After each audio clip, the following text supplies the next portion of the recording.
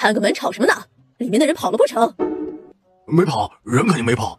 可是老板娘，刚刚好像闹鬼啊！老鸨上去就给了壮汉一个嘴巴。再胡说八道，我把你嘴给封上！罗大人呐，你可得给我做主啊！今天这么重要的日子都不得安生，以后我这潇湘馆怕是没法开了。放心，只要我罗某人还在这个位子上，我保你潇湘馆无人敢来闹事。守门的壮汉赶忙上前打开门。你们怎么守的门？房间里怎么少了2个人？不可能，绝对不可能！我们可是在门口一直守着的，连个蚊子都没飞出去的。无妨。见到我们巡抚罗大人，还不速速起身见礼？巡抚大人，官儿可不小啊。巡抚大人也是来赏花魁的。我们大人是来办案的，你们扰乱辽安县的治安，我们大人是特地来此缉拿你们的。我们扰乱谁的安了？能惊动巡抚大人亲自来抓人？你来潇湘馆闹事，那就是扰乱辽安县的治安，所以要带你们到巡抚衙门问话。哦，巡抚大人如果眼睛没长到脚底板上，就应该看见了门外的那些人，是他们把我们关起来了。我们可是花了银子兑了尸才进来的，怎么就成了扰乱治安了？老鸨走到罗巡抚的眼前，在他耳边低语了几句。你说的可是真的？老鸨肯定的点了点头。把这几个人带走。紫师兄，乐哥哥，放心，我保护你们。我劝罗大人最好别乱用职权，否则我怕你头上的乌纱不保。哼，你们几个我今天是抓定了，至于我是乌纱不保还是加官进爵，呵呵，你们呢都没有机会知道了。等等，我们还有2个人，还是等他们回来一起抓吧。好。让让，公子，我们把贼抓住了。可奇怪的是，众人只看到一个人双手背在后边，跌跌撞撞的进来。老鸨看到跌跌撞撞被推过来的人，脸色一下子就白了，跑过去，还没等拉到那人呢，就不知被谁一把给扒拉开了。谁？公子，这是我们在老鸨屋子里搜出来的小盟主的如意带和血灵草。谁在说话？少在本大人面前装神弄鬼！当今圣上最忌讳这些怪力乱神之事，我看你们是找死。我白无常。白无常，你来的可真是时候啊！不会是在暗处一直盯着这血灵草呢吗？哪能呢？我是恰好查到段无痕在这里要通知你们的，没想到你们就已经抓到他了。恐怕通知我们是假，来拿血灵草是真吧？我拿不拿得走，就看小燕宝给不给了。好啊，你们居然装神弄鬼来欺骗本大人，还想拿走这天才地宝！来人呐，统统给他们拿下！你们要抓我？你们不知道我是谁吗？不管你们是人还是鬼，别想拿走血灵草。这血灵草可是小燕宝送给阎王爷的，你也敢来抢？别说是阎王爷，就是玉皇大帝来了，也别想拿走这血灵草。罗巡抚看着他说完，那些衙役没一个敢上前的。废物，都是废物！看不出来他们是装神弄鬼吗？哪儿来的什么白无常啊？阎王爷的东西你也敢抢？不信是吧？那我今天就带你去地府看看，你就信了。说着，手中的哭丧棒就抽向了罗巡抚。大家只听到啪的一声，声音并不大，可是罗巡抚却两眼一抹黑，人就直愣愣的倒了下去。大长老，你也没说这血灵草是阎王爷的东西啊！要是知道，借我10个胆子我也不敢偷啊！你赢了，那这血灵草你就拿给阎王吧。白无常他笑着抓起盒子，转身就要闪。等等，你不会是把那个巡抚打死了吧？他可是个官儿，到时候赖在我们头上，你可得上来给我们作证。我就是把他的魂魄带去地府溜达一圈，让他好好认识认识我白无常，一会儿再给他放回来，自有人家的律法治他的罪。白爷说的对。白无常走后，你们2个还没玩够吗？公子，小盟主的指符也太好用了吧，在神偷眼皮子底下拿走他的东西，这感觉也太爽了吧。小盟主，这符纸还能不能再用了？可是他的话刚说完，他手里的符纸就化为了灰烬。段无痕看着突然出现在一左一右的2个人，就感觉身下一热。真他娘的怂包啊！回去，你去一趟总督府，让他把这里的事情接管一下。谢师兄，你的事你自己问吧。你把灵骨弄到哪里去了？你别找我，害死你的人不是我，是大长老，你要报仇去找他。仇，我小师妹已经帮我报了，现在我问你的是灵骨在哪？灵骨我交给大长老了，他怕我拿走血灵草不还给他，所以把灵骨交给他，暂时保管着。小神仙饶命！小神仙饶命！是我有眼无珠。我可没要你的命，是白无常勾走你魂的。李浅上去一脚把螺旋斧踹了个四仰八叉。这回你信了？阎王爷说，只有求得小神仙的原谅，我才能活命。哼，就算是我妹妹原谅你了，蓝国的律法也不会饶了你。你到底是谁呀？我家公子是谁，还轮不到你打听。你若是不犯法，又有何惧？我们公子就在里边。下官参见四公子。聂总督，我妹妹的东西被偷，我们一路追踪到这里，贼我们抓住了，只是罗巡抚不抓贼，反倒要把我们抓起来。你看这事儿。四公子，下官一定秉公办事，定会查个水落石出。好，那就都交给你了。我们还有事，就先走了。审案我们就不参与了，但结果我明天就要知道。去把潇湘馆封了，一个人都不许放走，统统都要问话。小盟主，你没看看你如意袋里少什么东西没有？放心吧，还没有人能从我的如意袋里把东西拿出去，只能多不能少。这个木匣子不就自己跑进来了？小盟主，那个木匣子是我放进去的，是我在那个老鸨的房间里翻血灵草和如意袋时发现的。匣子里是信件，但上面的字我看不懂，我就给拿回来了。小银宝打开木匣子，里面是满满一匣子的竹筒，每个竹筒里面都装有一封信。少年看到竹筒外面画的图案，就眉头一皱。哥哥，你认识？这应该是当国的文字。少年随手从竹筒里抽出一封信，当时面上就有了怒色。这个潇湘馆不只是个贼窝，还是当国安插在我们蓝国的奸细据点。回去通知聂总督，潇湘馆的人一个也不许放，一会儿我亲自去提审。哥哥，你不是说你不是当官的吗？哥哥的确没有一官半职，不过哥哥的爹爹是个大官，他们得给我几分面子的。我和哥哥可是一个爹爹的，原来爹爹是个大官啊，那是不是有好多好多金子？难道这少年还不知道小师妹是他的亲妹妹？怪不得这小子这么傲，原来是个官宦子弟，连聂总督对他都如此客气，看来他爹的官还不小嘞。谢师兄，这次可多亏了你，你可是立了大功。关我什么事？贼也不是我抓的，灵骨到现在还没找到，功从何来？怎么就是他的功劳了？若不是我们药王谷办的药王会，你们又怎么会遇上？又怎么能发现这些事儿？我看啊，都是我师傅的功劳，没有我师傅，你们什么都发现不了。妹妹，等回去的时候，我给你请功。那是不是能给我很多很多金子？好多好多金子。哥哥，那咱们明天就回去吧。明天怕是不行，哥哥得去提审潇湘馆那些人。再说谢师兄的灵骨还没找回来呢。这些都包在我身上。有妹妹帮忙，一张真语符贴上，啥话都成了。让小师妹把白无常再叫上来，让他帮忙问问大长老把灵骨藏在哪儿了。燕宝妹妹，咱们不去炎龙谷了吗？咱们还是先去炎龙谷，然后再回去请功吧。妹妹说先去哪儿就去哪儿。公子，聂总督来了。归雀刚走就回来了，这一定是出了什么事儿。出了什么事？四公子，那个老鸨自尽了。你可问出来了是吗？回四公子，我刚把老鸨押出潇湘馆的门，不知道为什么他突然就发疯了，拔下头上的簪子自尽了，什么都还没问。那老鸨一定是看到了什么人，不然他不会突然发疯自己。看了这潇湘馆，调查起来还是有点难度了。既然死了就死了吧，看看从其他人嘴里还能审出来点什么。一会儿我妹妹吃完饭，我也过去看看。哥哥，吃饱饭才有力气做事情哦。好，听妹妹的，好好吃饭。哥哥放心吧，人死了怕什么？只要他不魂飞魄散，你想知道什么我都能帮你问出来。哥哥，吃饱了咱们就去找那个死了的老板娘问话吧。咱们？难道妹妹要把这些人都带去地府溜达一圈？这么多人都去，万一一个照顾不到，流落在地府回不来可怎么办？妹妹，你还是把那个白无常叫上来问问算了，我们还是别下去了。哥哥，你说什么呢？去哪儿？你不会是以为我要带着大家去地府吧？不是吗？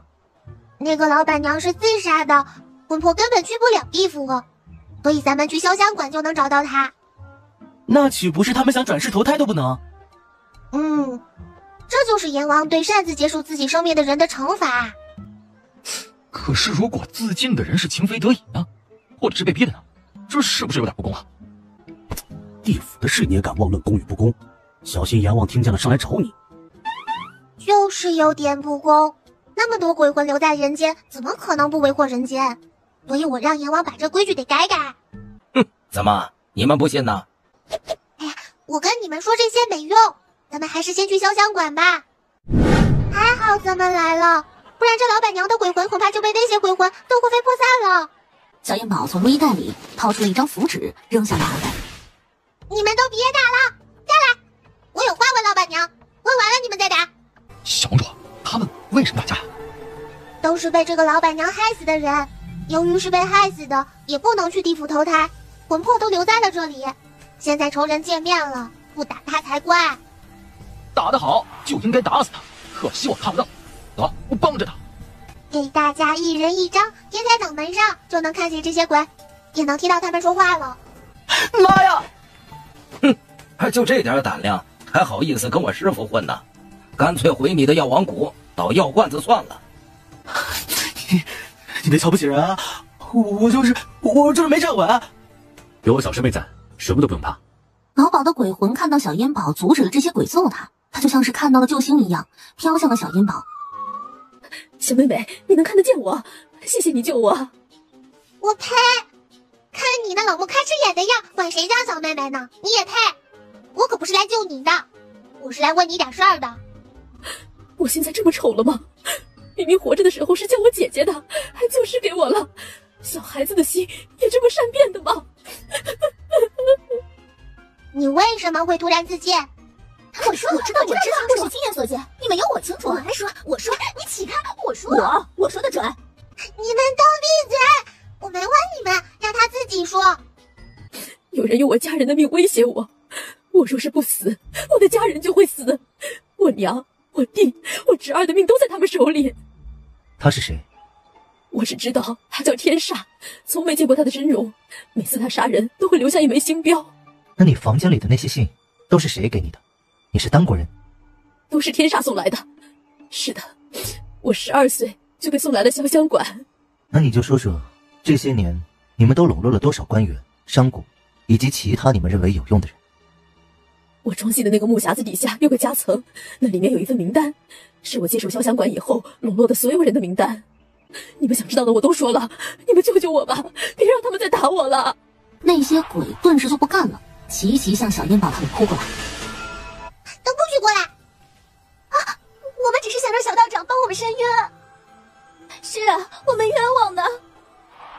小道长帮帮我们吧。好，你们一个一个说，如果我能帮你们，我会尽量帮的。那些被老鸨害死的女鬼一个个声泪俱下的讲述他们的遭遇。那就是你们的命，到了潇湘馆还想清高给谁看呢？不赚钱，我养你们吃白饭的吗？你林爷爷是从来不打女人的，不过你已经是女鬼了，不算数。可是他卯足了劲的一拳却打了个空，丝毫没有伤害到老鸨的鬼魂。哎，有小盟主呢，你别跟着瞎掺和。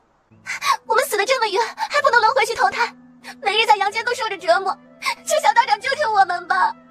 小烟宝拿出玄阴镯，那些鬼就不由自主地往玄阴镯里钻去。老鸨的鬼魂自然也是感受到了玄阴镯的能量，也慢慢地向玄阴镯飘过来。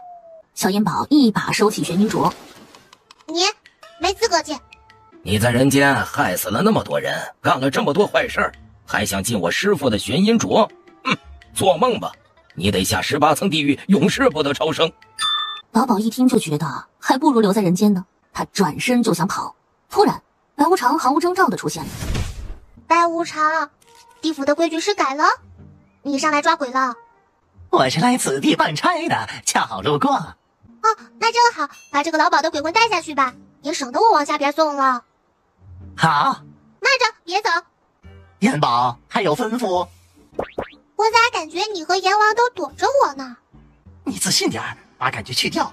我们就是在躲着你，因为我们惹不起你。哪能呢？我是有公务在身，不敢耽搁。哼，就算你们躲也没用，除非你们有本事与我的符纸抗衡。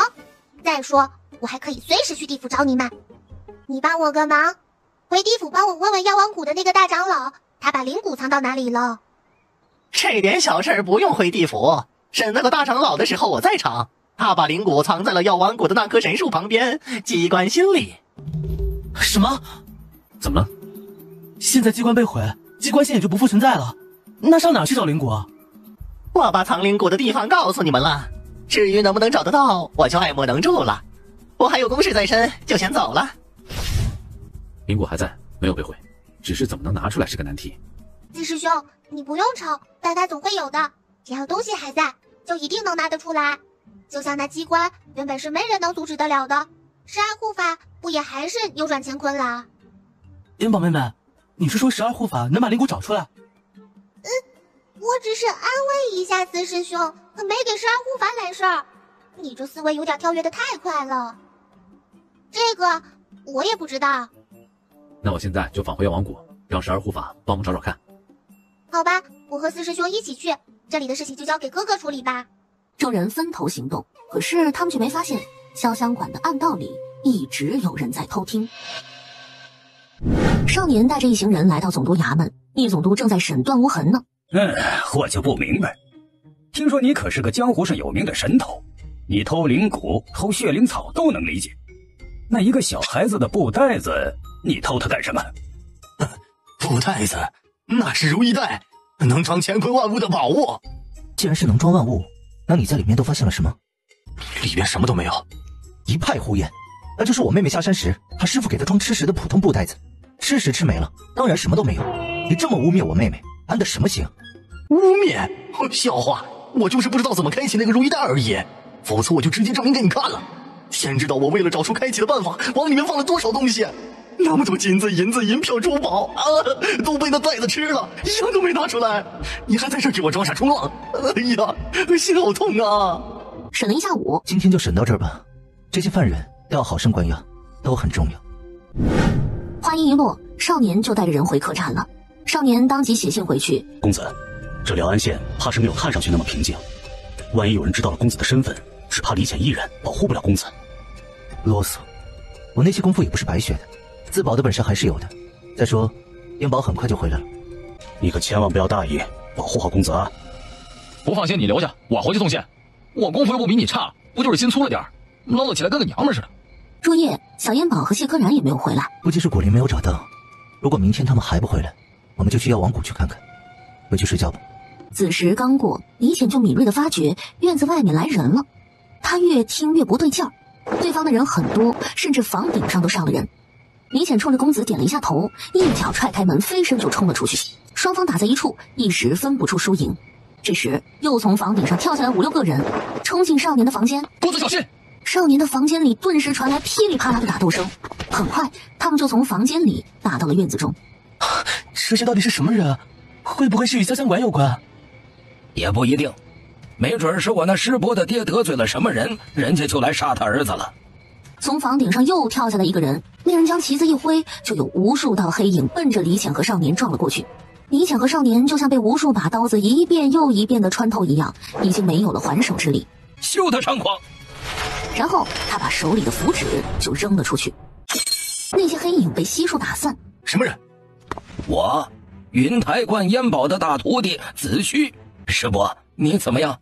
少年摇摇头，没说话。看着干什么？赶紧帮忙，把我师伯他们2个扶进屋里去。大人，咱们就这么看着吗？不看着，难道要上去？那符纸的威力，你能抵得过？大人，我们完不成今天的任务，那回去也是死。我们给您开路，您只管把这公子抓走就行。所有人一起冲！1、2个往上冲，李潜还顾得过来。可是这些人一起冲过来，很快身上也挂了彩。拿旗子的黑衣人也担心对方还有符纸，所以试探性的放出了几个黑影。等了一会儿，也没有看到有符纸扔出来。还真就这么一眨，没了。他手中的旗子又一晃，又飞出去好多道黑影。子虚道长，你倒是接着扔符纸啊！扔多少张我给你银子，现在保命要紧。我要是有，我能不扔吗？我还不知道保命要紧呢，我就他妈1张了，没了。完了，我这分舵职还没当上，就要死在这儿了。李显已经倒在了门口。我还以为那个小崽子未卜先知给你们留了多少张符纸呢，就那么一张唬人的。说着，他冲着后面一摆手，过来2个黑衣人就要把少年拖走。你是那小崽子的徒弟？很骄傲是吧？那我今天就让你知道做他的徒弟有多倒霉。拿着旗子的黑衣人一挥手里的旗子，好多道黑影穿过了子虚道长的身体。很快，子虚道长就口吐鲜血，躺在地上一动不动了。忽然，房顶上响起一道呼哨声：“快撤！”小烟宝和四师兄刚一进院子，就发觉了不对。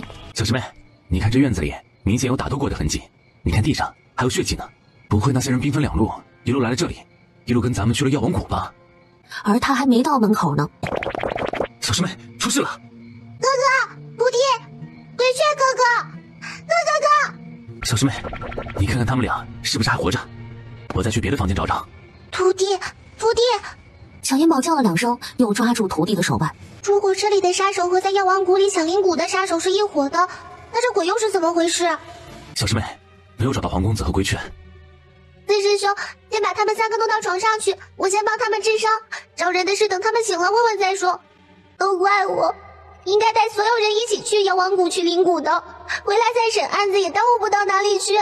事情还没有结束，我就应该想到会有鬼来伤害他们，应该给他们每人留一些符纸帮身的，都怪我。小烟宝从如意袋里拿出3颗丹药，2颗红色的给徒弟和李浅喂了下去，1颗白色的给贺知白喂了下去。哥，你醒了？烟宝妹妹，是你回来了吗？是我回来了，贺哥哥，你感觉怎么样？烟宝妹妹，你可回来了。黄公子被一伙黑衣人给抓走了，他还受了很重的伤。那龟雀呢？龟雀是去追那伙黑衣人了吗？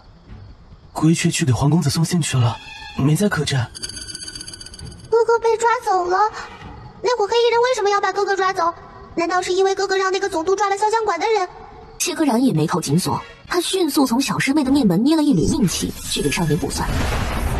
小师妹，你先别担心，从卦象上来看，黄公子暂时没事，抓走他的是熟人。熟人？哥，你认识抓走哥哥的人吗？看着似乎眼熟，可是他蒙着脸，没看出来是谁。不过他手里拿着的那面旗子我见过，在与药王谷时跑了的那个青蒙手里拿的旗子一样。看来这天蝎雀的人又与丹国的人勾结在一起了。天蝎雀，小师妹，你碰到过天蝎雀的人？不止碰到过，已经打过好几架了，还打死过他们的人。四师兄，你能算出来我哥哥的位置吗？我再算算。谢柯然接着刚才的卦象继续推演，忽悠一愣。怎么了，四师兄？是算不出来？这卦象显示黄公子在潇湘馆，可是潇湘馆不是已经都封了，他们还敢去哪里？他们真是够狡猾的，最危险的地方往往就是最安全的地方，这就是所谓的灯下黑啊！四师兄，你留下来看着点他们3个，我去救我哥哥。说着，他就把大黄从如意袋里放了出来。不行，可是这里没人照顾也不行，让大黄留下来照顾他们3个，我陪小师妹去潇湘馆。还不如让大黄跟着我去，你跟着我去啥忙都帮不上。主人，我必须跟着你去，你给他们3个用防护符罩起来就好了。哎，真是关心则乱，怎么把防护符都给忘了？他当即从如意袋里掏出一张防护符，把3个人罩起来。四师兄，走吧，咱们一起去。2人一虎还没等出院子呢，客栈的大门被锤响了。这谁呀？大半夜的，调查客栈干的，这么大劲儿！可是伙计一打开门就愣住了，因为外面来的是聂总督。这客栈里啥时候进来这么大一只老虎啊？背上还拖着个小娃娃。聂总督，您这是？我们是来见4公子的，你们这是？我哥哥被坏蛋抓走了，我们正要去救他呢。你要是找我哥哥，就和我们一起去吧。4公子被人抓走了。大人，咱们就这几个人去救人，能行吗？快去调兵马来！等我调进来兵马，我们再去啊！不用了，等你们那些兵来了，我人都救出来了。救！而小烟宝来到潇湘馆门外，然后从如意袋里掏出一张符纸。四师兄，你捏一缕我哥哥的命气放到这符纸上，让他带着我们去找。谢柯然答应一声，捏了一缕少年的命气放到了符纸上。小烟宝把符纸一扔，一道蓝光就飞向了右边的一个石墩子上，然后就围着那个石墩子绕圈儿。不会吧？难道这石墩子跟我的如意袋一样能藏人？小师妹，这人不会藏在这石墩子里吧？就在小烟宝抢不出来头绪时，蓝光钻到了石墩子下面。紫师兄，不是在石墩子里面，而是下面。是要把石墩子挪开吗？哎，主人，这石墩子应该是个机关，用蛮力是搬不动的。你真是个大聪明，你以为我就没想到吗？不是弄不开吗？要不你去试试。你们都让一让，让大黄试试。大黄把虎尾巴缠绕到石墩子上，左绕一圈，右绕一圈，鼓捣了半天，然后就听咔嗒一声，那回去给你加鸡腿，让你们的人在这上面守着，我和四师兄下去看看。不，还是两位在上面看着，让衙役下去看看。放心吧，他们下去反倒会出事。小烟宝说着，往四师兄和自己的身上拍了一张防护符。你留在上面，万一有人跑出来，你好帮着他们抓。刚走进去有20-30步，他们就碰见了一个黑衣人。不好了，有人下来了！冲了过去，举刀就砍，可是砍了好几刀，刀都无法砍到那两个人的身上。让了你好几招，现在该轮到我出招了。小烟宝说着，就扔出了一张缠丝符，那黑衣人就结结实实的被捆上，直到来到一处有一间屋子那么大的暗室里，暗室的角落里躺着一个人，5-6个黑衣人守在这里。哥哥，都是废物，连个小崽子都拦不住，给我一起上！不用管这个人，他们救回去也没用。几个黑衣人刚要冲过来，小烟宝就扔出去一把缠丝符，将他们都给捆了起来。哥哥，小师妹，黄公子是不是被人用了迷药？小烟宝的小手一搭哥哥的手腕，难怪这些人不怕咱们把人救走。怎么了，小师妹？我哥哥的魂魄已经不在他的身体里了。魂魄离体？那这人岂不就是死了？四师兄，你先帮我把哥哥背出去，我去找找那个青蒙在不在这里。我哥哥的魂魄一定是被他带走了。好吧，小师妹，你多加小心。这些符纸，四师兄你拿着，遇到坏蛋你就扔符纸。你说那个青蒙大人把那个公子的魂魄弄走了，咱们明日还能用这死尸发回灵谷吗？你可别乱说，那可不是死尸，那可是有活气的。小烟宝气得小牙紧咬，他小手轻轻一推，暗道上面盖着的石板就被他推开了。这桌子怎么自己动了？是我喝多眼花了吗？我看你是真喝多了。你拽我腿干什么？妈！什么鬼啊！小烟宝一抖手，扔出2张符纸。我带着我哥哥回去治伤了，剩下的就交给你们了。还是把四公子送去总督府吧，我让人去请郎中。你请的郎中治不了我哥哥的伤，我们还是回客栈，客栈里还有好几个人需要治疗呢。没救了，没救了！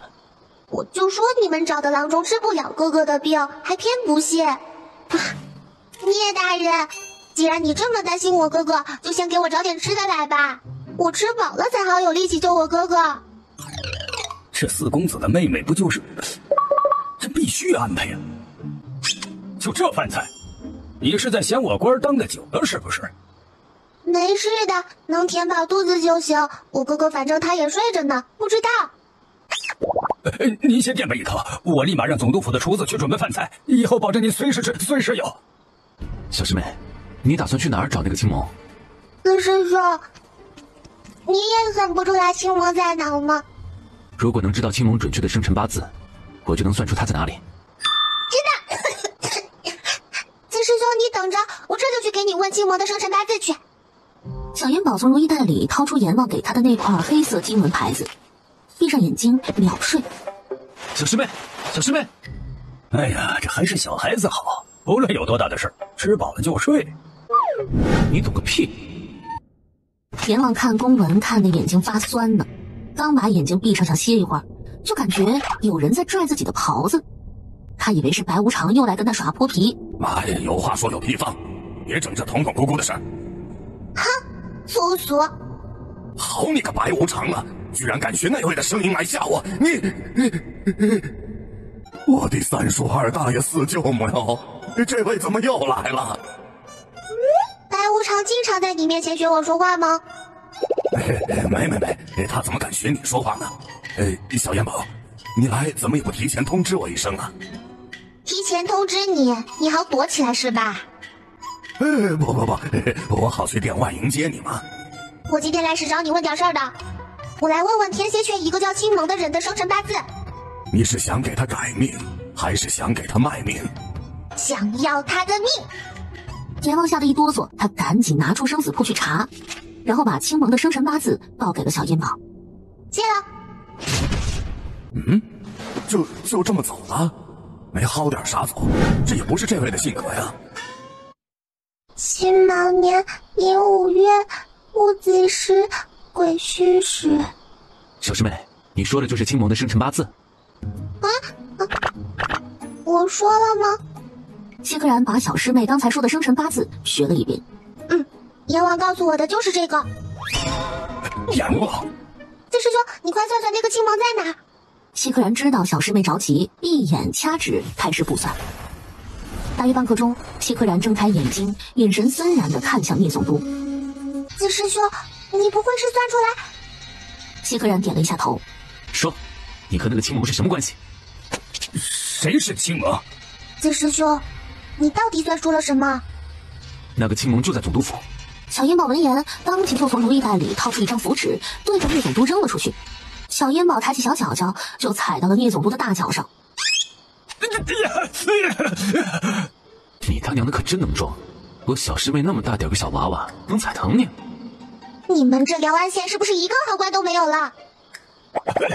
小祖宗啊，你到底在说什么呀？为什么好端端的把我绑起来？你们说的那个青蒙是谁呀？我真的不知道啊。四师兄，你不会算错吧？我除了算小师妹会有所偏颇，其他人绝不会算错。小烟宝抬起小脚脚，又踩在聂总督的另一只脚上。小祖宗，这其中一定有误会。我发誓，我真不认识你们说的那个青蒙啊。走，那咱们就去总督府找找。一行人来到总督府，看门的看到总督大人被绑了回来，扭头就要往院子里跑。慌什么慌？这都是误会，我来找个人。他直接压着聂总督往总督府的后院走去。哎呀，小祖宗，这后院都是家里的女眷，你说的那什么蒙是女人啊？这聂总督的脑袋上，难道也是一片青青草原？这是谁住的地方？这是我夫人的院子。总督夫人？那怎么被安排在这偏院？聂总督还是个宠妾灭妻的。不，是我夫人身体不好，常年缠绵病榻，嫌正房那边太过吵闹，才搬到翠竹院这里的。养病？他是越养病的越重吧？我说的都是真的，我夫人真的是在养病，咱们还是别去打扰她了。她每次见到生人，病情都会加重，除了贴身伺候她的丫鬟，连我都很少见了。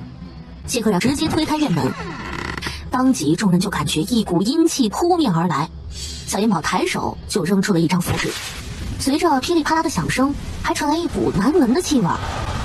聂总督，你在养鬼？鬼？哪来的鬼？小祖宗，你可别吓唬我！老爷，你知道夫人是见不得外人的，你是想让夫人死吗？小师妹，这丫鬟不对劲。她的魂魄已经不受自己控制了。小烟宝说着，又丢出一张符纸。那丫鬟啊了一声，就昏倒在了地上。青蒙，出来！上次让你逃了，这次绝不会再给你逃跑的机会。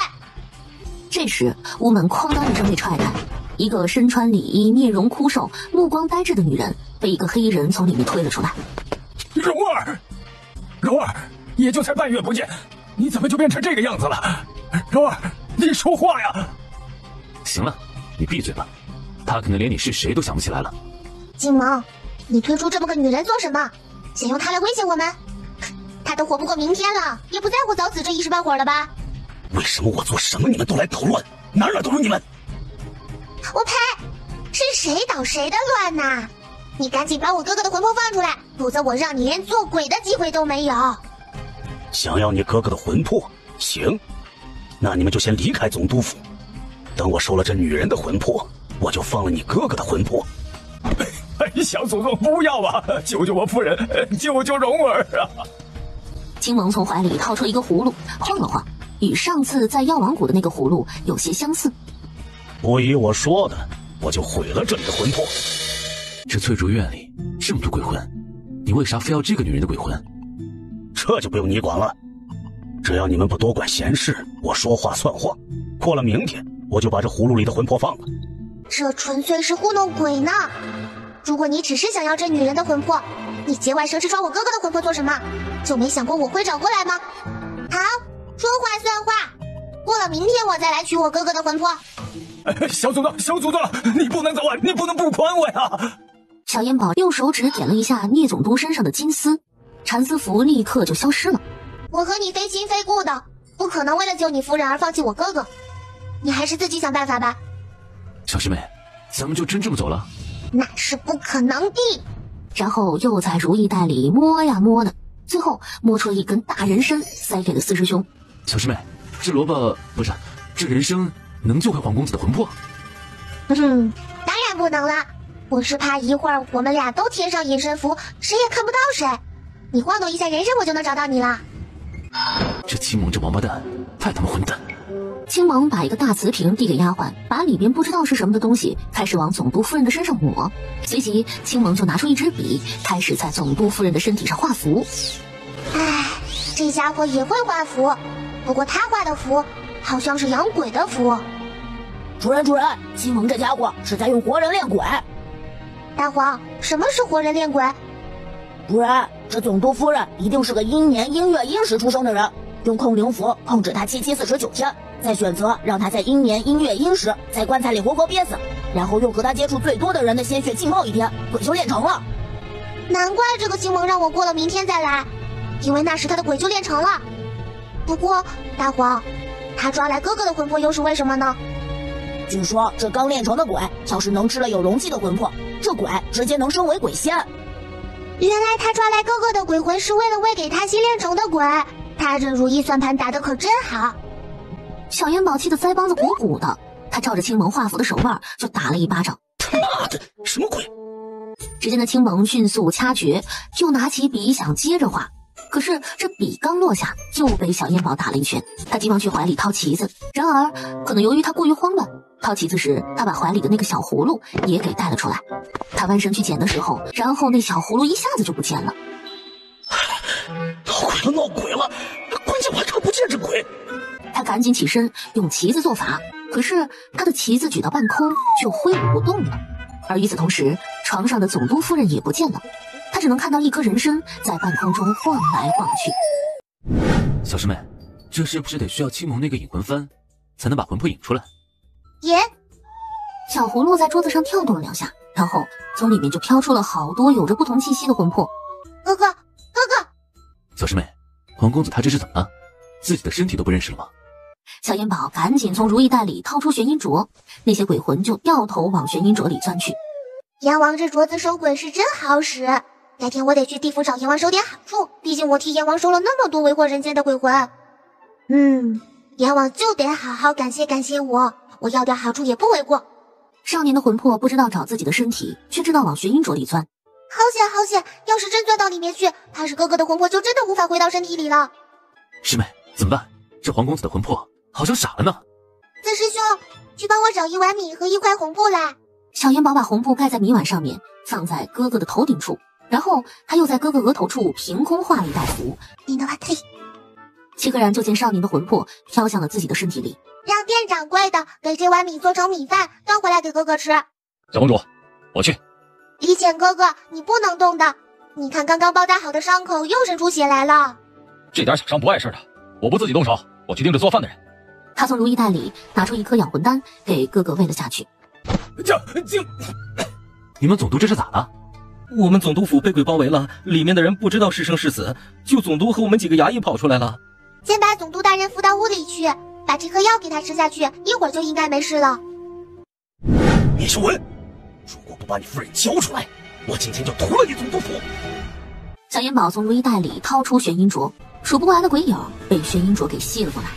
不知道阎王还有多少这样的宝贝，再弄几样来，省得画符纸又费灵力又费时间。你是不想要你哥哥的魂魄了吗？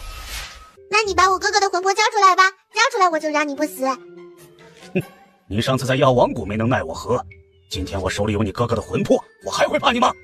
你个没凳腿高的小娃娃，还真当自己有多大本事了？我还真不知道我有多大本事，但是收拾你我还是不费什么力气的。在药王谷让你跑了，你就该回你们天蝎雀去老实猫着，居然还敢出来害人。我今天再放过你，老天都不答应。对，绝对不能放过他。小祖宗，你一定要打死他。好，既然你不要你哥哥的魂魄了，我就毁了他。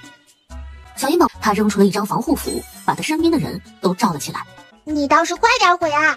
我就在这看着呢，我看你是怎么毁掉我哥哥的魂魄的。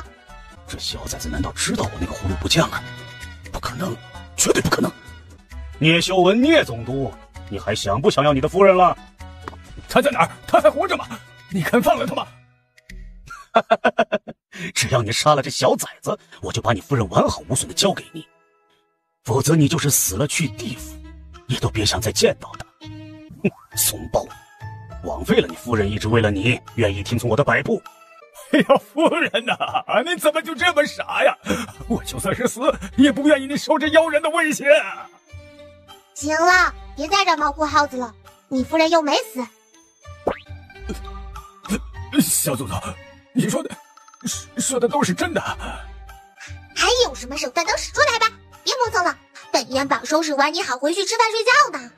好，受死吧！说完，他把手中的瓶子往空中一抛，一个赤色的光团从里面飞了出来。小银宝又掏出了玄阴镯，可是那赤色光团并没有被玄阴镯吸引过来。这不是鬼魂？主人，你要小心啊！这不是鬼魂，这是噬灵，是用人的鲜血和无数的鬼魂炼出来的。这玩意儿很厉害。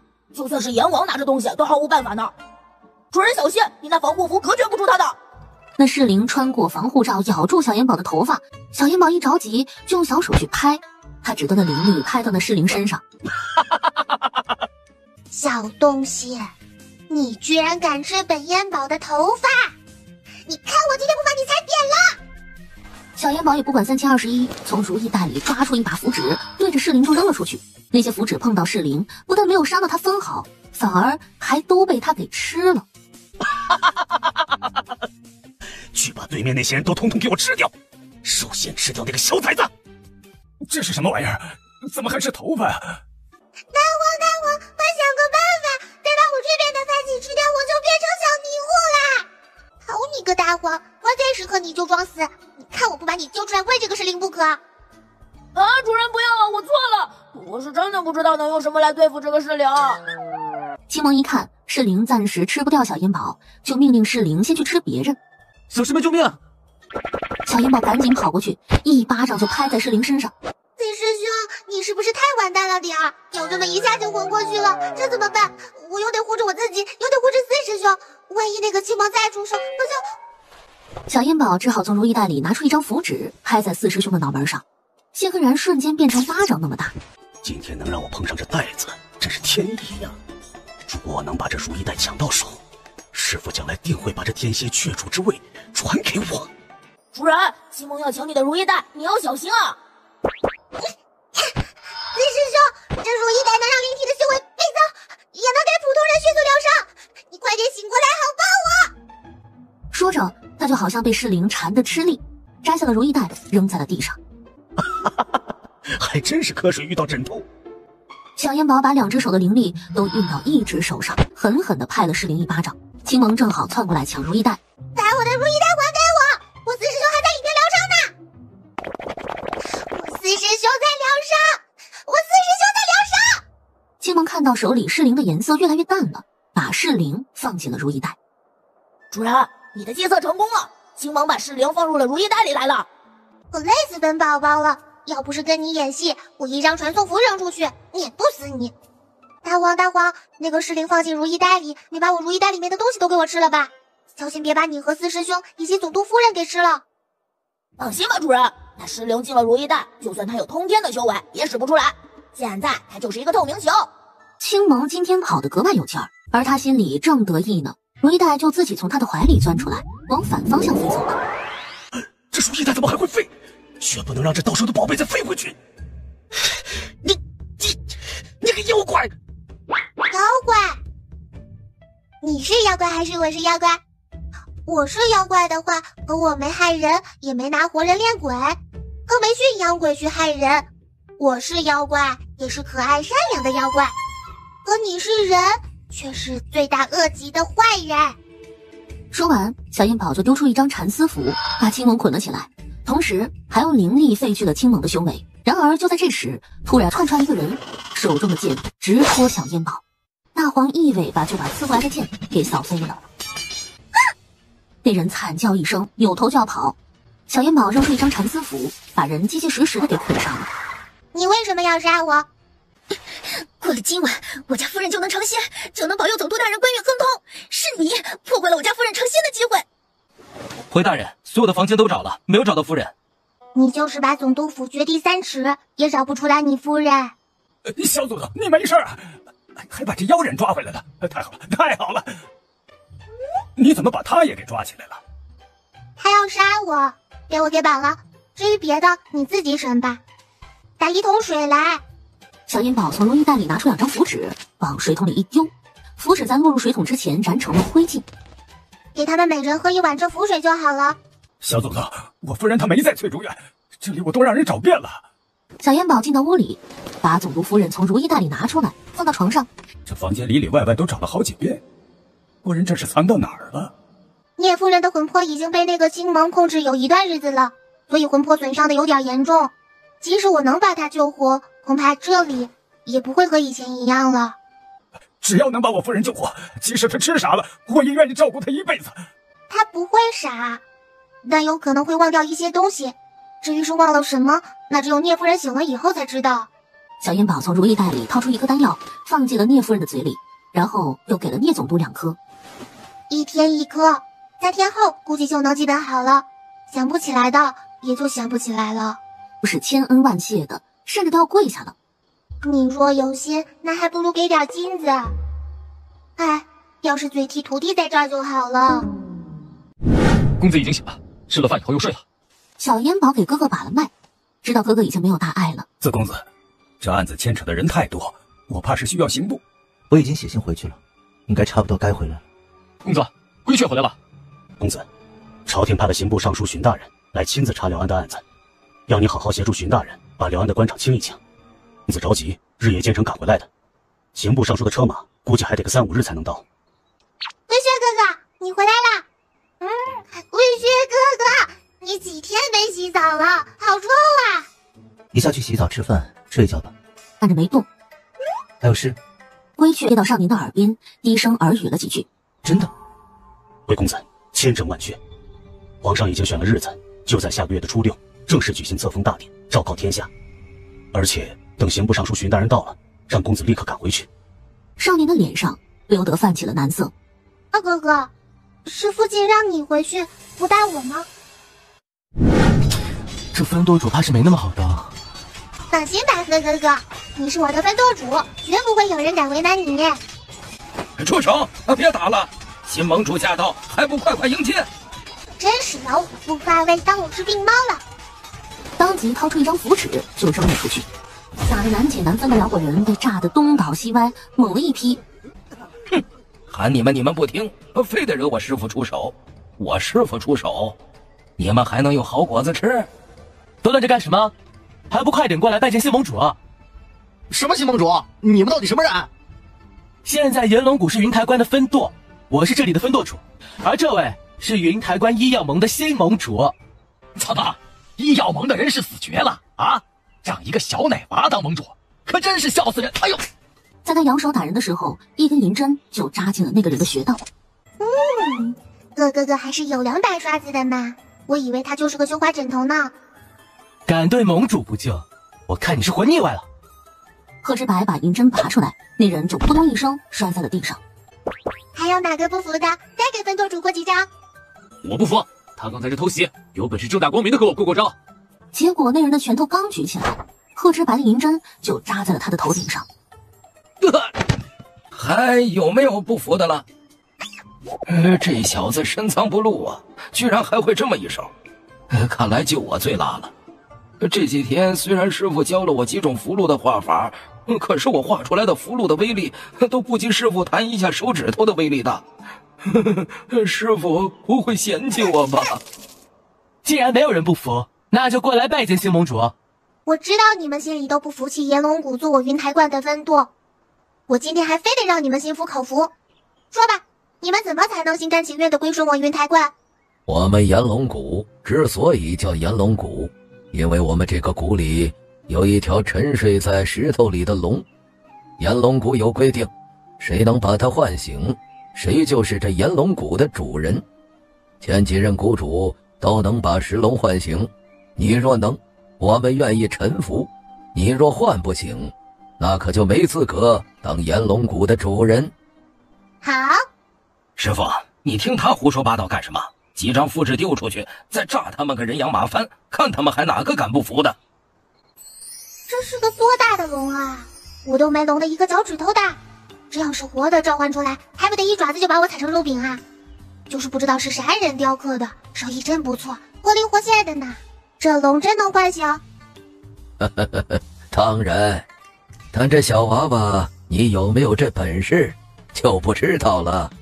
那怎么证明他是被唤醒了？神龙醒了，他会发出3声龙吟，响彻炎龙谷。大龙大龙，你能不能听到我说话？要是能听到我说话，你就叫2声。唤醒不是要你跟他说话，那是需要唤醒神龙的人身上有神龙熟悉的气息，他才会醒来，否则你就是把这石头砸烂，他也不会醒的。哎，动了，真的动了！徒弟，你抱着我，我去摸摸石龙的脑袋。石龙，听说你会叫，叫一声我听听。那石龙的眼睛就眨巴了一下。他们说你叫才作数，你倒是叫啊！主人，石龙说他叫怕会吓到你，让你离远一些，他再叫。哦，石龙，你现在叫吧，我捂着点耳朵。就见石龙的嘴巴一张，一声龙吟响彻天际。醒了！石龙醒了，这次是真的醒了。这石龙是要从石头里飞出来吗？紧接着又是一声龙吟，一条巨龙从石头里飞了出来。这么个大家伙从石头里飞出来，会不会把在场的所有人都拍死？万里无云的天空突然间电闪雷鸣起来。你不是说醒了只是叫3声吗？怎么还飞出来了？怎么回事？白发老者转身对着小烟宝就要磕头。你们一个个的都嫌我活得命长是不是？动不动就磕头。有话说，有屁放，不许对我师父磕头。这神龙出，五谷丰，祥瑞之兆啊！巨龙在炎龙谷的上方一圈又一圈的盘旋，足足在头顶上盘旋了1刻钟才飞走。那这石龙飞走了，还会回来吗？他还会回来的，主人，他是去给干旱的地方降雨去了。那些地方干旱是因为石龙贪睡不醒吗？这石龙是被封在这里的，严家世代就是看守这石龙的，是主人无意中解除了他的封印，为了感谢你，他才去降雨的，保佑南国风调雨顺。既然是我无意中解除了他的封印，那为什么他还要回来？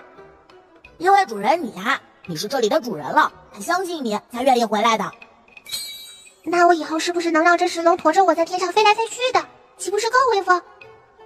主人，你这个渣主人，这么快就喜新厌旧了，我才是你的灵宠，你不可以朝三暮四的。参见盟主。这回你们心服口服了，愿意归顺我云台观了。盟主神通广大，福泽深厚，我等愿意跟随盟主，从此没有炎龙谷，只有云台观的分舵。炎龙谷依旧还是炎龙谷，只不过以后是云台观炎龙谷分舵。我还有好多事情要做，不能一直留在炎龙谷这里，所以以后这里的事就都由贺志白、贺分舵主来管理。你们可有异议？参见分舵主。要不先让盟主去房间里休息一会儿，其余的事等盟主睡醒了再说。这些事都不用跟我说了，跟分舵主说就行，我只管到时候收金子。直到夜半的时候，石龙才飞了回来。主人，石龙回来了，而且还受了伤呢。此时，石龙又恢复成了石雕的模样，可石雕的龙身上却在往外滴血。石龙，你是受伤了吗？是谁把你伤成这样的？主人，石龙说他是在去四冈县降雨时遇到了恶龙阻挠，与那恶龙交战时受的伤。原来有好多地方干旱是恶龙作怪导致的，真是太可恶了。石龙，你先从石头里出来吧，你在石头里，我没办法帮你治伤。主人，石龙说他就不麻烦你了，他的伤慢慢的养上一段时间就好了，不会致命的。不行，现在炎龙谷是我的地盘，石龙在我的地盘上，也就得归我管。既有受伤硬挺的道理，必须得治。石龙听出来这小烟宝生气了，于是他乖乖的从石头里出来了。都伤成这样了，还说不用治，这要是不治，还不得淌血淌死啊！小烟宝从如意袋里掏出一把丹药，喂进石龙的嘴里。你那是极品丹药，不是糖丸的喂，怎么给他吃了一把呀？主人，你可真是猴子！同时，小烟宝注入了一些灵力到石龙的身体里，那些伤口就肉眼可见的速度在愈合。石龙感受到自己身体的变化，以后他一定要帮小主人守护好他想要守护的一切。好你个石龙，你居然安的是这个线，跟我抢主人！你只能叫盟主，不能叫主人。主人是我大黄一个湖的主人，我才是他的灵兽，唯一的，你不可以是。大黄，谁惹到你了？主人，我要你答应我一件事。你说。我要你答应我，就说我这一个灵兽，不许再收其他的了。你只做我大黄一个湖的主人，好不好啊？难道这石龙也想做我的灵兽？那可太好了，一龙一虎，一个天上飞，一个地上跑，就缺一个海里游的了。哎，龙是能在海里游的，不缺了。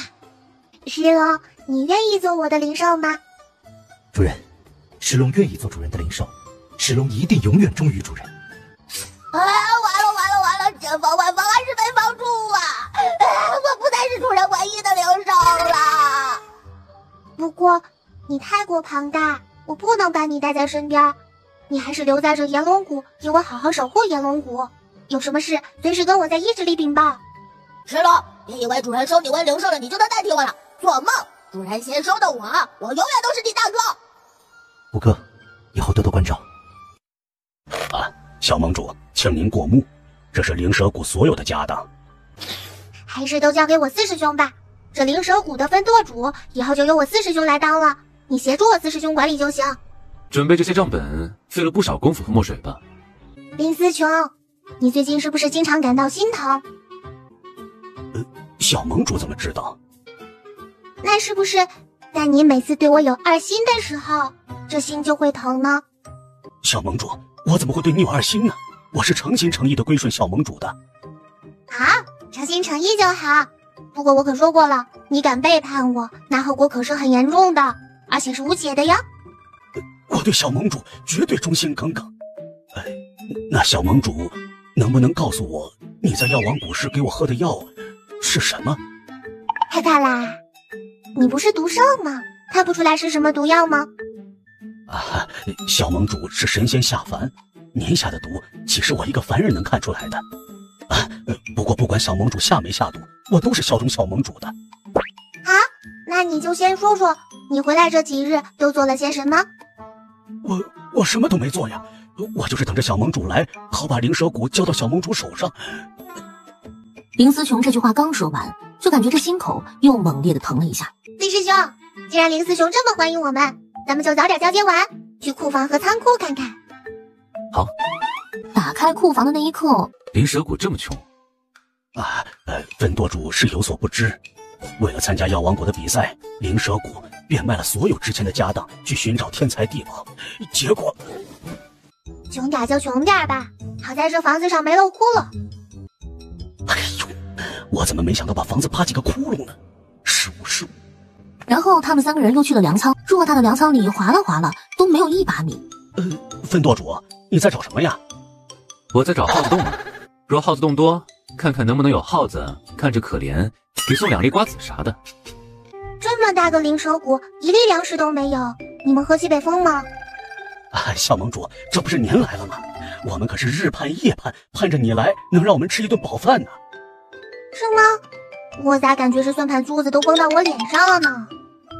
四师兄，让你来接手这灵蛇谷，怕是有点难为你了。这里不比云台观复到哪里去，顶多就是这房子不漏而已。要不咱就去转转，看能不能找些吃的来。好。等等，小盟主，我还有一件事要说。林思琼从怀里掏出一张纸，递给了小烟宝。欺负我不认字儿是吧？四师兄，你是分舵主，给你处理。小师妹，这灵蛇谷在半年前就以10万两银子抵押出去了。10万两？这事我来解决。说完，他就抱着小师妹走了。这也能接受，还不跑？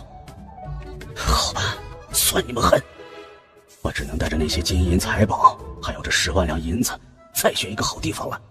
四师兄，你能算出来库房里的东西、谷仓里的粮食都藏到哪里了吗？就在这灵蛇谷里，没出过。小烟宝搂住四师兄的脖子，在他脸上吧唧香了一口。我四师兄就是厉害。小师妹亲我了，小师妹亲我了，小师妹夸我厉害。小烟宝从如意袋里拿出2张隐身符，往自己和四师兄的身上一拍，出发。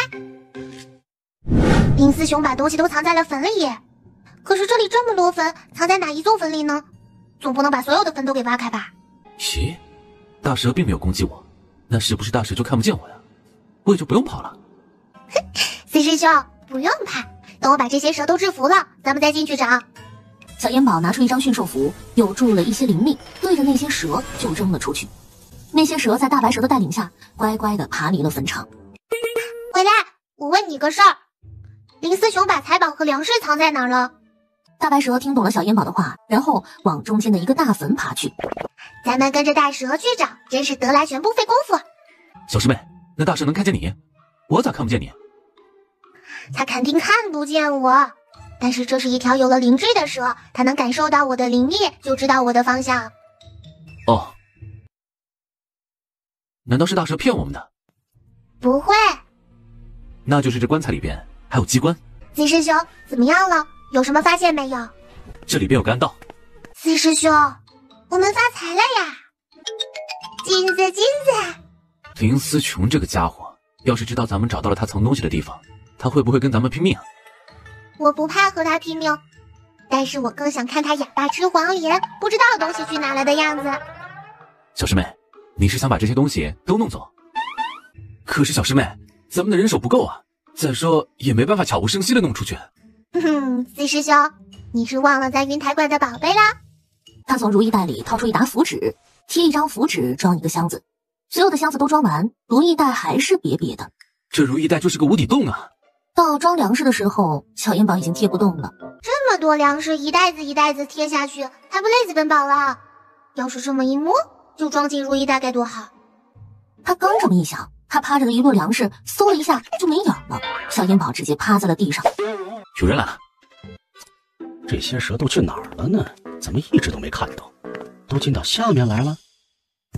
白叔叔，白叔叔，你在里面吗？怎么回事？怎么回事？这里的东西都去哪儿了？不可能，不可能！早上的时候还看过的，这么多东西不可能就这么无声无息的没了。白叔叔，白叔叔，你死哪去了？一定是那个小妖女搞的鬼，不然怎么他们一来，我这么多粮食和财宝就不翼而飞了？林思琼在墙上狠狠地踹了一脚，就急急忙忙地往外面跑去。七个人抱着小师妹也紧随其后出了坟墓。小盟主和分舵主还没回来吗？哎，不就在你身后呢吗？小盟主、分舵主，你们去哪儿了呀？我去找你们没找到。我们可是看见你了。你是觉得把这灵神骨归顺了云台观对不起祖宗吗？去你老祖宗的坟前忏悔了？你们到底去哪儿了？怎么知道我去坟场了？我和四师兄溜达溜达就看到了一条大白蛇，他领我们过去的。你们把白素素怎么样了？那么可爱的大白蛇，我可不会伤害他的，就是跟他聊了一会儿天。妖女，我问你，暗室里的东西你弄到哪里去了？今天你若是不把那些东西交出来，休想活着离开灵蛇谷。哼，这里可是我的地盘。你个不知死活的东西，敢骂我师父是妖女？统统去死吧！不可能，绝对不可能！没有人能中了我的明蛇伞，还能若无其事的。哼，别白费力气了，你就是杨叶麻袋也奈何不了我们。我是毒伤，我这的毒无人能解的，无人能解的，不可能，不可能！可能是觉得他的声音吵得慌，大黄抬起尾巴就扫向了林思琼的双腿。干什么？你小师妹难进吗？和你这张鞋拔子脸谁瞧得上？你这是在侮辱我！大黄当即嗷的一声，张开血盆大口就朝林思雄的脸咬了过去。不是说这只老虎不咬人的吗？不咬人，只是不咬他们自己人罢了。怎么办？我们是救还是不救？大黄松开，别这么暴力，外边的那些人都害怕了。你以为我稀罕养你们？我都嫌脏了我的嘴呢。是林思雄想毒死我们，大黄才生气，给了他点教训。只要你们不心怀不轨，他是不会伤人的。徒弟，去提桶水来，把他浇醒，再把灵蛇谷所有的人都召集到这院子里来。我要所有人看看背叛我的下场。饶命啊！饶了我吧！小帮主，我错了，饶命啊！饶我错了。小帮主，我错了，我求求你给我解药吧！我真的知道错了，我这次我真是诚心诚意归顺的，我再也不敢忤逆盟主了。那暗室里的东西，所有东西，我愿意都送给小盟主，求求小盟主给我解药吧！我当日在妖王谷时就说过了，只要你敢背叛我，就只有死路一条，因为没有解药。不可能，不可能，绝对不可能没有解药的！小帮主，我求求小帮主给我解药吧！我再也不敢背叛小帮主了。林思雄伸手就要去抓小烟宝，却被紫虚道长踹了一脚。我师父说了，没有解药就是没有解药。我师父把大家召集到这里来，就是要让大家看着，敢背叛我师父的人是什么下场。不愧是嘴替徒弟，把我的意思说得明明白白的。既然敢背叛我，那就别怪我杀鸡儆猴，这个威是必须得立的。紫师兄，把那张抵押文书给我。林思雄，我问你，这张抵押文书是真的吗？是真的。你再不说实话，疼死了可别怨我哦。假的。大点声，在场的人都没听见。是假的。大家都听到了吧？这姓林的居然拿着10万两的抵押文书来骗我师父，你们说，我师父该不该惩罚他？你们说这姓林的该不该罚？该罚！你看，他们都说你该罚，可见你是有多不得人心。我做也认了，罚也领了。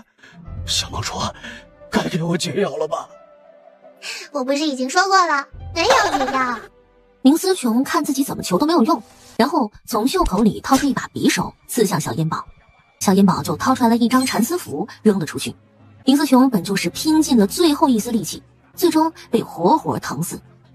小盟主饶命啊！我们真的没有背叛小盟主，没对小盟主有过二心。谷主不，林思琼所做的事情，我们真的不知道。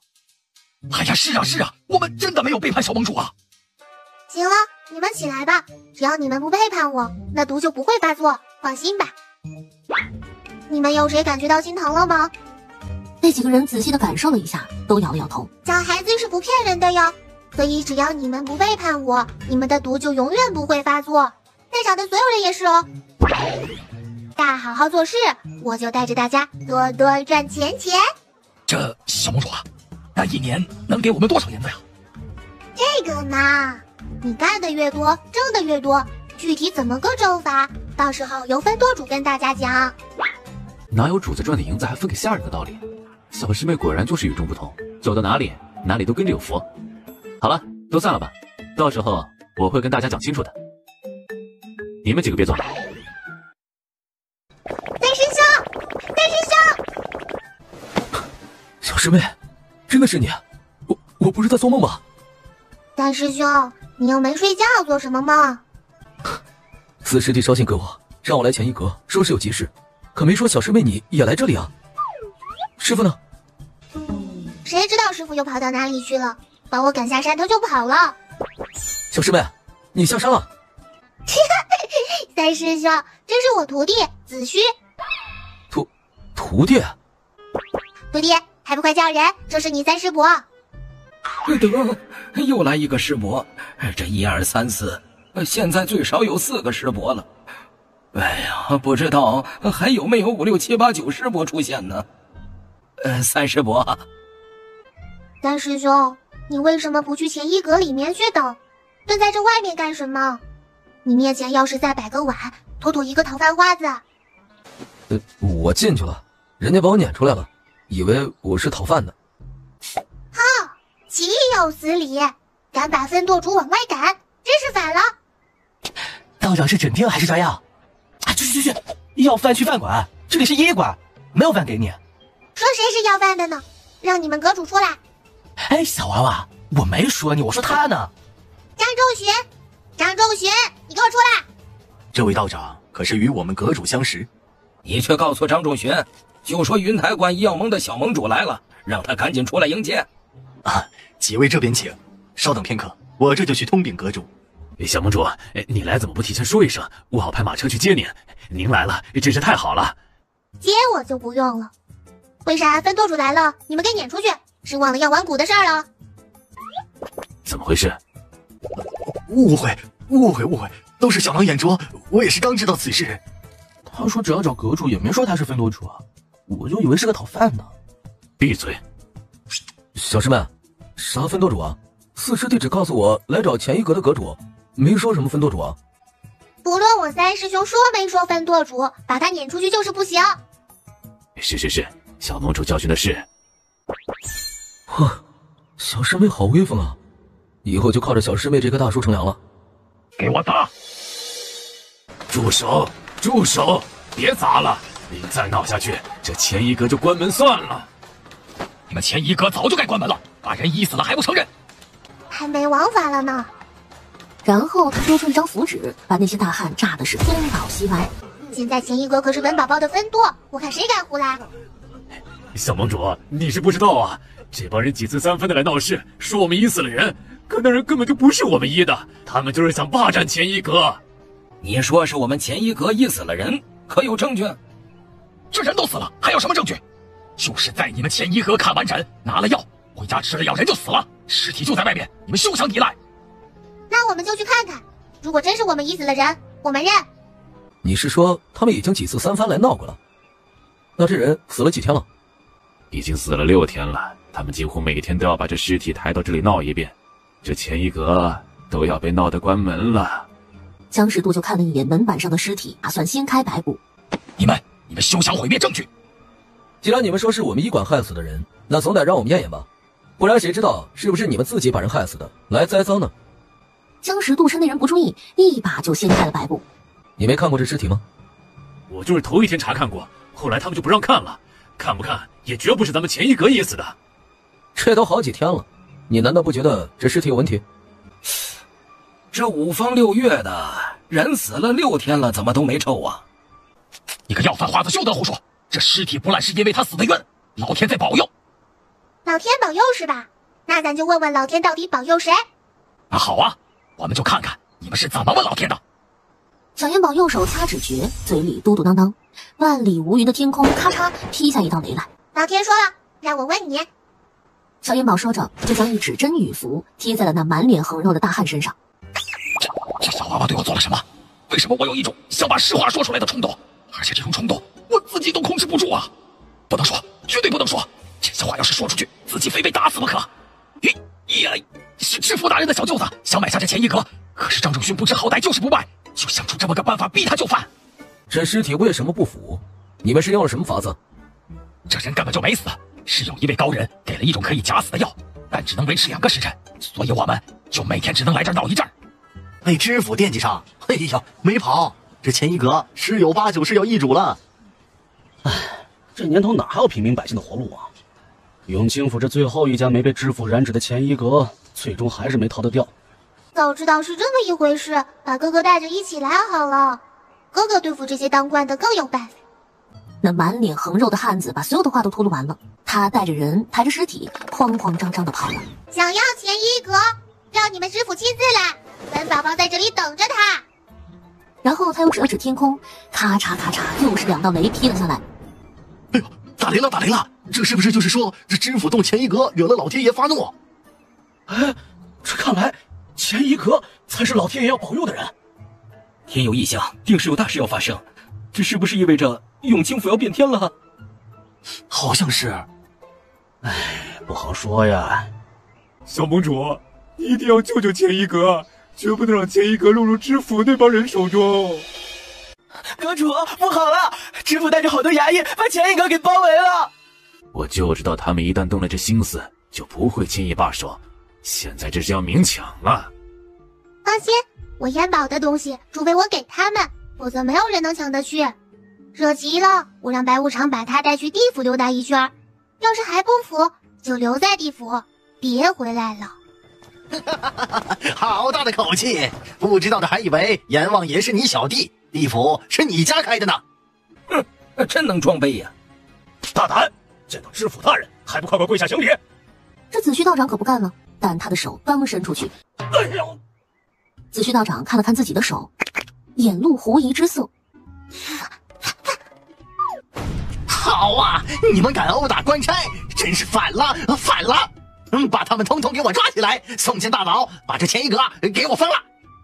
慢着，你哪只眼睛看见我们殴打官差了？你的那官差走路栽栽愣愣的，自己摔倒的怨谁呀？你说我走路摘愣？你个臭老道士眼睛瞎吗？分明是有人激了我一掌。我说你打了就打了，在这清知府，我的话就是圣旨，都给我抓起来！今天这钱一阁我是收定了。哦，这是又来了个土皇帝，而且比司康县那个胡良才有过之而无不及呀。这兰国的皇帝也不知道是怎么治理朝政的，怎么走到哪儿都能碰到贪官。要点封赏也不过分，至于功劳嘛，寄到那没见过世面的爹爹身上就好，我分点金子就行。哦，想要钱一阁啊，那就直说嘛，拐弯抹角说我们殴打官差，那不脱裤子放屁多此一举吗？哼，张中许，你在哪儿弄来了这么个小娃娃，装神弄鬼的？识相就赶紧交出来房契、地契，在这个文书上签字画押，带着钱一阁的人滚蛋，我还能免了你的牢狱之苦。小盟主，我们现在这钱一阁是我云台观的分舵，所以想要钱一阁得跟我说。不过你说了也没用，我是不会答应的。就凭你？就我一个人就够了哟。方知府对着衙役一招手，众衙役一起往上闯。小燕宝小手一抖，丢出一张符纸，给你们一个小小的教训，再敢惹本宝宝，直接把你们送去地府。你们别叫唤了，赶紧扶本知府起来。大人，你没事吧？你瞎呀？看我像没事的样子吗？你们就是一帮废物，让你们抓一个小崽子，你们都抓不住。都给我进去，把里边的人能抓活的就抓活的，抓不了活的就给我往死里打。挺方的，我今天不把你送去地府溜达一圈，你是真觉得本宝宝好欺负了。小燕宝说着就扔出去一张拘鬼符。你是谁？你咋这么黑？这要是在夜里我都看不见你。小人范无咎，人送外号黑无常。哦，你也行。不知道小燕宝把小人叫上来有何吩咐？都给本知府起来，再装死回去每人50大板。那个穿官服的贪赃枉法、草菅人命、欺压百姓，最主要的是欺负本宝宝，还瞧不起你。你看他啥眼神看你呢？小崽子，你说的这装神弄鬼，弄这么个黑胖子，戴个破帽子，真就当我们怕了你了？别说他是假的黑无常，就是真的黑无常，本知府也不怕。没听说过神鬼也怕恶人吧？大丫，我就说他瞧不起你吧。黑无常本就黑的脸，现在更黑了。他把手里的哭丧棒嗖的一下就扔了出去，正好打在方知府的脑袋上。方知府就感觉这脑袋嗡的一声，魂魄一下子就从身体里飞了出去。敢欺负小燕宝，来对本差官不敬，我看你是活腻歪了。那本差官就带你去地府看看，我是真的还是假的。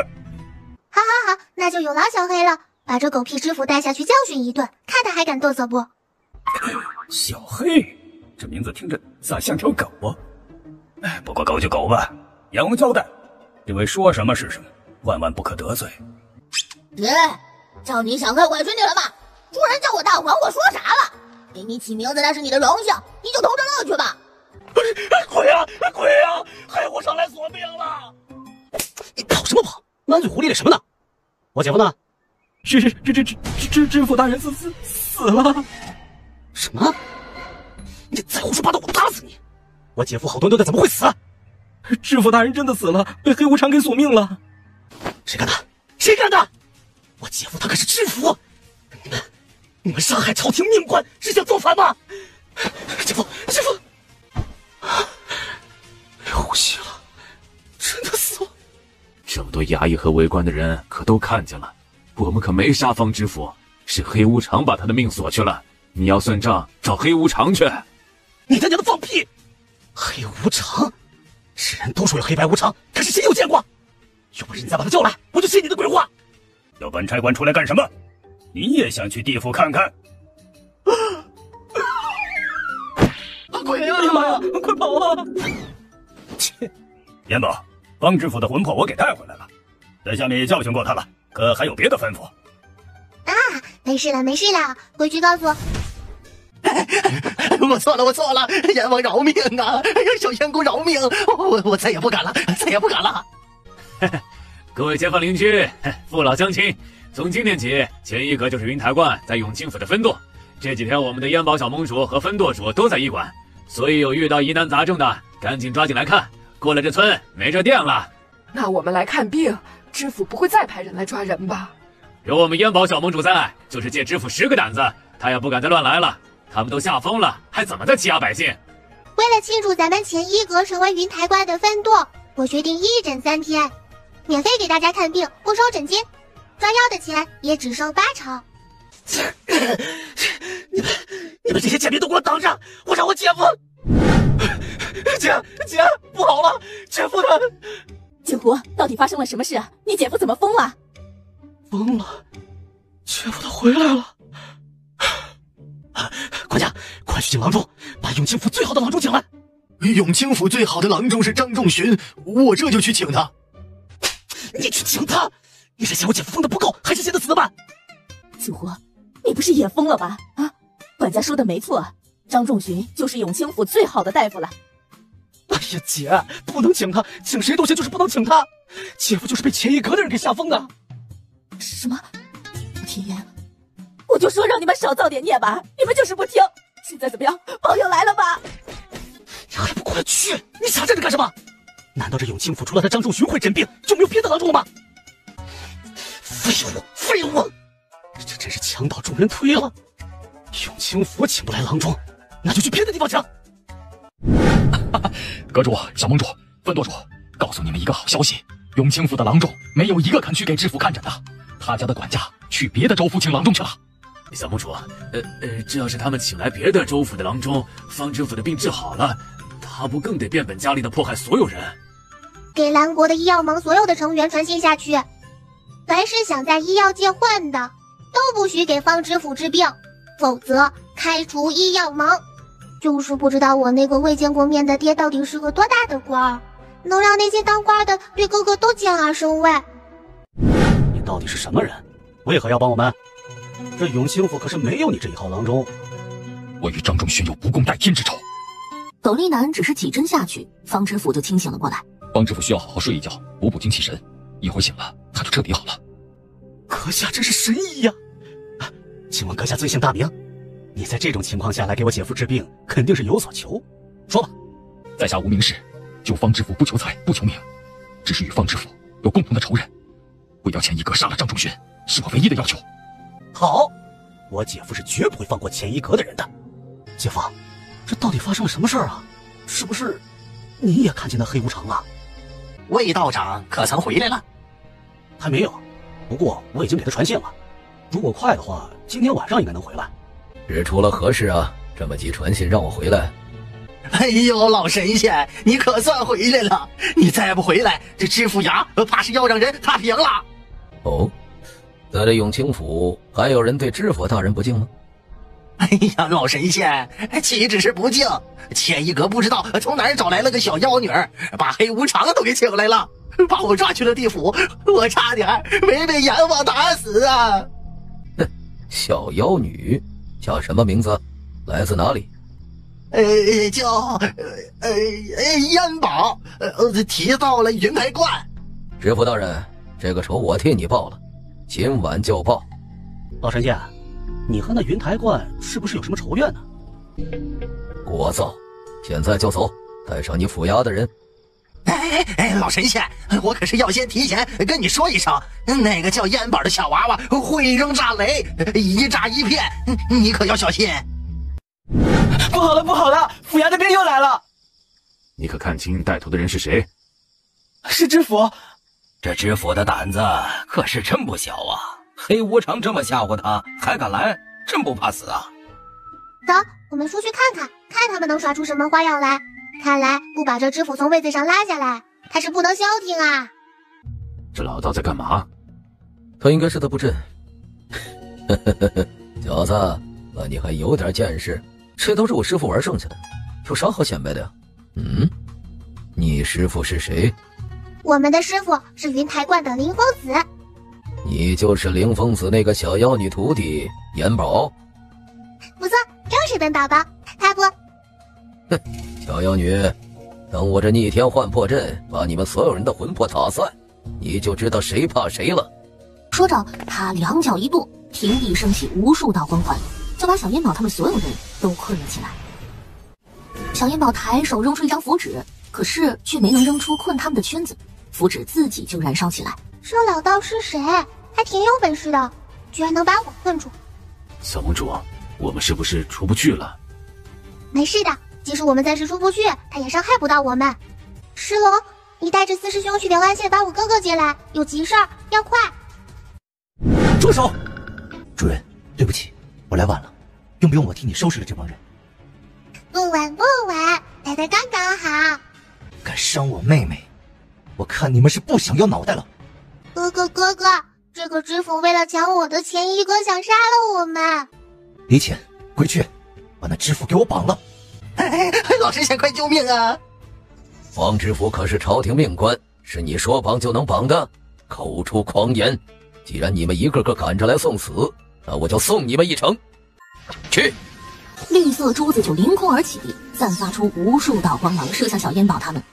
小烟宝赶紧抛出一张灵符去挡。哼，小妖女，你还真是有点本事，比你的疯子师傅强多了。他这么多年一直当缩头乌龟躲着，连跟我正面交手的胆量都没有。但可惜的是，你活不过今晚了。究竟是谁活不过今晚还难说呢。魏无隐一勾唇，继续催动炼心鬼珠攻击小烟宝。小烟宝就不停地扔符纸，小烟宝如意袋里的符纸就剩最后一张了。啊，糟了！师傅，我来给你当桌子。好徒弟，可是献血来不及了。哼，我是不会给你画符的机会的。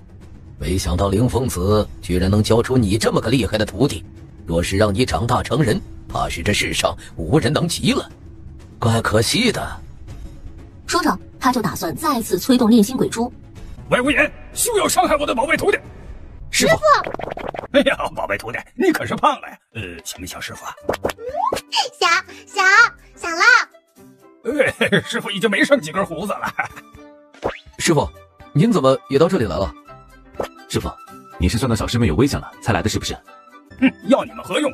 还得让你们的小师妹护着你们。凌风子，哼，终于不当缩头乌龟，看出来了。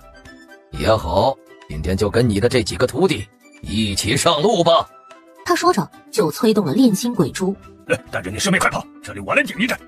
我是绝对不会跑的，我就不信他能伤得了我。就在这千钧一发之际，石龙突然怒吼了一声，炼心鬼珠直接就被龙珠吸了过去。魏无隐一口鲜血就喷了出来。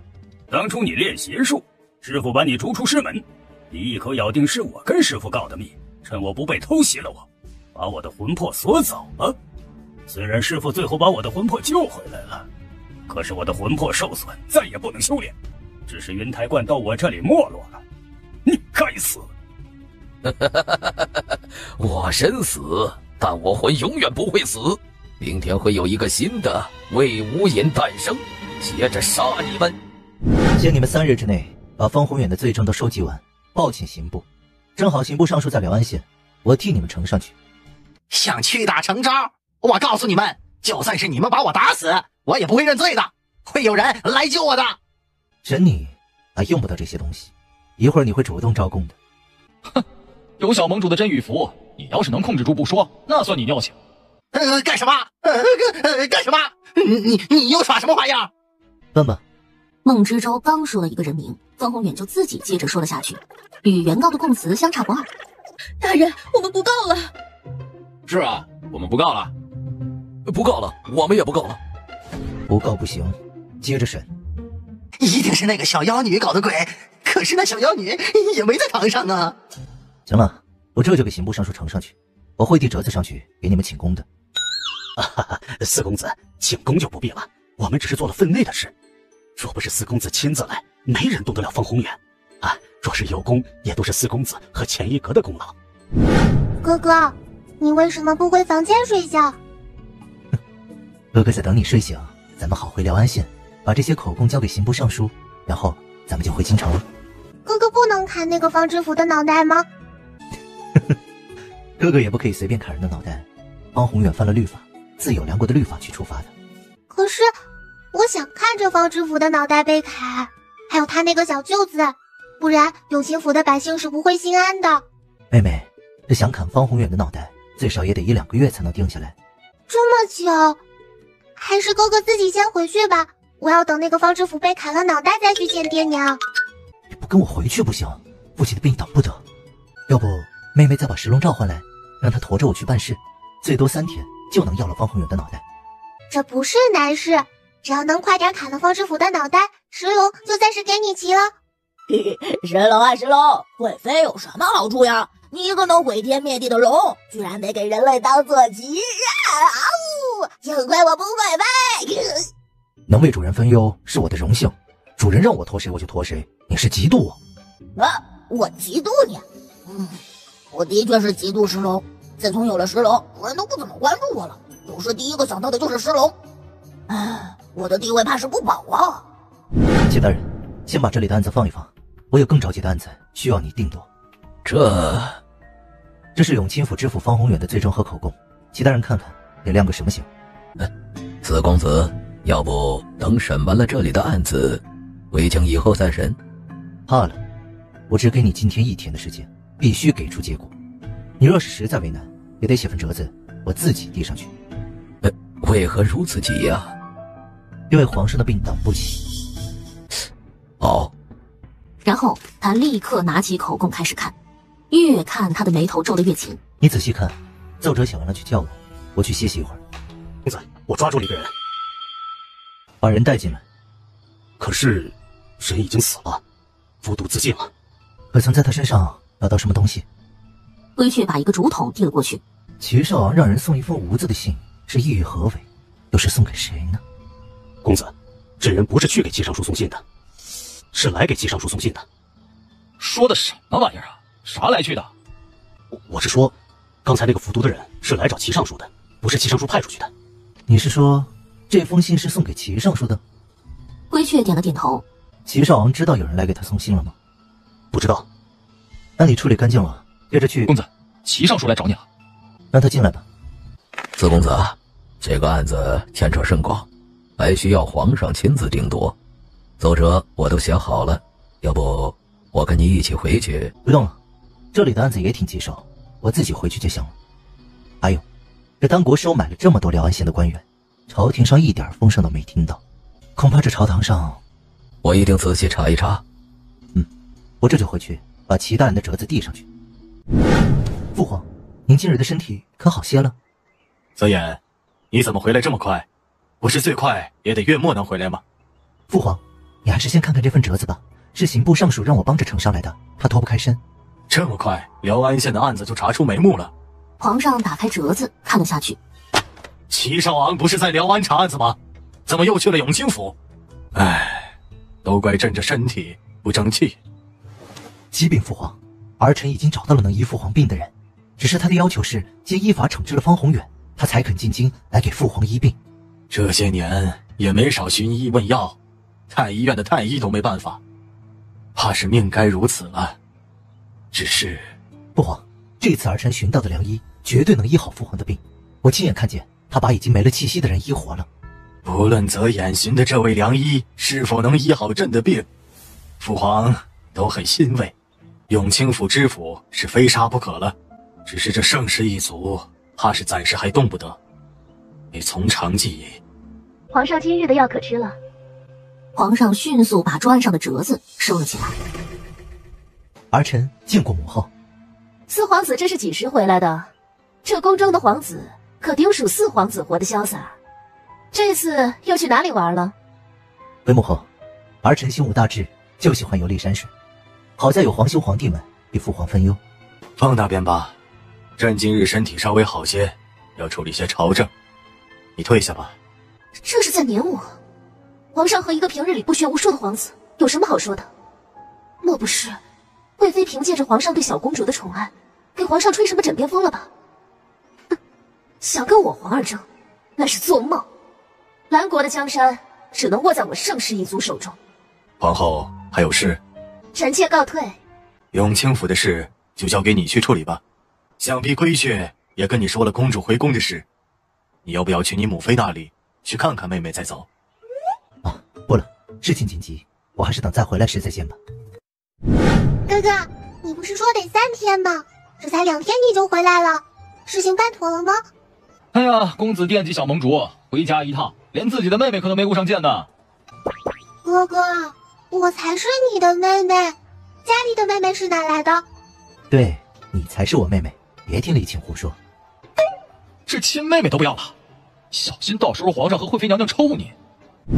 万岁！万岁！皇上英明！就在监斩官扔出火签令，高喊一声斩的时候，半空急速飞来一道黑影。小银宝他用防护服将监牢给罩了起来。小妖女，你在这法场上做了什么？没做什么，就是给你带一只镯子而已。你看我对你多好，镯子我自己都舍不得戴，给你戴。小银宝就一掐指诀，口中嘟嘟囔囔念叨起来。所有人就看到好大一个镯子，把他们所有人都圈在了里面。这回接着砍这坏蛋的脑袋吧，没人敢再来捣乱了。监斩官再一次扔出火签令，硬牌落地，刽子手手起刀落，方宏远和景湖人头落地了。哎，妹妹，咱们明天回去把江师兄也一起带上吧。哥哥好贪心哟，三师兄是要留在这里发扬云台观的，不能跟我们回去。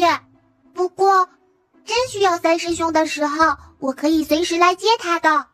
都听妹妹的。主人，就让我在如意带里跟着您吧。炎龙谷我可以时常回去看看。你这个新金龙，果然主人给你的阳光你就采纳了，还想随时跟着主人，麻溜回你的石头里待着去吧。大黄，你是第一个跟着我的灵宠，就算是石龙再厉害，也不能取代你的位置。放心吧，一家人要相亲相爱的哟。公主车驾，前人避让。哪里来的野孩子？要是吓到小公主，你脑袋还要不要了？大黄不愿意了，他龇牙冲着护卫就嗷呜嗷呜了2声。护卫身后拉车的马一下子就惊了。忍过来吧，妹妹不怕，有哥哥在，哥哥给你顶着。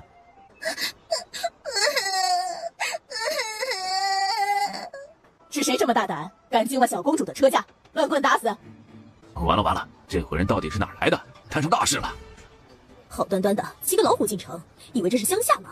这可是京城，天子脚下，这回还耍不耍威风了啊？护卫抄起棍子就气势汹汹地奔着小烟宝过来了。放肆，休得无礼！别看你们2个刚才拦住了京马，可是你们也不看看惊到的是谁？是你们能阻拦得了的吗？知不知道？怎么，怕了？四皇子，这好大的威风！一个奴才出口就要把人乱棍打死，莫不是这兰国的江山都是你的了？四皇子，你可冤枉死奴才了！那车里受惊的可是小公主啊，您的亲妹妹呀，你怎么还护着别人呢？哥哥的亲妹妹不是我吗？为啥说那车里的孩子是哥哥的亲妹妹？他又抬头看了一下哥哥头顶上的七元线，就是嘛，哥哥怎么可能是公主的哥哥？哥哥姓黄，那些大人都叫哥哥黄四公子，这老妇人怎么叫哥哥四皇子？这老妇人一定是糊涂了。你是教我做事吗？奴才不敢，但是小公主受到惊吓这事儿，还请四皇子亲自去跟娘娘说。我自会去说。闹了半天，师夫认的这个哥哥是四皇子。哎呦，我的天哪！原来那些官员口中的黄公子是皇家的皇啊！哎呦，我就说嘛，当朝的2品大员怎么会怕一个官宦子弟呢？哎呦，哎呀，不得了啊，不得了！师伯是紫皇子，那我岂不也算是皇亲国戚了？哎呦，师傅呀，这个大腿你可得抱住了，别撒手啊！等着娘娘扒你的皮吧！这是怎么了？刚出去就回来了？请娘娘责罚，是奴婢没有照顾好小公主，小公主受了惊吓。什么？怎么吓到的？你们这么多人跟着，都是死人吗？是四皇子，一切都是儿臣的错，还请母妃不要责怪妹妹。言儿，皇上驾到！不会是我口袋里的石龙跑到这个叔叔的袍子上去了吧？还有他头上戴的帽子，那上面是镶着金子吗？金子！这个穿龙袍的叔叔好有钱啊！那我是不是要换个大腿抱？怎么回事？公然说是泽眼带来的小丫头把若儿吓到了？父皇，你听我说。说什么说？你知不知道咱们皇室有一个公主多么不容易？我还以为你有长进了呢，还是如此不争气。把今天跟着小公主出去的护卫、嬷嬷、丫鬟统统杖子20。熊叔叔，是我的老虎惊到了马，小姐姐才被吓到的。你要罚就罚我好了，别怪他们。父皇，不怪妹妹，是那2个护卫先动手，才惹得大皇吼了2声。哥哥，让熊叔叔打我，我有防护服，他们打不疼我的。父皇，饶了护卫和工人吧，要罚就罚我替妹妹受罚。你妹妹明明我抱着呢，你还对一个不知道哪儿来的野孩子一口一个妹妹的叫，今天非得教训教训这反骨的逆子不可。好，我今天就成全你。来人呐，把四皇子拉下去，杖子20。不要打哥哥，不要打哥哥！爹爹不打一个人是不会消气的。爹爹，熊叔叔是哥哥的爹爹，那不就是？他立刻把小手在眼睛上抹了一下，屋内所有人的亲缘线都跳动了起来。是的，哥哥和这个熊叔叔的亲缘线连在了一起，而旁边那个美姨姨的亲缘线也和哥哥连在了一起。但是熊叔叔怀里抱着的孩子与他们没有亲缘线，哎，我的亲缘线则是与他们连在了一起。妹妹，你发现什么了？爹爹和娘亲错认了孩子，我才是他们的孩子。把四皇子拖下去，往死里打！你们不认我拉倒，我还不认你们了呢。可是你们不能打哥哥。小烟宝伸手就从如意袋里掏出一张符纸。妹妹，不要！皇上且慢，臣妾有话要说。世界哪有这么狠心的爹爹，把自己的儿子往死里打？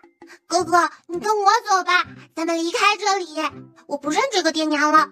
妹妹，你师父告诉过你爹娘是谁？我师父不知道，让我自己下山去找，说我爹娘会去云州县找我。可是我等了3天，他们也没去找我呀。倒是见到了哥哥你，可你也没认我，就走了。你师父没告诉过你，可是你又怎么知道我是你哥哥？父皇和母妃是你的爹娘呢？我会看呢，我和哥哥有亲缘线的，我和他们也有。不过我不想认他们了。贵妃，你给朕说清楚，小公主就是这个秦嬷嬷去云州县接回来的，也不是这秦嬷嬷从中做了什么手脚。还有这孩子说的他会看亲缘线是什么意思？母妃，哭什么哭？你抢了我爹娘，我还没哭呢。贵妃，起来，小公主要你抱。秦嬷嬷，你没什么话要说吗？皇上，奴婢对娘娘的忠心日月可见呐，绝对没有做过对不起皇上娘娘的事儿。小公主的身份绝对无假呀。秦嬷嬷是你身边的人，你怎么看？我相信秦嬷嬷。哦，起来吧。秦嬷嬷，皇上让你起来了。泽眼，现在该轮到你说了。回父皇，本来这个妹妹是我去药王谷途中认的一个妹妹，她当时就说我是她的亲哥哥，我并没有在意，就想着这么可爱的小奶娃带回来，父皇母妃也一定会喜欢。那时我还不知道母妃生的妹妹还活着，可是现在我才明白，烟宝才是母妃当年生的那个妹妹。哭什么哭？好烦啊！谁说谁有理是吧？那咱们就比一比谁哭的声音大。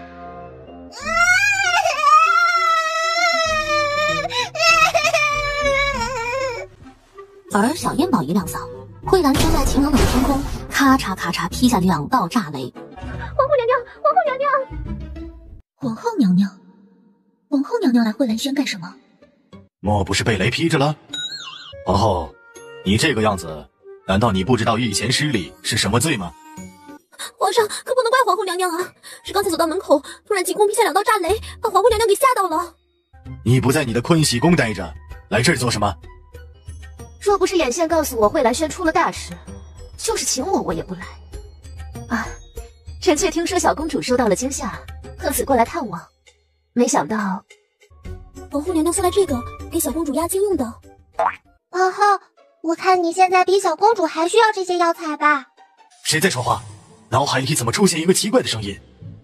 主人干得好，就应该让刚才那2道雷劈死这个坏女人，就是她派人把你和那个假公主换了的。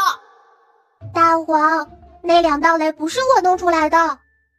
难道我的病情是又加重了？居然出现了幻听，这到底是谁在我的脑袋里闲聊？大黄，好像四皇子刚刚提到过这个名字。曹衍，大黄是谁？父皇，你要罚就罚儿臣，大黄也是护主心切才吼了2声。还真有这么个人，那刚刚我就不是幻听，这个大黄能把声音传到我的脑海里，定然是个世外高人，比那些暗卫高的不止一点半点。曹衍，让那个大黄来见我。啊，主人，这糊涂皇帝要见我干什么呀？不会是因为我吓到了那个假公主要杀了我吧？哎呀，主人，我要师出未捷身先死了呀！主人保重！闭嘴吧，这糊涂爹能杀得了你吗？我要是把你从如意袋中放出来，还不吓死他们？你这么看着妹妹干什么？她可才是真的公主，别动什么杀念，否则这个神仙妹妹发起火来，我可是拦不住的。她要是把皇宫夷为平地，到时候谁当皇帝还不一定呢。父皇，大黄是一只老虎，妹妹的灵宠千坐骑，带到这里来，怕是会吓到父皇以及众人。老虎，老虎会说话，还跑到朕的脑袋里去说话，唬谁呢？四皇子到底是从哪里弄来的这孩子？怎么和惠妃长得那么像？尤其那双眼睛，当年派去的那人不是说把那孩子弄死了吗？皇上，天有异象，怕是要出什么事。这惠兰轩平白无故的遭雷劈，还是请青天剑的监正过来看看吧。正合我意，老虎都跑到朕的脑袋里来说话了，这是大事。青天剑的监正可是我的人，不管这孩子是什么来历，都留不得，宁可错杀，绝不放过。主人，这恶毒的女人想联合青天剑的监正来害你了。那就让她来喽，本宝宝最喜欢看热闹，看到时候谁害谁。哎，大黄，你怎么一进宫突然就知道这么多了？早点你为什么不告诉我我就是公主呢？主人，是你的修为升级了，我知道的事情就多了，也能听到更多人的心声了。心声？难道我听到的是心声？是大老虎和小娃娃在用心声交流？这孩子是妖？大黄，那你听听我那个糊涂爹在想什么？他总用眼睛瞄我干什么？好大的胆子，算计到我头上了！主人，你那糊涂爹是皇帝，有龙气护身的，我是听不到他心声的。留下，必须留下，不论是不是真的公主，都要留下。以后上朝的时候，把这孩子带在身边，那我就可以轻易拿捏朝中的大臣了。那你听听我那漂亮却眼神不好使的娘亲在想什么？我跟她长得这么像，她都看不出来吗？听，快听，我要听听自己妃子内心的真实想法。主人，你漂亮娘亲的心声我也是听不到的。这也听不到，没用。主人，俗话说母女连心，我不能听到主人的心声，自然也就听不到主人娘亲的心声了呀。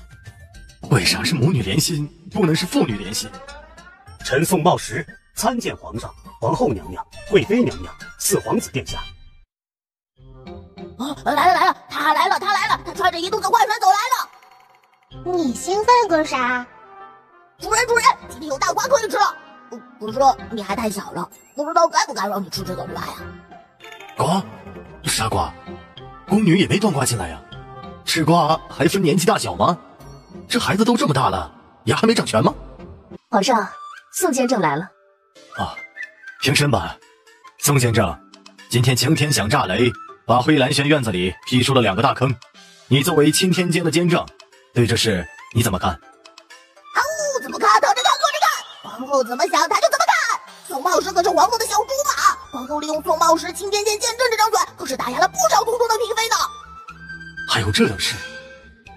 大黄，竹马是啥马？跟石龙一样吗？石龙住在石壁里，这个宋监正住在竹子里。回皇上，臣昨夜夜观天象，发现紫气西散，斗牛冲天狼，紫微星泛红，灾星出现，就落入慧兰轩中。皇上，刚才的2道天雷就是灾星带来的。皇上，这慧兰轩救小公主刚回来不久，这宋监正是在说小公主是灾星吗？皇上，臣绝无此意。这从星象上来看，这灾星是今日才来到慧兰轩的。慧兰轩今天可曾来了什么人？来了，主人，矛头开始指向你了。你这欠揍的大王，我被针对你很开心是不是？要是我嘎了你还能活着吗？哎呀，主人，我可是相信你的实力的，谁敢嘎你的，阎王爷第一个冲过来帮你。阎王爷是你手下不成？宋监正，你莫要仗着你钦天监监正的身份胡说八道，我妹妹可是真的公主。四皇子，臣是在其位谋其政，知无不言，言无不尽。即使四皇子不高兴，臣也要实话实说。我呸！好一个忠君爱国的臣子，满嘴仁义道德，一肚子男盗女娼，本大王都要吐了。不许吐！你要是吐到我的如意袋里，我扒了你的皮。主人，我就是一个比喻。哎，没文化，真可怕。是吗？我是灾星，为什么那雷没劈我，却劈了这个恶毒的女人？大胆！哪来的野孩子敢污蔑皇后？来人呐，把这野孩子拉出去杖毙！不知死活的奴才，父皇面前你也敢张牙舞爪？皇上，桂嬷嬷可是臣妾的奶娘，臣妾平时都是对她尊敬有加的。四皇子这是不把我这个母后放在眼里了，以后臣妾还如何管教其他的皇子？哎呦，皇后也整这一哭二闹三上吊的事啊，明显是玩不起的。哎，主人，你别说啊，你这个哥哥还真是能处，就是智障啊。皇后，是你平日里太纵容你宫里的人了，朕还在这儿呢，轮到他发号施令了。皇上，都是奴婢的错，您责罚奴婢吧，别责怪娘娘。那好，把这个忘了自己是谁的奴才拖下去，杖责按时。皇上，您看在臣妾的面子上，饶了桂嬷嬷吧。她这一把年纪，20棍子会要了她的命的。皇上，你若是对盛世一族不满，大可以废了我这个皇后，不必为难一个嬷嬷。娘娘，切不可为了老奴乱说话呀，都是奴婢的错。说着，桂嬷嬷就开始自扇嘴巴，一下又一下的。皇上，好了，下不为例，再敢忘了自己的身份，杖毙。这糊涂爹也不是那么糊涂，咋就不知道认错了孩子呢？主人，你那糊涂爹也是被骗的，可以原谅的，你得证明给他看，你才是公主。好，快证明给我看，省得我去派人查了。皇后，你也起来吧，带着你的人回你的坤喜宫吧，少上这慧兰轩来。皇上，这天降异象可不能不当回事啊！既然你说天降异象是冲着我来的，那大家就都到院子里看看，我和皇后到底谁是灾星？这不知哪来的野孩子，是谁给他的底气？敢跟我当朝皇后叫板？南国的江山可全靠盛世一族撑着呢，皇上都不敢跟我叫板，这小奶娃算个什么东西？哼，我堂堂一国皇后，岂会被一个小奶娃吓到？我不知道四皇子跟这么小的一个娃娃说了什么，让他如此针对我这个母后。我是一国的皇后，岂会相信这怪力乱神之说？那就让所有人见证一下吧。走吧，所有人都出去看看。皇上，要不小公主就别出去了吧，万一……无妨，皇家的血脉自有老天庇佑。咋感觉皇上对小公主的态度变了？莫不是真相信了那孩子的话？妹妹下手轻点，别出人命。她可是皇后，她出事，爹爹的皇位也做不安宁。咱们2个都站在这里，让你的嬷嬷念谁是灾星，老天爷劈谁。10个数之后，看雷劈谁。主人，你就是想多数几个数，你也不会数呀！干活你不行，嘴贱你最能，看我不扒了你的皮！哼，我堂堂一国皇后，陪你一个不知道哪来的野孩子胡闹，笑话！桂嬷嬷，你来念。主人，这个恶毒女人把当年换你的人都给灭了口了。那怕什么？我一张真允符，她什么都招了。真允符是什么？是能让人说实话的东西？主人，她是皇后，有龙气护佑，你的真言符对她无用。不过还有2个人证，一个是这个恶毒女人的哥哥，一个就是她身旁的嬷嬷。什么？我这糊涂爹的龙气还保佑着恶毒女人，真是没天理了！果然是个糊涂爹。兵部尚书居然伙同他的妹妹混淆皇室血脉。谁是在先老天爷劈谁？谁是在先老天爷劈谁？劈那个野孩子！劈那个野孩子！劈死他！给不阿金备用！就见这晴朗朗的天空，咔嚓一下劈下一道雷来。妈呀！皇后大惊失色，撒丫子就跑。母后，那雷追着你劈，你居然往父皇身后躲，你是想加害父皇吗？皇后其心可诛。皇上，臣妾不敢，臣妾，娘娘，传太医。父皇，我看母后的情况不太好，请太医怕是来不及了。妹妹的医术可好了，原本就是我带回来给父皇医病的，让妹妹先瞧瞧吧。啊呜，主人，这皇宫里个个都是戏精，一个比一个演得好，以后有热闹看了。你也看出来那恶毒女人是装的了？本大皇可是上知天文下知地理，前知500年后知500年，火眼金睛，这点小把戏还能逃过我的眼睛吗？你就吹吧，牛都上天了。这大黄真是一只老虎，他说的是不是真的？他到底在哪儿？怎么这里发生的事情他都看得清清楚楚？好吧，本燕宝可是医者仁心，救人要紧，他对我做的事我就先不计较了。看我不扎死你个毒妇！皇上，皇后娘娘是何等金贵，怎么能让这么一个小爷？她也不会看病吧？妹妹本来就是我带回来给父皇诊病的，父皇都能信得过，母后的身体比父皇更金贵。我啥时候同意让这孩子给我诊病了？桂嬷嬷，你是不是板子没打到身上，不长记性？这野孩子就算是公主，也绝不能让皇上认下她，否则不但我的计划白费了，这孩子以后怕是会处处要跟我作对。打不装了，你太不经吓唬了，这就行了。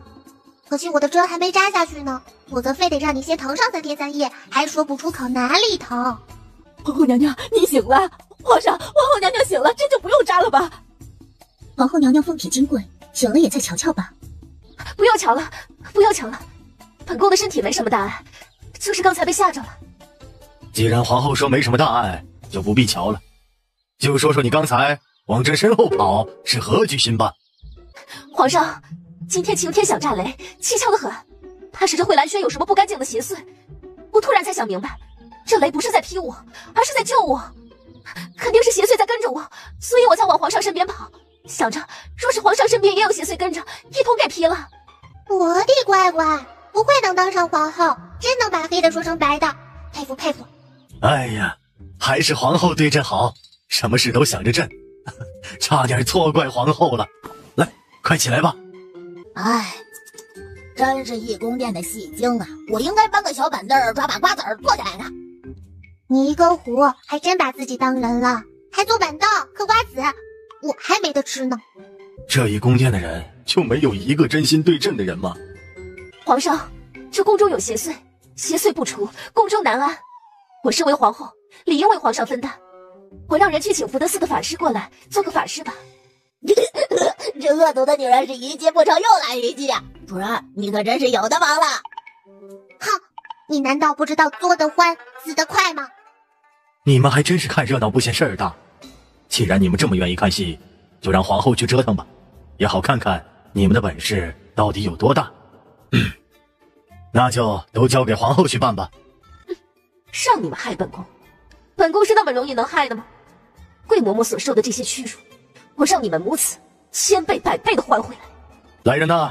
钦天监监正宋茂时办事不力，明明是有邪祟，却硬说什么灾星，削去官职，送去大理寺严查，看看他还犯过多少次这样的错误。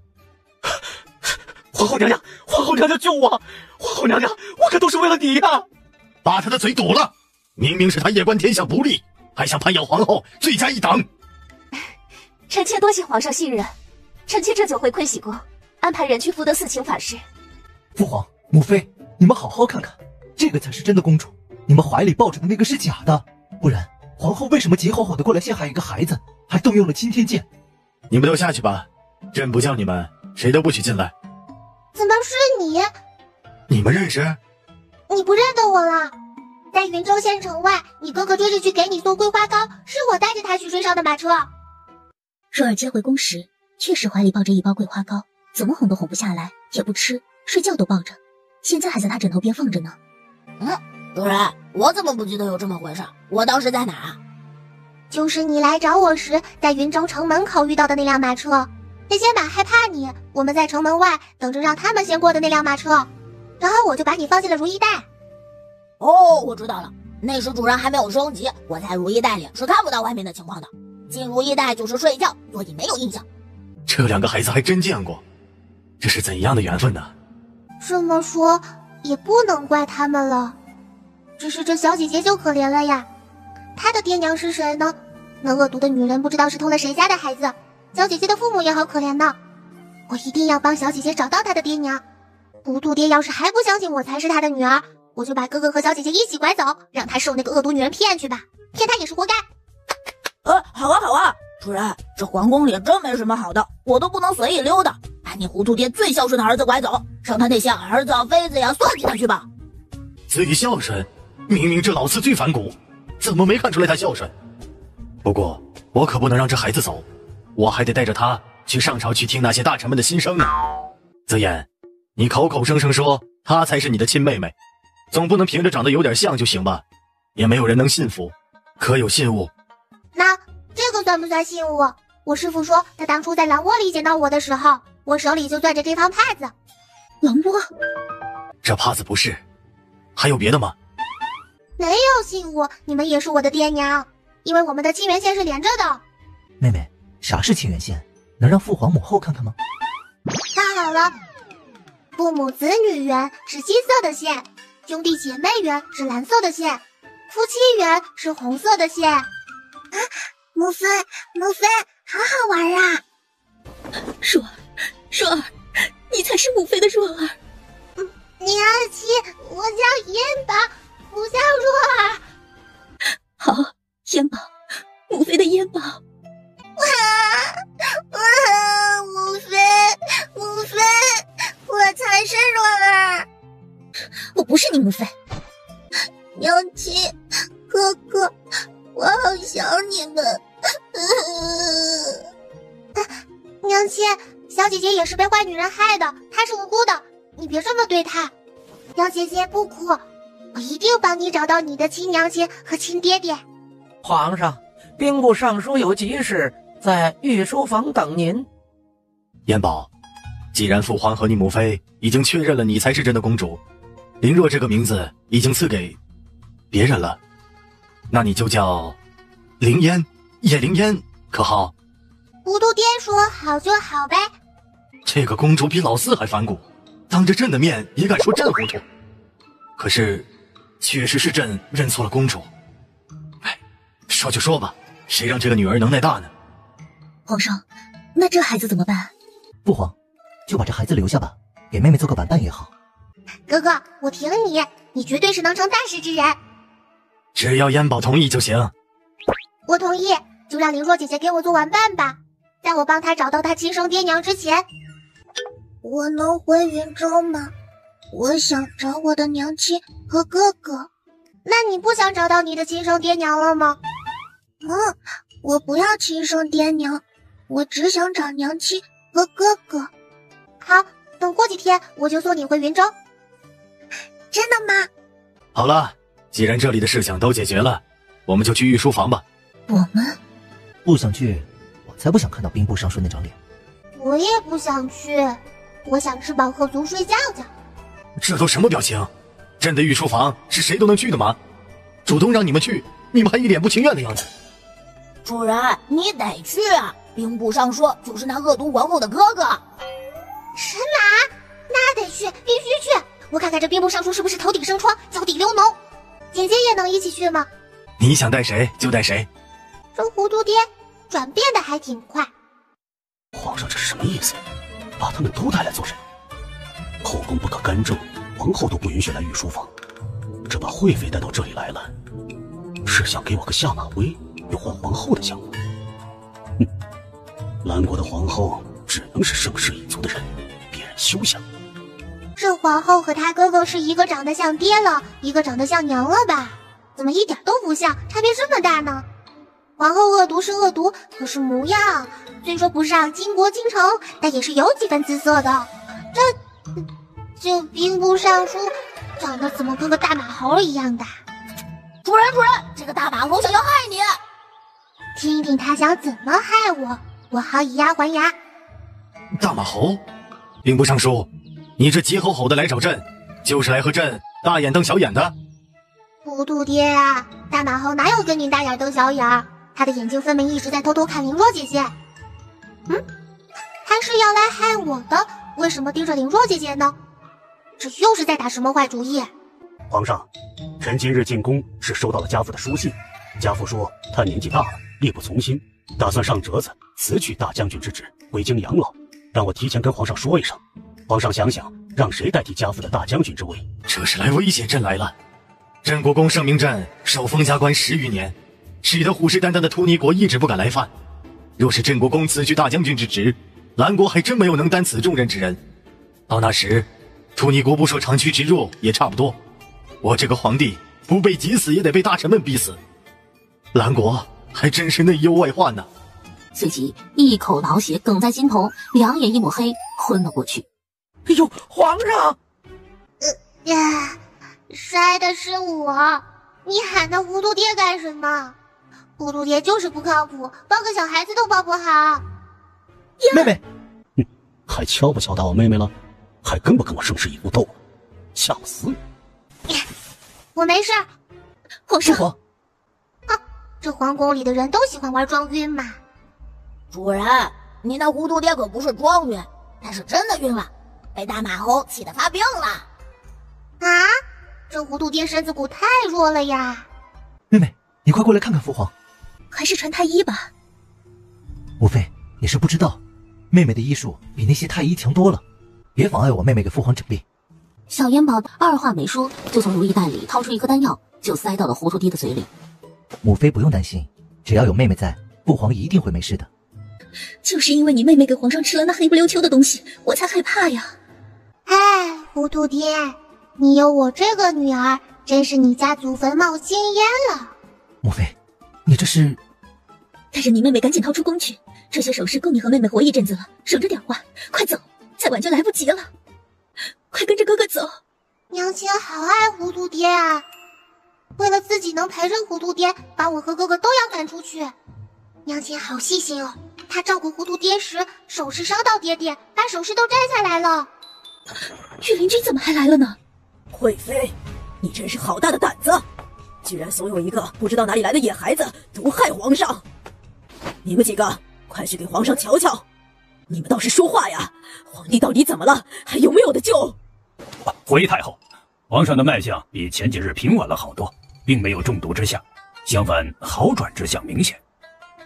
不可能，绝对不可能！何文炳，你是不是被惠妃收买了？皇后娘娘可不能冤枉微臣呐！那你问问其他的太医，臣说的话是否属实？谁允许你们进朕的御书房了？皇帝，你醒了，要不是几位太医，你就被惠妃他们给害死了。这老太婆真能睁眼说瞎话，糊涂爹是我救的，关那几个被药香的什么事儿？还想冤枉我这刚认的娘亲？老太婆，别说我给你一鞭炮！皇上，你可担心死臣妾了？要是有个三长两短，臣妾可怎么活呀？一家子戏精是一个比一个能演，毒不就是你们下的吗？鬼不也就是你们放的吗？你不就是等着皇帝两腿一蹬，让你儿子坐上皇位的吗？老太婆和那恶毒女人合起伙来算计我这个糊涂爹。哎呀，主人，何止他们两个算计你这糊涂爹呀，满皇宫的女人都在算计你这糊涂爹。当然了，除了你这漂亮的娘亲，我这个糊涂爹能活到现在，还真是命大呀！不愧是真龙天子，没有这龙气护体，早嘎了。我还是晕过去好，眼不见心不烦。不对，是耳不听心不烦。太后，你们这是要逼宫吗？御林军都闯到儿臣的御书房来了。皇帝，你是有所不知啊，是那惠妃要谋害你。要不是哀家来得及时，你恐怕都遭了毒手了。事出紧急，御林军就进来了。你快让御林军把惠妃还有那不知什么来路的野孩子抓起来。睁眼说瞎话的太后，恶毒的皇后，哎呀，娘亲和哥哥在这皇宫里活得好幸福哦。娘亲不怕，凡是要害娘亲和哥哥的人，老天爷都会让雷劈他们的。太后，这宫里的邪祟就是这野孩子带来的，还在这妖言惑众呢。惠妃妖言惑众，又企图混淆皇室血脉，把惠妃和这野孩子押去宗人府。太后慎言，燕宝不是野孩子，他是朕和惠妃的孩子，是兰国的公主。皇帝，你不能。太后，你要是实在闲着没事干，就去佛堂念念经吧。皇上，你怎么可以和哀家这样说话？咱们兰国可是以孝治天下。够了，这里是御书房，后宫不可干政，不能进御书房，这也是兰国的规矩。除非皇上特准，朕准许你们进御书房了吗？哦吼，刚硬刚，我看你们谁能刚过谁。皇后，我们走。皇上，惠妃就可以干政了。母后，母妃是陪着妹妹来给父皇瞧病的，妹妹离不开母妃。娘亲，抱抱，燕宝怕怕。惠妃是陪着小公主来的，也是朕允许的，皇后可有意见？臣妾没意见，皇上多保重。你们还不滚出去，在这干什么？是不是太后让你们弑君你们也敢？何太医，你是给朕用了什么药吗？回禀皇上，臣就只给皇上把了脉，别的什么也没做，未曾给皇上用过药啊。那太后怎么说是太医救的朕？父皇，是妹妹给你用的药，你才能醒过来。我都说过了，妹妹的医术可比太医院的太医们强多了。皇上，的确是嫣儿给你服了药。皇上，您现在感觉如何？燕宝，到父皇这里来。既然不是你们给朕医的病，你们就退下吧。爹爹，那大马猴的父亲很厉害吗？为什么他父亲要辞官，把你气成这样？大马猴，妹妹可真是人才，咋形容的这么贴切呢？大马猴呢？不是，盛文柏呢？凌若姐姐呢？凌若胆子小，可能是藏到什么地方去了。张福，带人去找一找凌若去哪儿了。大黄，你看到凌若姐姐去哪儿了吗？主人，凌若被大马猴抱走了。那你为什么不早点说？抱去哪里了？主人，那个时候你正在给你那个糊涂爹把脉，我没敢打扰你。后来老妖婆他们就来了，我只顾着看戏，给忘了。皇上，小公主凌若找到了。凌若姐姐，那个人为什么要把你抱走？不怕的，有我呢，我会保护你的，保证没人敢欺负你。你们在哪儿找到凌若的？盛文柏在不在？皇上，我们是在假山里找到的凌若，就他一个人，没看到兵部尚书。那你们谁知道盛文柏去哪里了？皇上，我看到皇后娘娘把兵部尚书叫走了。没事了，你们都下去吧。主人，凌若的荷包里有东西。凌若姐姐在几个时辰之前还是公主，她荷包里有东西，那不是很正常的吗？肯定是娘亲给她装的糖果了、糕点了、瓜子了、花生了，好吃的呗，或者钱钱。哎呀，根本就没办法跟一个吃货和财迷聊天嘛。主人，你当凌若的荷包是你的如意袋，能装那么多东西？凌若的荷包里是毒药，你那个糊涂爹种的就是这种毒药，太医院的太医根本就诊断不出来的毒药。毒药？不会是这糊涂爹的毒是凌若姐姐给下的吧？大黄啊大黄，等你哪天现身出来，我一定给你一头猪吃。不是天天给你一头猪吃。真是朕想知道什么你就说什么。难道这小姐姐是扮猪吃虎？主人，你比喻就比喻嘛，别总是扯上火。谁敢吃本大王呀？谁敢吃本大王？大王，主人面前我可不敢称王。那这药一定是那个大马猴给凌若姐姐的，不知道他要让凌若姐姐害谁？不过，凌若姐姐真的会帮着大马猴害人吗？哥哥还说回到家里再吃晌午饭，我有好多好吃的。可是我不但饭没吃上，来害我的人却一波接着一波的。还好本燕宝有保命的手段，不然这爹娘不但认不成，小命还得搭上。父皇，我先带妹妹回去了，妹妹饿了。妹妹从小就怕饿，一饿就会晕倒的。不能回去。啊？为什么？我是说不用回去吃，在御书房吃吧。不是一饿就晕吗？走回慧兰轩还得一会儿，怕燕宝饿晕了。张福，让御膳房马上送膳过来。爹爹每天都吃这样的饭菜吗？怎么，燕宝觉得不合口味？那我再叫御膳房去重新做。何会考，这糊涂爹每天都吃这样的美食，也太幸福了。就为了每天能吃到这样的饭菜，我也得给糊涂爹的毒解了，把那个鬼抓了，可不能让糊涂爹嘎了。天大地大，吃饭最大。不会这都是灵若姐姐的灵宠吧？就像大黄，谁若是把它烤了吃了，我也会难过的。多谢主人，啥事儿都能想着我，没有人有那本事能把我烤了吃了。你若是哪天惹到我，我就把你扒皮烤了吃。主人，大黄是灵宠，不是菜虎，不可以吃的，吃了大黄的肉会死翘翘的。你以为你是吃亏啊？吃了会中毒？你别忘了，本宝宝百毒不侵，看你还敢嘚瑟不？要是我也能百毒不侵就好了，省得天天吃饭时都是小太监先吃头一口。你们这么多人盯着人家吃饭，礼貌吗？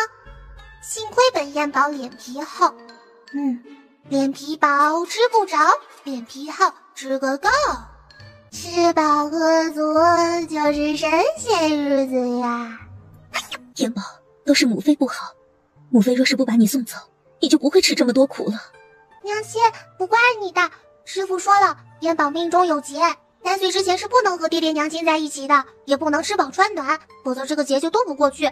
所以娘亲你是在帮燕宝渡劫，你是好娘亲。燕宝，你刚才给你父皇吃的什么？那娘亲就是这个，能控制爹爹身上的毒不发作。毒？父皇中毒了，为什么太医院的太医们没有一个人诊断出来呢？庸医，一帮庸医。我说妹妹的医术比他们强，他们一个个还吹胡子瞪眼不愿意呢。妹妹，父皇真的中毒了？这毒已经在爹爹体内2、3年了，有7、8种毒吧。朕的太医院是养了一帮庸医呀。皇上，灵若口吐鲜血不行了。人呢？在外边。快抱进来啊！还不赶紧抱进来！这不会也是中毒了吧？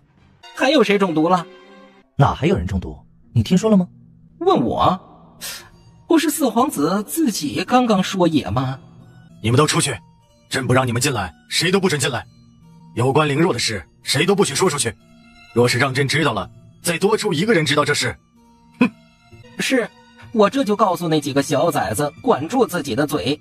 小燕宝先从如意袋里掏出一颗万能解毒丸，给灵若塞进了嘴里，然后又拿出银针，准备施展巨阳13针。大黄不是说灵若荷包里的毒药和朕中的毒一样吗？可为什么症状不一样呢？朕要是毒发这么剧烈，早就一命呜呼了。难道灵若中的毒不是他荷包里的毒药？燕宝，灵若咋样了？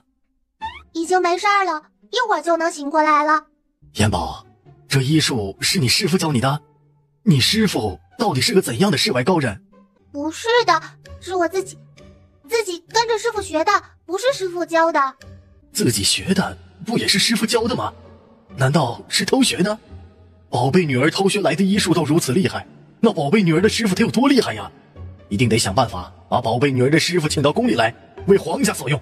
娘亲，醒了？灵若姐姐，你还认识我吗？灵若姐姐，你是梦到了你的娘亲吗？是不是我死了，她就不会去杀我娘亲和哥哥了？谁要杀你哥哥和娘亲？爹爹，你还是先别说话了。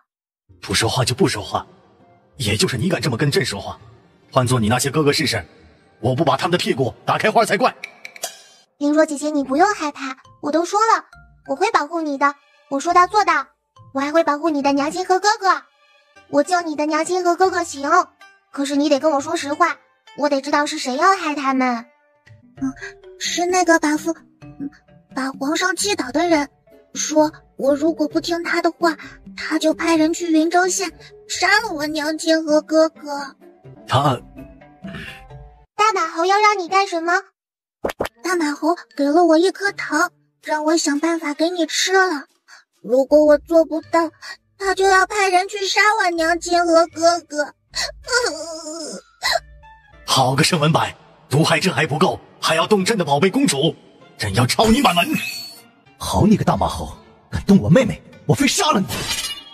盛世一族没一个好东西，你动我女儿，我就把你妹妹从这皇后的位子上拉下来。我知道大马猴给我的不是糖，公主对我这么好，我是不会害公主的。可是我又不想娘亲和哥哥死，我就把大马猴给的糖吃掉了。多么好的一个孩子呀，他也才3岁多，能做出这样的决定，他得有多无助啊！就算她不是我的亲生女儿又如何？她还教了我这么多天母妃，孩子有什么错呢？都是那些别有用心人的错。南国皇室还养不起一个孩子吗？这么忠心的孩子，真应该给他一个留在宫里的身份，让他陪在宝贝女儿身边。做宫女还有点委屈这孩子，那就做个独伴吧，封个郡主。而且如果不是凌若这孩子的出现，或许宝贝女儿还没有这么大的造化，遇不到她的师傅。看吧，我燕宝看人的眼光是很准的哟。这个姐姐我认定啦。凌若姐姐，你以后可不要再做这种傻事了。不论有什么事，你都可以跟我说，我帮你搞定。好吧，这宝贝女儿刚回宫，年龄还小，规矩什么的以后再学吧。小银宝看出了凌若姐姐的担心，趴在她的耳边说了一句话：这太好了！晚上送凌若回去的时候，把我放出来，坐在石龙的背上吧。我在如意袋里憋的都长毛了。少跟我装可怜，你的毛是生来就有的。大黄，你是深懂朕心的。等你现身出来，我每天赏你1头牛吃。不行，牛是用来耕田的，不能吃。那就赏你2头猪吃吧，卯足劲吃，吃得饱饱的，好给我通风报气。那个凌若要是实在想她娘亲的话，朕就派人送她回云州看看吧。我要睡一觉了，有什么事等我睡醒了再说。凌若姐姐，你怎么在这里？你没睡觉吗？是我求娘娘让我留在这里陪着你的。那你感觉怎么样？回去的路途有点远，你要是感觉撑不住，我们明天再回去。你放心，大马猴他们就算是去云州，也得好几天才能赶到呢。我们比他们快。我已经没事了，可是这个时辰宫门都已经上锁了，没有皇上的令牌是出不去的。皇上不是说明天再派人送我回去吗？咱们现在就走。凌若姐姐，我的布袋子你看到了吗？是贵妃娘娘把你的布袋子拿走了，她说那个布袋子太破了，要给你做个新的。我的娘亲啊，别说一个新布袋子，就算是金山银山也换不来我的如意袋。没事了，咱们走吧。外面的宫女听到了动静，赶紧过来问小银宝有什么吩咐。没事，我就是告诉你们一声，明天早上谁都不许进来叫我起床，我睡醒了自己就起来了。我们被发现了，走不了了，怎么办呢？别出声，没人能看到我们的。平时每天晚上都有这么多人把守吗？你跟我娘亲说了，我们晚上去看你娘亲和哥哥的事。你知不知道我哥哥的寝殿在哪里？忽然，房顶上传来一声响动。这屋顶上到底是谁？咋这么淘呢？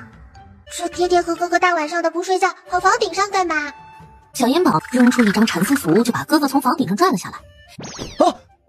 别喊，哥哥，是我，去你寝宫接我徒弟。师傅，是你吗？师傅，你可来了，我还以为你这一见到爹娘就把我忘了呢。我是你师傅，怎么可能忘了你？我这不是来接你回云州县了吗？金吉龙，你就算是做了主人的灵宠，又能怎么样啊？还不是得驮着我？我永远都比你重要，知道不？你若不是借主人的光，你坐我背上试试，我摔不死你。人都说一山不容二虎，你们一龙一虎咋还谁也容不了谁了？凌若姐姐，你看看这是不是你家？娘亲，哥哥，开门，我是若儿，我回来啦。哥哥，娘亲。若儿，娘不是在做梦吧？小香菇，道长，怎么是你们？我妹妹怎么会跟你们在一起啊？你这小子怎么还这么愣头愣脑的？这黑灯瞎火的，你确定要让我们站在外面说话？啊！青葱，还不快点把人让到屋里来！我们家喝不起茶，就喝点白水润润嗓子吧。我的远房亲戚说，若儿是贵人家的孩子，接回去是享福的。为什么这1月有余就给送回来了？是若儿不听话吗？爷爷，我们不是把林若姐姐送回来了，我们是带她回来看看你们的，她想你们了。娘亲，我好想你，我想跟娘亲和哥哥在一起，我不要做贵人家的孩子。娘，你还记得我跟你说过的那个小香菇吗？这不会，这个娃娃就是吧？是我的，我叫烟宝，叫我烟宝就行。我和林若可是姐妹呢。娘亲，这是小公主。别怪。我师父不喜欢别人跪他，也是与别的皇亲国戚不一样的，你们就别跪了。哥哥，你能不能在宫里给林若姐姐的娘亲和哥哥安排个侍做？妹妹，你是想把他们带进宫？嗯。可是那可就在皇后的眼皮底下了，你不怕？放心吧，哥哥，那个恶毒女人在我面前使不出什么手段。就把林若哥哥安排在我府里吧。父皇已经在宫外给我赐了府邸，只是我还没搬出去呢。至于林若的娘亲啊，你跟母妃说，就让她照顾你和林若。娘亲会同意吗？现在娘亲和父皇都恨不得把你含在嘴里，你别说安排一个嬷嬷，就是你想要天上的星星，父皇母后都得想办法去摘。能同意？师父师伯，你们两个说的挺欢，可还没问人家同不同意呢。哦，可也是。娘，那咱们走了，里屋那个病人怎么办？你们家还有别人？里屋那人是青葱在晚上下工回来时，在我们家门口捡回来的，病得可重了。我们家给他抓了几副药，可是一直都没有见效，每天就是昏睡，都很少醒，偶尔醒一次就咳嗽的要命。我去看看。娘，公主医术可好了，还给我解。娘，不好了，这人怕是不行了。躲开，让我师父瞧瞧。大师兄，又来一位师伯，这也太巧了吧！真是善有善报啊！儿子捡回来的人，居然是小公主的师兄。小烟宝赶紧从如意袋里掏出一颗丹药，给大师兄塞进了嘴里。这人是妹妹的大师兄，他肯定不会扔下不管。哎，等吧。大师兄，大师兄，小师妹，真的是你吗？我不是要死了，出现幻觉了吧？大师兄，出现幻觉，你也应该是看到黑白无常或者阎王才会看到我呢。小师妹啊，这是师父给你剃的头吗？好丑啊！师父的审美还是那么差。是哪个逆徒在编排师傅？大师兄，我可是会告诉师父，你说他坏坏了哟。哦，大师兄，我这头发不是师父剃的，是被尸灵给吃了。小师妹，那你还有没有别的地方受伤？那尸灵是啥东西啊？能伤到小师妹？我没有受伤，那尸灵已经被我抓住了，在如意袋里关着呢。大师兄，你来云州县是有事儿吗？怎么还病倒在这里了？你可真差一点把自己病死哟！我听人说有个云台关的烟宝在云州县捉鬼，我就知道小师妹可能是下山了，于是我就过来找小师妹，没想到却染了病。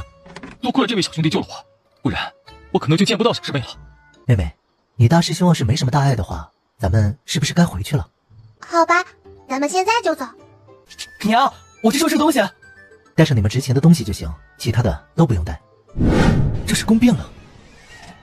哥哥，啥是宫变？这么多人是赶着去搂旗吗？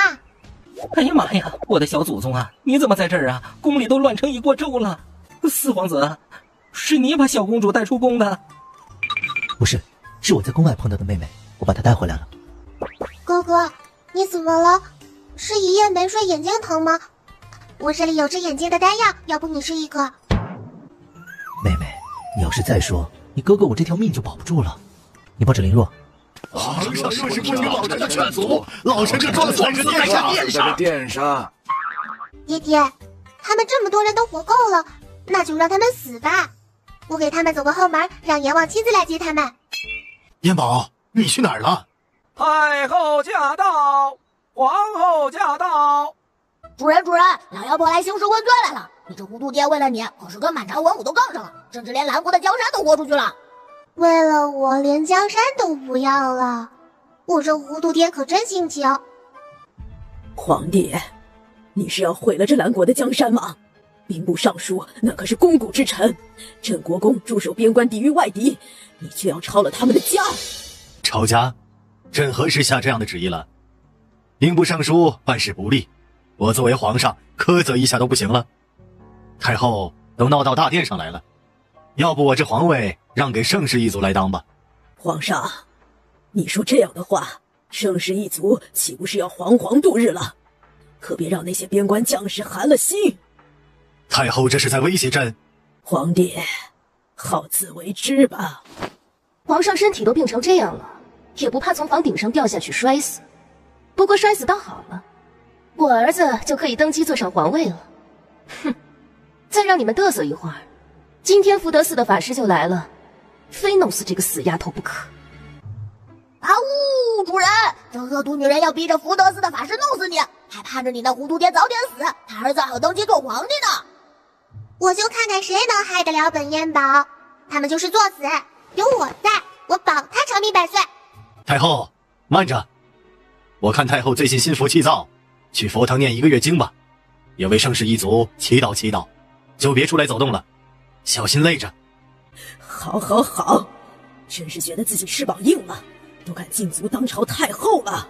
皇上金口玉言，哀家随了皇帝的心愿就是。刚才有谁说要撞死在这殿上来着？撞吧，朕叫人给你们收尸。主人，你糊涂爹今天不糊涂，他们才舍不得死呢。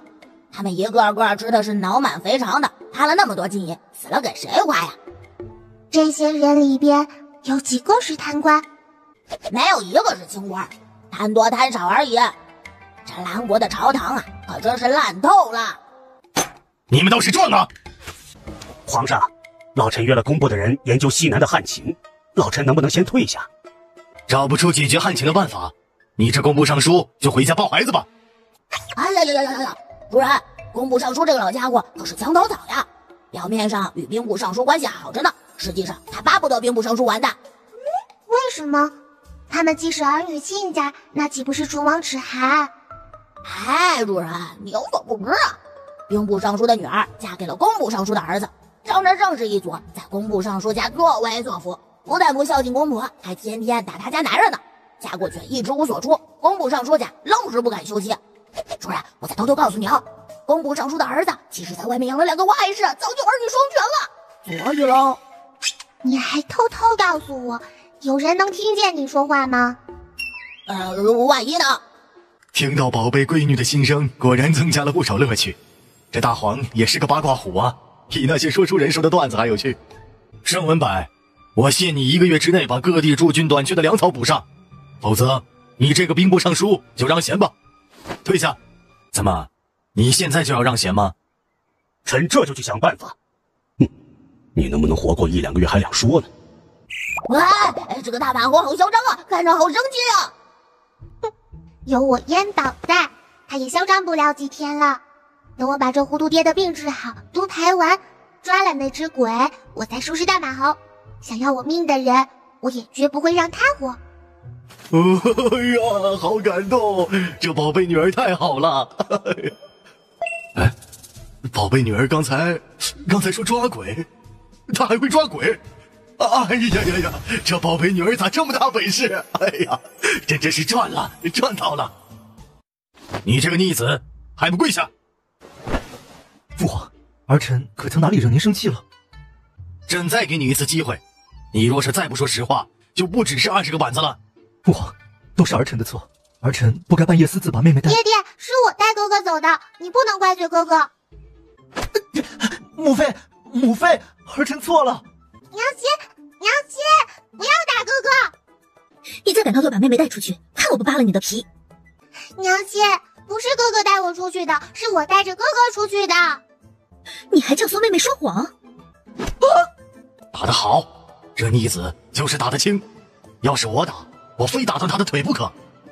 不过既然惠妃已经帮着教训过了，还是亲手教训的，我就不让太监打了。乖燕宝，以后千万别再跟着哥哥偷偷溜出宫去了，可把你父皇和母妃我吓坏了，还以为你被坏人掳走了呢。你们这么小，要是走丢了怎么办呢？小公主很厉害的，嗖一下再飞起来，很快就到云州县城了，把我娘亲和哥哥接来啦。元宝，告诉父皇，灵若说的可都是真的？是真的。那灵若说的嗖一下又飞起来了，又是什么？嗖一下的是传送符，飞起来的是石龙。那你们真把灵若的哥哥和娘亲接到宫里来了？没有，我把他们送去我宫外的府里了，没带进宫。他们就是灵若的娘亲和哥哥。哥哥说要跟娘亲请示一下，才能把人带到宫里来。灵若，这嗖一下又飞起来的话，不可以再对别人说了，记住了吗？我不说，连我娘亲和哥哥也不说。皇上，惠妃娘娘宫里的宫女说找惠妃娘娘有急事，让她进来说吧。什么急事？还找到这里来了？娘娘，皇后带着一帮人，其中有一个和尚去咱们慧兰轩，说是驱什么邪祟，可是他们那哪是做什么法事啊，那是抄家，到处乱翻，到处乱砸，尤其是小公主的房间，谁拦着打谁。欺负到我娘亲头上了，我看他们才是邪祟，这是雷劈的心了。父皇和你们一起去，把这些宫女和太监都给我绑了，这些人都被邪祟缠身了。皇后娘娘，那些都是惠妃娘娘给小公主准备的东西，你们不能乱扔啊！住手！好大的胆子！小公主的东西你们也敢动？皇上，梅祖法师说了，这个屋子里到处都是邪祟的气息，要想彻底清除邪祟，必须把这屋子里的东西都扔出去。我看你就是邪祟，兰国的第一大邪祟。我看这恶毒的女人不会跟着大秃头有一腿吧？主人，他们岂止有一腿啊，有5、6、7、8腿呢。你们两个是啥话都敢说。皇上，这慧兰轩黑气萦绕，而且最属这个房间里黑气最重，是邪祟的栖身之地，所以想要清除邪祟，必须把这个房间里的所有东西都请出去。这恶毒女人啥眼光啊？这三角眼、鹰钩鼻、蛤蟆嘴，脑满肠肥的大秃头，哪有我糊涂爹英俊帅气呀？真不知看中了他什么。主人，那恶毒的女人喜欢闻那个大秃头的屁，而且只爱闻大秃头的屁。每次皇后去福德寺，那个大秃头都要提前吃好多的豆子呢。邪祟，皇上快扔掉！皇上，你怀里的这个孩子就是这慧兰轩里邪祟的宿主，谁靠近他，他就会稀释谁的寿命。皇上，快把这个孩子扔掉！没做法师，你虽然是福德寺的大法师，可你也不能妖言惑众啊！你这么说小公主是何居心？哎呀，这连装都不装一下，就直接奔着我来了。不过光说别人谁能信呢？怎么也得弄出点唬人的东西才更好骗人吧？皇上，出家人不打诳语，那黑气正从那孩子的身体里往皇上身体里钻呢。皇上，快把这孩子扔掉，她早就不是小公主了，她现在是邪祟。你们看，皇上都被这邪祟迷失了心智，听不到我说什么了。皇后娘娘，快让人把这孩子夺下来，不然皇上的命就不保了。皇后见蓝前帝站在那儿不说话，第一个伸出手去扯小烟宝。放肆！谁给你的胆子，敢到朕的怀里伤害小公主？你们不用管我，快去抓那个邪祟，别让他伤害皇上。不是说黑气吗？那今天本烟宝就让你们见识见识什么是黑气，真正的黑气。嘿嘿嘿。小烟宝暗暗从如意袋里摸出一张符纸，就丢了出去。爹爹，你看，黑气！那大秃头不是说黑气是邪祟吗？那皇后是邪祟。没错，没错，这黑气，这邪祟要害我，快除掉它！他把佛珠拿在手上，席地盘腿而坐，闭着眼睛开始嘟嘟囔囔念经。没错，你这个废物，你到底行不行？皇后娘娘，行不行？你还不知道吗？父皇，皇后被邪祟控制了，怎么办？爹爹，我有办法，我知道怎么清除邪祟，我师父教给我的。好好好，烟宝，你快说，怎么才能把皇后身上的邪祟除了？你个三星小妖女，今天我非杀了你！小烟宝在蓝前帝的耳边嘀咕了几句，非得用这办法不可吗？烟宝，那你打算就在这屋里驱邪？爹爹，想要驱除这些邪祟，必须去皇后娘娘的宫殿里，否则是驱除不干净的。这些黑气都是从皇后的宫殿来的。老四，押着皇后和这梅佐和尚去凤阳宫，把那些东西送去凤阳宫。你们这些兔崽子，谁给你们的胆子，敢把这些污秽的东西弄到凤阳宫的门口来？你们的脑袋是不想要了吗？是皇上让我们送来的，你要是有本事，你找皇上说去。哼，你以为我就不敢去跟皇上说了吗？兔崽子们，你们就是在这宫里再混个30-50年，你们也爬不到老娘头上来。皇上，皇后娘娘总是有什么地方做的不妥，你也不能让人这么对她呀，她可是6宫之主啊！叫唤什么？皇后她是被邪祟控制了，不命人压着她，她还说不上做出什么事呢。你难道眼瞎看不到她已经被黑气包围了吗？滚开！别耽误燕宝给皇后驱邪祟。爹爹，让人把皇后平时用的沐浴桶搬到院子里来，我给她驱邪祟。小女在幸，你要干什么？你若是敢对本宫不敬，我一定不会放过你。皇后娘娘，我可是在救你哦，救整个皇宫的人。你不感谢我也就算了，怎么还能对我这般凶啊？爹爹，你看皇后好凶啊，要不这邪祟我就不许了吧，大不了我带着娘亲和哥哥离开这皇宫，那邪祟爱杀谁就杀谁去吧。就你母妃和哥哥是亲的是吧？我这个父皇是摆设是吗？燕宝，你不用管他，尽管驱邪祟就是，谁敢动你，父皇抄他全家。那好吧，看在爹爹的面子上，我就勉为其难救他一命吧。妖女在幸，我不会放过你的。哎呦，闪了，邪祟真的被驱除了。尚书大人，快救救皇后吧！虽然我救了你，但是不用谢了。爹爹，邪祟已除，这里太臭了，我们还是快点离开这儿吧。皇上，你欺人太甚！你说这历代的皇上为什么就这么喜欢折磨人呢？这又是磕头又是跪拜的，就显得他高高在上了。他又怎知道那些对着他磕头的人心里是不是在骂他8辈祖宗呢？不然呐，天下也就你这么一个不喜欢被人跪着的人，那是彰显他们权威的手段。这张公公，皇上还是怕你来盯着了。这皇上对兰云公主可真是重视啊。皇上说了，那些繁琐的规矩都免了，直接礼成吧。皇上急着召见小公主呢。娘亲，爹爹就是故意的。我的宝贝女儿啊，你就知足吧。你的那6素3跪3叩，一个都没有标准的，母妃都看不过眼了。你父皇对你已经够纵容了，这要是放在你哥哥身上，屁股不给他打烂了。张公公，皇上现在还没下朝吧？这么急着叫小公主去，有什么事吗？贵妃娘娘，咱家不知，皇上只让我把小公主带去。燕宝，到父皇这里来。主人，你这个糊涂爹为了保护你，可是得罪了兵部尚书。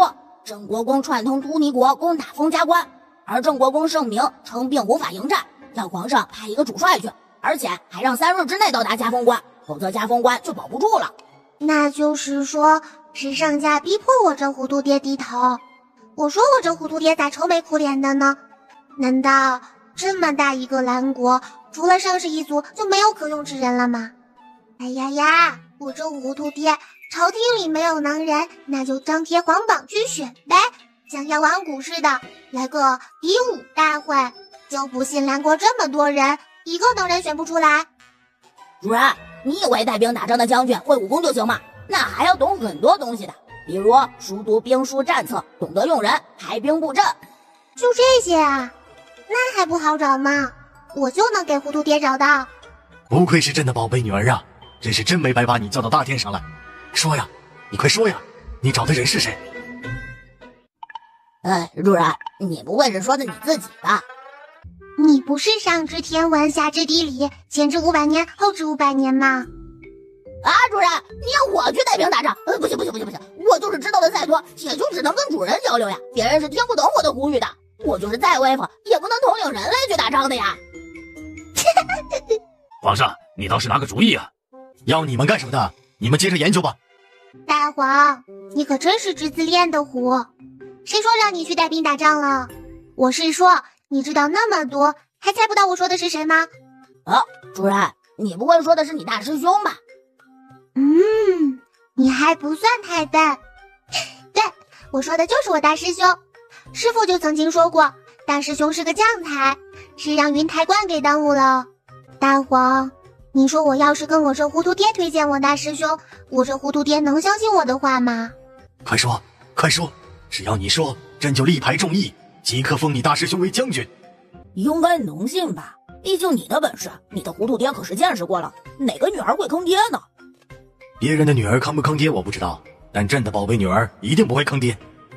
皇上，要是实在派不出人去统兵出征，那臣愿意前往封家关与突尼国和谈，尽量少割让几座城池。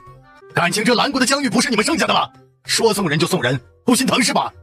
皇上，你不割让土地，不和谈，那你倒是派人出征啊！派人就派人，爹爹，我师兄能帮你去打仗，你派我师兄去。圣尚书，听到没有？小公主说了，她师兄可以带兵出征。皇上，小公主才回宫几天，她这么大个娃娃也就知道过家家吧？小公主的师兄不会还是个尿尿和泥的娃娃吧？小公主的师兄就算是个娃娃，我也让他带兵出征，绝不议和割让城池。你就死了这份心吧。爹爹威武，爹爹硬气，爹爹最帅。元宝，你师兄现在在哪儿？让他进宫来，朕要封他为定远将军。我大师兄就在哥哥宫外的府里。这福，去四皇子宫外的府邸，把小公主的大师兄请到大殿上来。皇上，到时候我就看你打不打脸。到时候派2个没有蹬腿高的小娃娃去打仗，没等上战场就被马给踩死了。想看我打脸，我先抽你一顿耳光。朕的宝贝女儿就是不懂得带兵打仗，否则朕的小公主去了，一顿炸雷就把突尼国的兵炸得人仰马翻。大师兄，有人欺负我爹爹，欺负燕宝，你能不能帮我报仇啊？谁敢欺负我小师妹，我把他打到地上学狗叫。好，大师兄，你可答应了，不许反悔。爹爹，我大师兄答应了，你就让大师兄去打突尼人吧。莫子修听风，朕封你为定远大将军，即刻带兵出发封家关，击退突尼人。皇上，这定远将军一看就是个从没上过战场的人，你把这样的重任交给他太过草率了，臣等不服。我问你们谁可以统兵出征的时候，你们一个个当缩头乌龟，哑巴似的谁也不说话。现在朕派人了，你们又质疑。皇上，臣初来乍到，遭同僚们的质疑也在所难免，臣愿接受同僚们的挑战，不论文武。你们谁不服尽管站出来，我大师兄要不把你们打趴下，就算我们输，我这公主之位都让给他。那就让九门提督与新进的定远将军过过招吧。如果在九门提督这儿都过不去，那也就别派往封家关了。好，那就请九门提督不要手下留情。莫师兄，一定不要手下留情，让某些人看看，兰国并不是没人可用。定远将军，那咱们就去教场上比试比试。一上场，莫子修先是让了九门提督3招。聂师兄，这可是你大扬威名的时候，不能让，最好一招就把人打趴下。莫子修真的就一招把他撂倒在地上了。大师兄威武，大师兄最强，大师兄最帅。季大人，你不会是为了巴结谁故意的吧？郑大人，你若是觉得我是故意的，你自己下场来打。你别说是过去1招，你就是过去半招，都算你赢。这领兵打仗可不是凭着匹夫之勇就能胜任的。不知定远将军是善攻还是善守呢？善攻善守皆可，凡先处战地而待敌者易，后处战地而驱敌者劳。故善战者，治人而不治于人，能使敌人自治者利之也，能使敌人不得而治者害之也。故敌能易劳之，保能击之，安能动之，出其所不屈，屈其所不义。好，好，好，定远将军是有勇有谋，将才帅才也。爹爹，信我的没错，我大师兄那可是能文能武，可厉害了呢。信，父皇的燕宝说什么父皇都信。燕宝是咱们兰国的福星，燕宝推荐的人定会旗开得胜，马到成功。燕宝，你要去哪儿？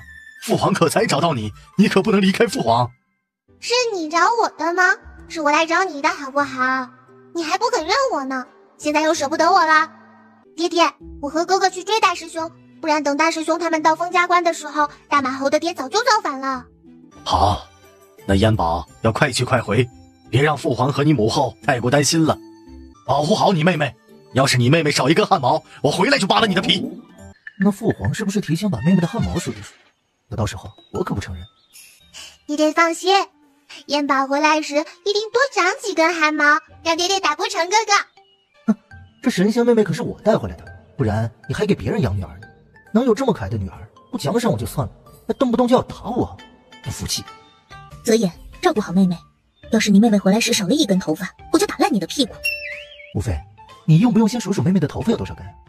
大师兄，这天色也不早了，在前面找个地方歇息，吃饭吧。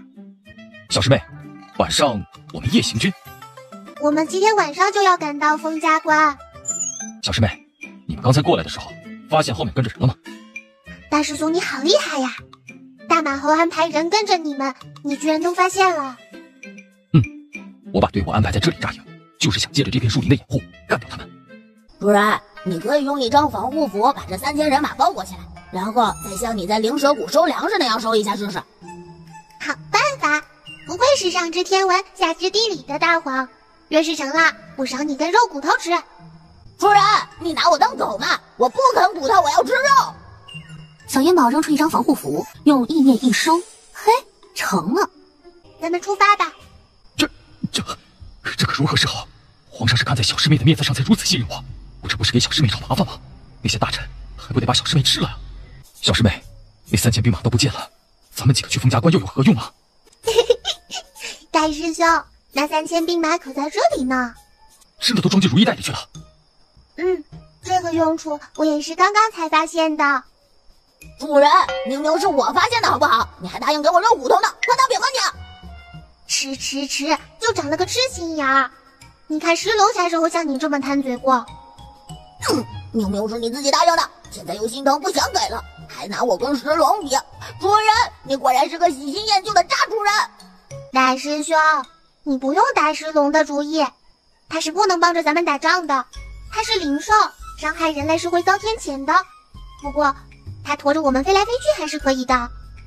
不可能，他们明明都已经卸下睡了，怎么就无声无息的不见了呢？头儿，那咱们追还是不追啊？追！不是病得都起不来床了吗？这咋还能把酒言欢呢？四皇子，你们是怎么进来的？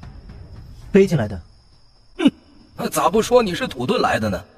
既然镇国公病的床都起不来，那就好好休养，也就别再出来了，给镇国公换一个适合休养的地方。沈明这个王八蛋，居然敢骗本王子，偷袭我大营，不是让我来陪你演戏的吗？巴肯提刀飞身上马，就感觉自己被什么东西捆住了。我让你走了吗？你到底是谁？施的什么妖法？是盛明派你来的吗？你是着急死吗？一下子问这么多，我哪知道回答你哪一句？我这么小可是记不住的。你小，你是小，还没有蹬腿高，但是你本事不小啊！你到底是什么人？我是烟宝啊，灵台观的烟宝。我师父林疯子听说过没？巴肯摇头。我现在还有一个身份，就是兰国的公主。你是兰国的公主？我怎么没听说过兰国还有公主？你没听说过也很正常，我这个公主是今天才封的，还热乎着呢。封完我就替爹爹赶来抓你了。赶来？你是从哪儿赶来的？当然是京城喽。就是最好的宝马良驹，日夜兼程，才能日行1000，夜走800。京城离封家关3、4千里。你说你是从京城来的，糊弄鬼呢？师傅，我画的那些符纸在师傅手里过一遍，威力明显大了很多呀。好用就好。师傅，这就是那个突尼国的2王子。师傅，还是你厉害，懂得擒贼先擒王。现在突尼国的这前锋营可以用血流成河来形容。看着这么多尸体和受伤的士兵，小烟宝的心里还是很难过的。主人，你还是太小了，不懂那些统治者的野心。可是他们的野心是要靠着这些无辜的生命给他们撑着的，他们统治者咋不自己去打呢？大鱼吃小鱼，小鱼吃虾米，弱肉强食是自然法则。要想不挨打，就需要自身强大。盛明这老东西都已经被关起来了，是谁有这么大胆子不让咱们进封家关？是我小看了盛明的杨小月，没料到皇上的圣旨都下了，人也关起来了，他的人还能死心塌地的跟着他。切，这也太小看我烟宝了吧，这也能挡得住我？师傅，你可别炸，炸完了咱们还得修呢。你当我傻？这封家关可是咱自己的，炸坏了那还不得咱们自己掏银子修？小烟宝从如意袋里掏出一张传送符。你们谁跟我进去开城门？还是我跟着妹妹去吧，毕竟我这个皇子身份还是好用一些的。不行，还是我去吧。这些人既然敢把咱们关在外面，就不在乎你们这皇子公主的身份，否则他们就不敢了。几个在门口守着的守城兵还没等他们反应过来呢，小烟马就扔出几张金丝缠符，把几人捆起来了。有人开城门了！有人开城门了！那个守城的将领还想去阻拦，违令者斩！今天是谁下令关的城门？是指挥使，就是刚刚被砍头的那个。主人，这个人在说谎，实际上下命令的人不是刚刚那个被砍头的。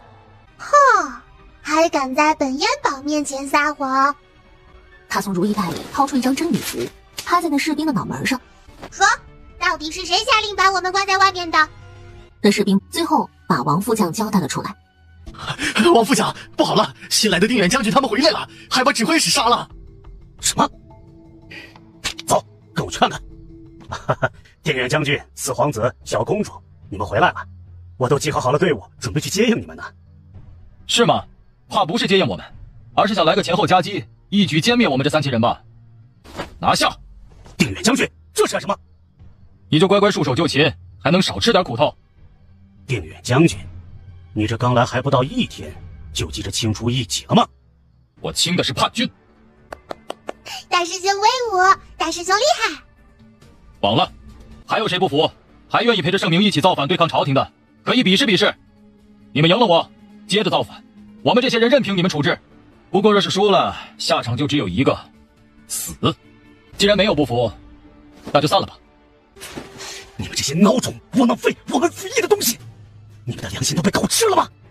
你以为你们当缩头乌龟，他们就会饶了你们吗？你们都得死，都得死！给我烧！头顶上射下来无数支火箭，小烟宝抬手就扔出一张防护符，把他带来的所有人全都罩了起来。天道不让我参与打仗杀人，可是救人总行吧？用灵力救人，不违反天道的规则吧？主人，应该行的吧？救人，这可是积累功德的事。士兵们举起兵器，刚要去挡，那些带火的箭在他们上方都被弹开了。王副将，你还有什么手段、招数，统统使出来吧！别说我没给你活命的机会。将士们，皇帝老而无能，还不仁不义，我们保他何用？反了吧！反了！反了！反了！盛明，他是怎么出来的？大师兄，都是我不好，保护符就只能维持3个时辰的功效，我忘了。无妨，小师妹，你不用害怕，有大师兄在，我不会让任何人伤害到你。妹妹别怕，有哥哥呢，哥哥会保护你的。师傅没事的，谁要想伤害师傅，他得从我的尸体上踏过去。小师妹，把防护符撤了吧。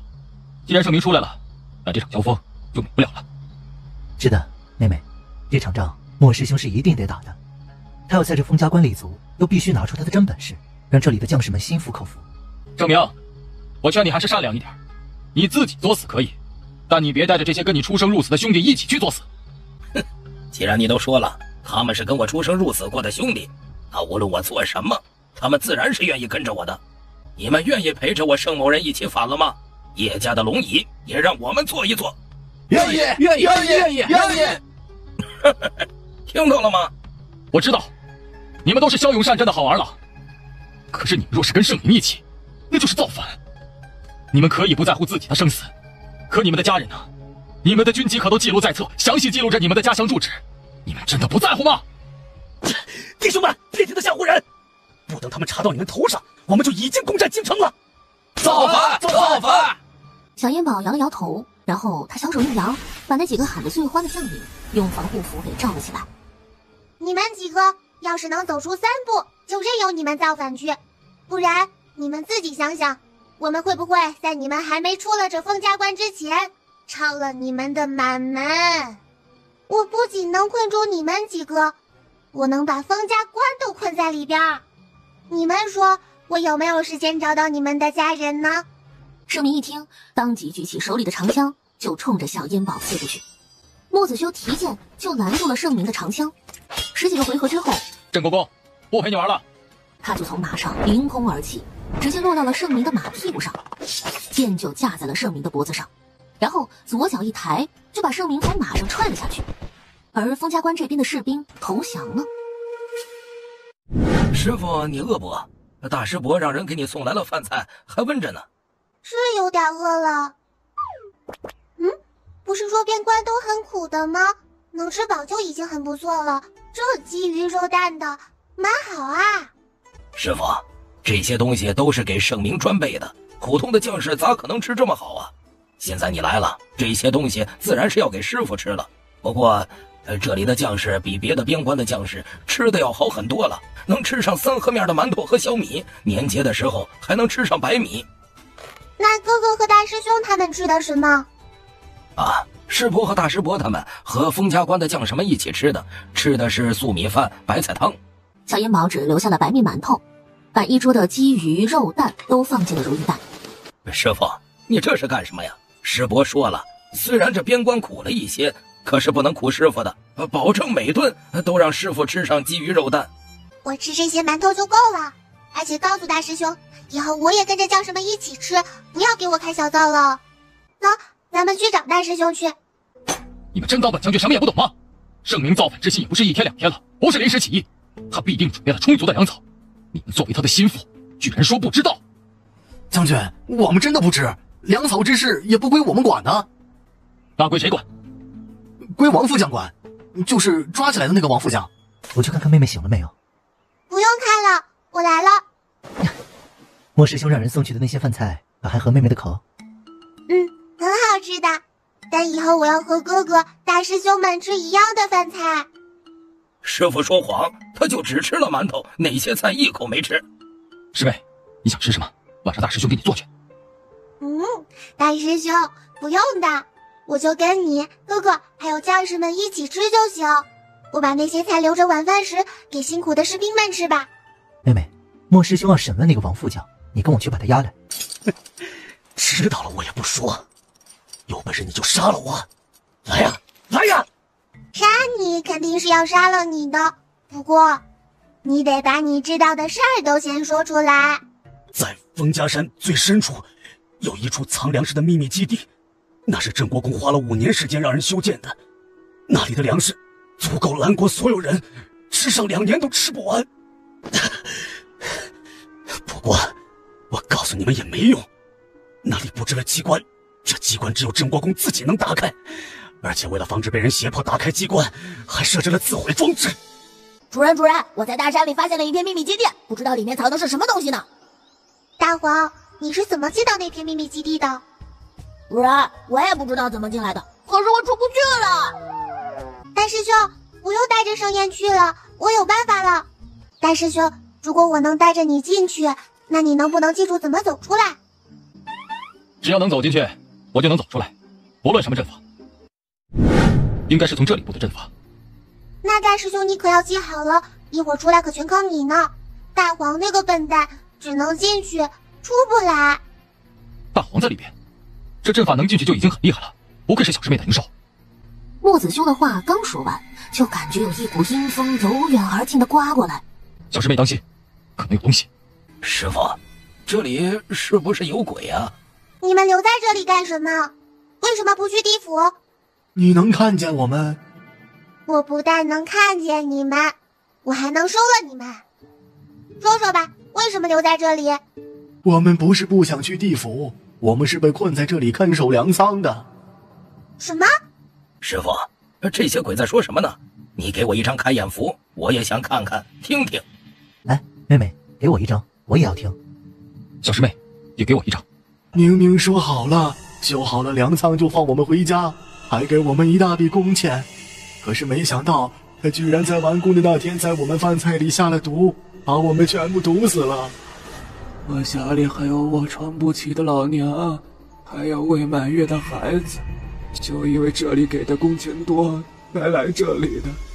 可是活着给圣明修粮仓，死了魂魄还不让去地府，继续给他守粮仓，证明为了自己的野心，真是好狠毒啊！不对，他可不配跟阎王相比。哎，阎王，这里一下子死了这么多人，难道阎王就不知道吗？这事儿都不管，那他还管啥呀？地府这么不作为，都是吃干饭的吗？哦，不对，鬼是不吃饭的。哎，管他是啥呢，今天非得把阎王叫上来问问。我可是有好些日子没薅阎王的胡子啦。小银宝想着，就将一张驱鬼符扔了出去。阎王，你不会是知道自己理亏，想拽着白无常和黑无常给你顶罪吧？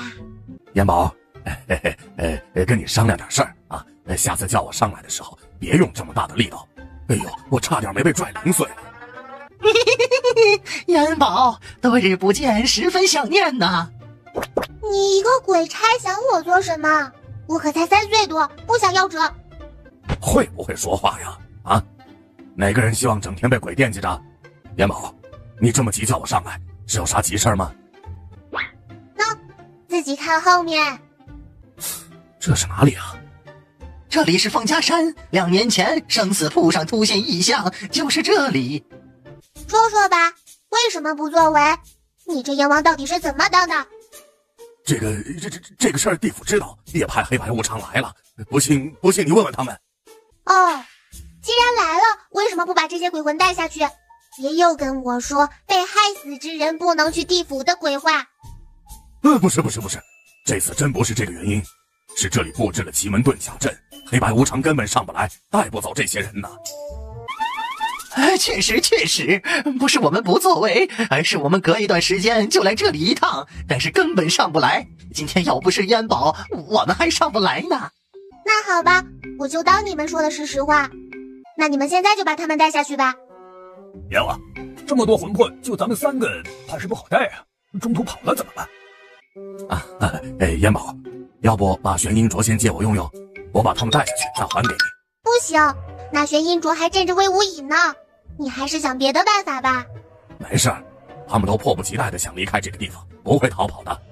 白无常，你在前边带路，黑无常，你在后边看着，我在旁边巡视。你们都跟我走吧，别想着逃跑，不然我会让你们魂飞魄散的。明明有法器还想糊弄我，多亏我聪明，没上阎王的当。阎王这个小气鬼。这周围应该有猛兽，动物本能的感知力往往比人灵敏。猛兽？紧接着就传来了虎啸声。是大黄，大黄，你遇到危险了。主人，是一帮熊瞎子，他们也是误入歧途进来的，出不去饿疯了，想要围攻我呢。哼，他们也不看看我是谁。大师兄，我们快点走，今晚将士们有肉吃了。好。又走了大约1刻钟，前面豁然开朗，出现了好大一块空地。10几只黑熊把大黄围在中间，大黄满身是血。大师兄，哥哥，不用你们去，我来。小烟宝扔出一把蚕丝金符，对着大黑熊们扔了出去。以后你可别说是我的灵宠，我丢不起这个人。主人，其实你不用帮忙的，再有一会儿我就把这群大熊瞎子都给收拾了。再等一会儿你的血就淌没了，还收拾熊瞎子，被熊瞎子吃了还差不多，丢人。主人，那血可没有一滴是我的，都是熊瞎子的血。回去给你加根肉骨头。大师兄，要不咱们今天看看就得了，改日咱们再来研究怎么破解。反正生命被关着呢，也没人能把这里的东西弄走。这机关不难破，现在咱们就能进去。只不过这机关让我想到了一些往事而已。师妹、四皇子，你们跟着我走，我脚落到哪里，你们的脚也要落到哪里，千万别走错了。大师伯，不会一步走错就会掉进布满尖刀的大坑里吧？放心吧，就是你掉下去也伤不到你，你身上的防护符还没到3个时辰呢。只要你跟着我走，绝对不会掉下去。别的机关我或许还不敢如此有把握，可这墨家的机关我闭着眼睛都能破。师妹，你们等一下，我去把机关关一下，大家就不用小心翼翼了。现在大家可以随意走动了，不会再有飞刀、陷阱、毒箭什么的了。这里边堆的都是一些盖房子用的用具，一粒粮食都没有。难道咱们找错地方了？还是压根就没有粮食？一个又是奇门遁甲阵，又是恶鬼看门的地方，怎么可能就一堆破烂？一定是藏起来了。莫子修伸手去试着摘了一下葫芦，没摘下来。他嘴里低声念叨着什么，地上堆积的杂物突然就动了。如果不是有莫师兄这么一个行家里手，谁能找得到？就算是能进到这房子里，也绝对打不开这暗道啊！眼前是望不到头的粮食。莫师兄，这中间的这座房子会不会就是个房子，没有暗道的房子？我再出去看看，是不是控制这座房子的机关在别处？小师妹，我知道机关在哪了。莫师兄，这座房子还真有机关啊！不过这个机关需要4个人一起才能打开。主人，我力气大，我可以帮忙。大师兄，大黄说他力气大，他可以帮忙。这个空房子里的机关需要其余4座房子里的葫芦一起转动，才能打开空房子里的暗道。哥哥，别小瞧我哟，我虽然小，可是我有这个呢。那就以大黄的吼声为例，我们一起转。大黄在中间的房子里一声长啸：“主人，出来了，出来了，暗道出来了！我先替你去瞧瞧去。”这蠢大黄也不怕里边有什么机关，要是射出一排箭，还不把你穿成糖葫芦？主人发财了！切，还用你说？早就发财了。主人，不是，这不是粮食，你快下来看吧。哇！金子！让妹妹开心的。小师妹就喜欢金子。四皇子，我呈奏折给皇上，还是让皇上派人来把粮食和金银财宝押回京去吧。这没发现也就罢了，发现以后再没能力保住，那可就是罪了。不行，不能运送回京，京城也并不安全。你觉得那满朝文武有几个忠心朝廷的？再说这运回京的路途遥远，中途变数太多。抓！就眼看着这暗室里的金银财宝在迅速的减少。莫师兄，是不是这个暗室就是那个毁灭装置？这些金银财宝被销毁了？绝对不会，墨家的机关我绝对不会弄错，不会触发毁灭装置。小师妹能看见鬼，赶紧叫小师妹。小师妹，快起来，有鬼在偷金子。大师兄，我就在这金子里睡了，你们回去吧。小师妹，快别睡了，这里的金子都被鬼偷走了。大师兄，也没有鬼啊。妹妹，没有鬼，那这些金子都被谁偷走了？是谁？给我出来！别说我用天雷符炸你。别让！我就是吓唬一下那个偷金子的贼。师伯，大师伯，你们发现没有？师傅一醒，这金子就不少了。大黄，你不会是看到了是谁偷的金子吧？不然你怎么会这副表情，还一点都不着急？主人，轻点！哎呀，哪有什么财呀？分明是你自己揣摩中把金子装进了如意袋里。你要是敢胡说，我非得把你的耳朵拧下来不可。主人，你自己看看你的如意袋就知道了。怎么了，小师妹？你发现什么了？金子没丢，也没有偷金子的贼。那金子都去哪儿了？金子自己化了，散了，土遁了。金子都被我在睡梦中装进了如意袋。好，妹妹，你再接着睡，哥哥给你扇风。你把这里所有的金银财宝都装进你的如意袋，最好把粮食也装进去。你是真不怕把我小师妹累着啊？那粮食可比这里的金银财宝多了。师妹的如意袋真的能装得进去？哥哥，那装进我如意袋可就是我的了，你不心疼吗？妹妹，你只管装，能装啥装啥，把哥哥装里都不心疼。不好，有人闯进来了，现在是什么时辰？戌时了。一泽演说完，也想到了什么，抱着妹妹就往上面跑。结果他们还没等跑出暗道，就听到了轰隆隆的声音。不好，可能是圣明开启了毁灭装置。没想到你们居然还挺有本事，破了奇门遁甲阵，把那些看守的鬼也都给收了。皇上藏得挺深呢，手底下还有这样的人才，连我做兵部尚书的儿子都瞒过了。不过你们再厉害也是棋差一招，你们还是得死在本镇国公的手里。今天这封家山就是你们的坟墓，神仙来了都救不了你们。圣明，你把这里的一切都毁了，你还拿什么资本去造反？让你的士兵们跟着你吃糠咽菜吗？那样你还有把握攻进京城吗？莫师兄，你武功好，带着妹妹或许能闯出去，快跑！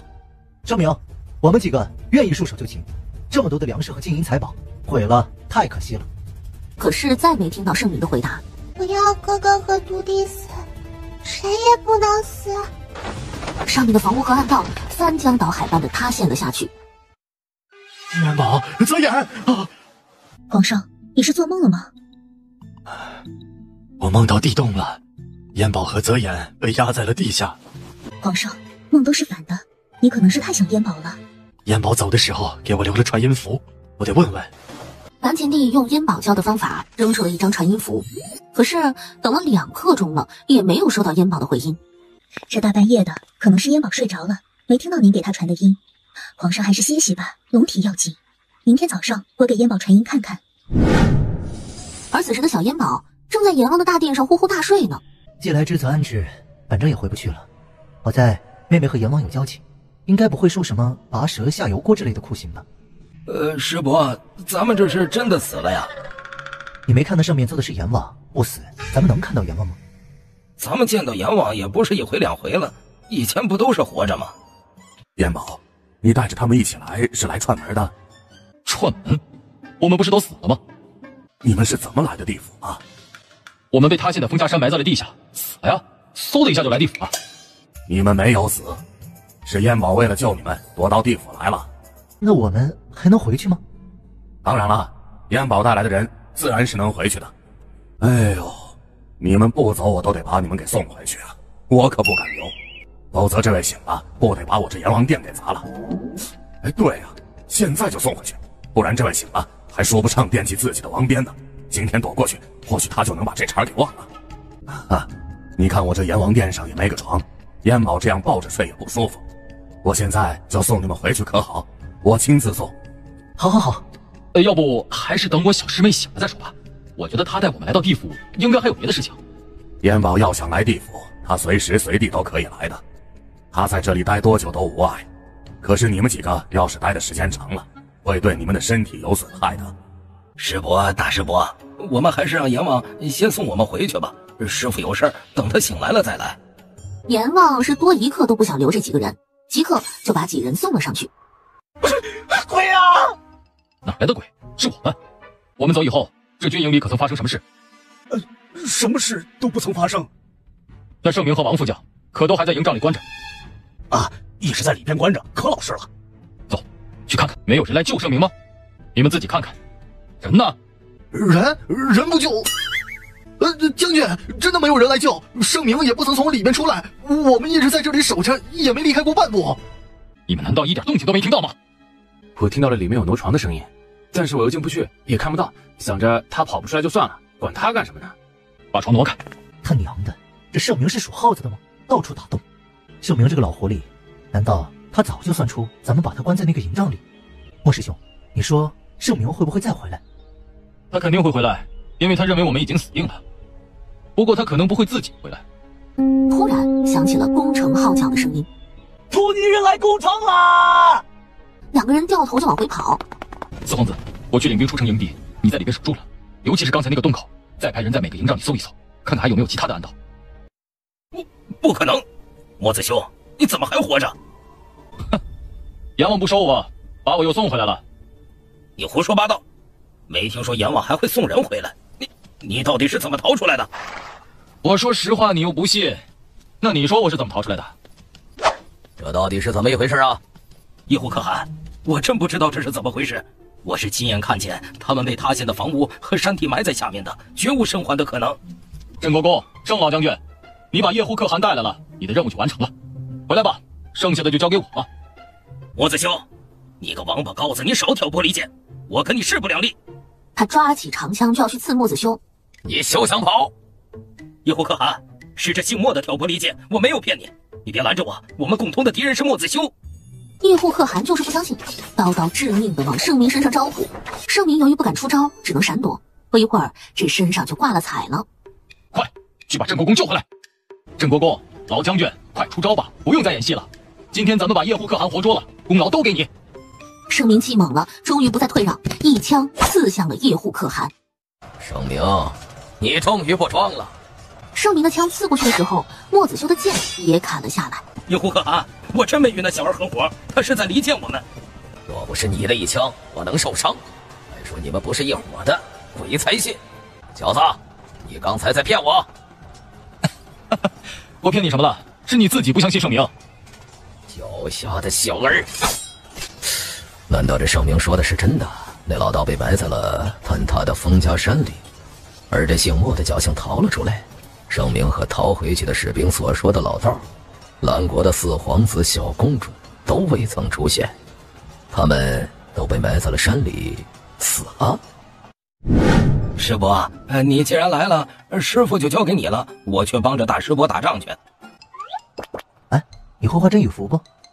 我会画倒是会画了，可是效果没有师傅画的好，万一贴上了，说出来的是假画怎么办呢？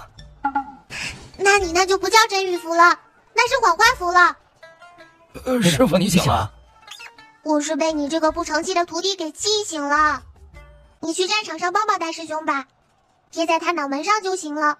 这回不是天塌下来都不许叫我了。守好你的主人，别让人伤到你主人。紫虚道长一连扔出3张符纸，兔女兵就被炸得屁滚尿流，四散奔逃。现在就差一个蓝国的死皇子没出现了，说明那家伙到底是说谎，还是计划没得逞啊？猎户可汗脑子里想事儿，就走了一下神儿，被莫子修一剑就砍在了左肩上。拨转马头就疾驰离开。紫虚道长当即催马扬鞭，越追越远。他发觉符纸扔完了，抓住他！抓住他！他的炸雷扔完了，给咱们那些受伤的弟兄们报仇啊！完了，玩大了，我命休矣。师傅，徒弟先走一步了，您老不，您小保重吧。就在这时，他就感觉这身体嗖的一下就飞起来了。哎，这黑白无常来得还挺快，勾别人的魂魄怎么没见他们这么积极呢？哼，还说与师傅有交情呢，都没让我跟师傅再见一面。大黄，你要干什么？我都已经死了，死尸不好吃，别打我尸身的主意。疼啊！师傅，主人，恭喜你，修为又升级了。大黄，你知道我的修为因何升级吗？主人，你解救了封家山里好几千的鬼魂，功德大增，功德增，主人的修为就能够升级了。那我以后没事就去四处逛逛，解救鬼魂，最好升级到我的灵力用完就能立刻恢复回来的程度。你说说你，都一把年纪了还如此贪玩，真当自己是大将军了，敢一个人闯进敌军腹地？咋样，歪脱了吧？师傅，你咋不给我一张传送符呢？那样我自己就能跑了。哼，一把年纪了，不知道长进，就想着从我这里要，自己学着画去。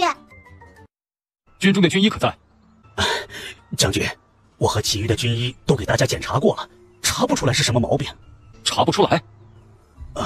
查不出来。不过依据这么多年军中的行医经验，这么多人一起发病，应该是中毒了。我去看看。一针下去，那士兵立刻就安静了下来。